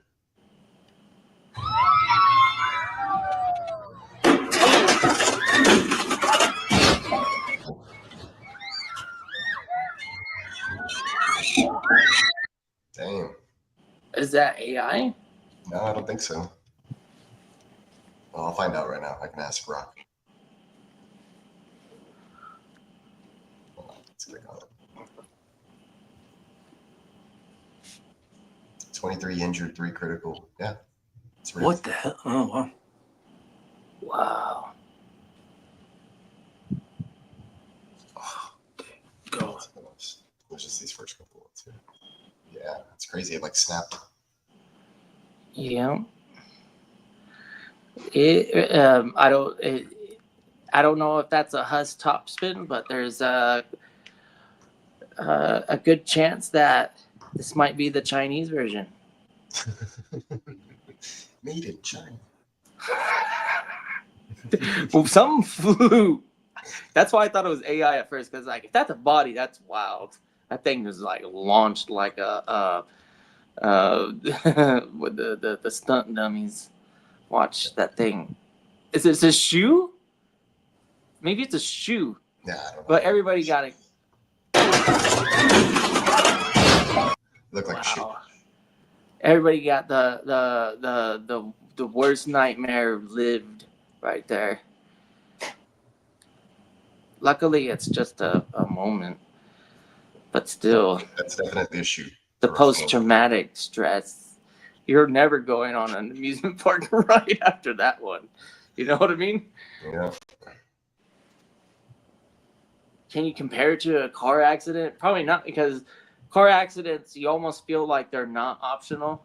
Whereas, like, if I go to an amusement park, what makes you think I have to do anything? but to go to work and everything, you know, gotta get there. But yeah, terrible. It looked like it could have been a lot worse than what it actually was. Thankfully, no matter how severe and bad that situation is, the outcome could have been way worse. Yeah, The fact that it landed like flat like that, and the way that ride is designed, I don't think your feet sit lower than the actual base of that pendulum ride, where if it was sitting on the ground, it looked like most of people's feet were still elevated and dangling. So the crush points, the pinch points, they all were minimal due to the which was wild. Was like when it broke, it came back with so much force. Like if the thing was weighed unevenly, but the reality of it is its centrifugal force, because that ride, it swings and it also spins. So the spinning motion of it at that top when it broke, it caused it to come down. Yeah. If it wasn't spinning as fast as it was with that centrifugal force, if it didn't have the centrifugal force, it would have probably inverted. And all those people would have been upside down or like sideways, where they were like going down face first on the other end, and they're like face up, and it's a circle. So everybody's looking outboard. But anyways, yeah, in my brain, when I saw that, a lot of people were very lucky there. That was something that we could call catastrophic. Absolutely. Yeah, that was different. I hadn't seen anything happen like that. That's new to me. That was new to me. It's pretty fresh, 2 days. But it did look like a permanent amusement ride. It looked like it had like a permanent base. It didn't look like it was a mobile carnival ride, you know. Usually when you do a permanent attraction, in order to operate it on a daily basis, you have to look at it and check it on a daily basis. So unfortunately, the way that broke, it looks like somebody was negligent and didn't catch something, because they're not built like Legos. They broke like a Lego, bro. Yeah, it did. It did. Snap right in half. It's like, wow, so fucking crazy. Let's see. Training camp, any other news going on while we're waiting? Latest. Yeah, that ride's called a Huss Giant Frisbee, and it really did act as a frisbee there, without the pendulum arm connected. The frisbee was spinning, and it has so much force because of the mass of it, and all the riders, and the torque of the gear moving that slewing ring. It's it's moving pretty good with some force, and it spun. Believe it or not, when that broke, the pendulum was spinning and it acted as a frisbee would. And you know how like frisbees want to kind of like get on a flat plane. Mm-hmm. There's a pocket of air under it and it holds it up. And it was rotating, and it kind of like had enough lift to force that up. And obviously gravity is going to suck it down. But it had enough lift to where it uprighted it, because it broke up here, and then it came back down fast, instead of just breaking and then flying or just falling. It went like if a frisbee was doing its dive, and then it lifts up, and then it carries an extra like 25 feet or whatever, just like that. So lucky.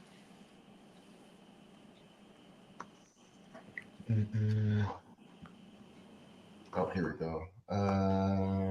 Johnny Mittens in the house. Dennis can eat moist butts. Taking Puka one pick in front of me. Salutes, Johnny. Yeah.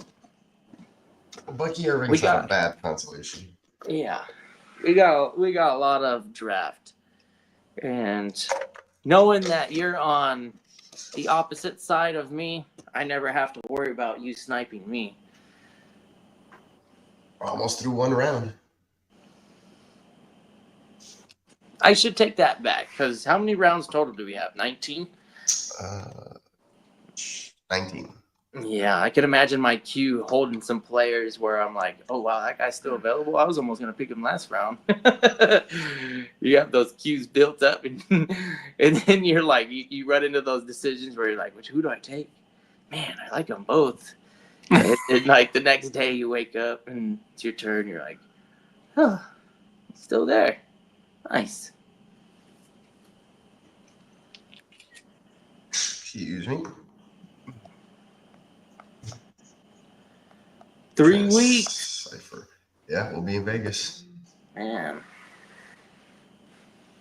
Can't wait to not be here at work. Yep. I quadruple checked the other day. I was going, I'm gonna check, and I go back into my schedule, and I'm like, yes, I requested him off. I can't believe tomorrow's August. That's crazy. Yeah. Where the hell is this year gone? Oh man. Flying by. Yes, for sure. All right, gentlemen. I might catch you on tonight's live. If not, maybe in the chat. If All not, right. tomorrow for sure. Sounds good. Yeah, we've been rocking for 4.5 hours here. Got through most of this and all of our picks that we were able to get, live here in this first round. So if you want to call it a day at the show, we could. We'll shut it down. We'll go ahead and shut it down for now, but we'll be back in less than 2.5 hours. Yeah, exactly. We'll be back. So you guys, thanks for rocking with us today. Make sure you check it out neonpeacockmerch.com. Sign up for the mailing list. That way you know when all the sales are happening. There will be one happening soon-ish. We'll see. So go ahead and throw your email up in there when you go visit. Take a look. We'll close it down with that promo video. Everybody else, we should be, like I said, we'll be back tonight. And then we'll see you tomorrow for another Friday edition of Wake Your Game Up. World War 32 in effect, baby. Let's do it. See you guys next one.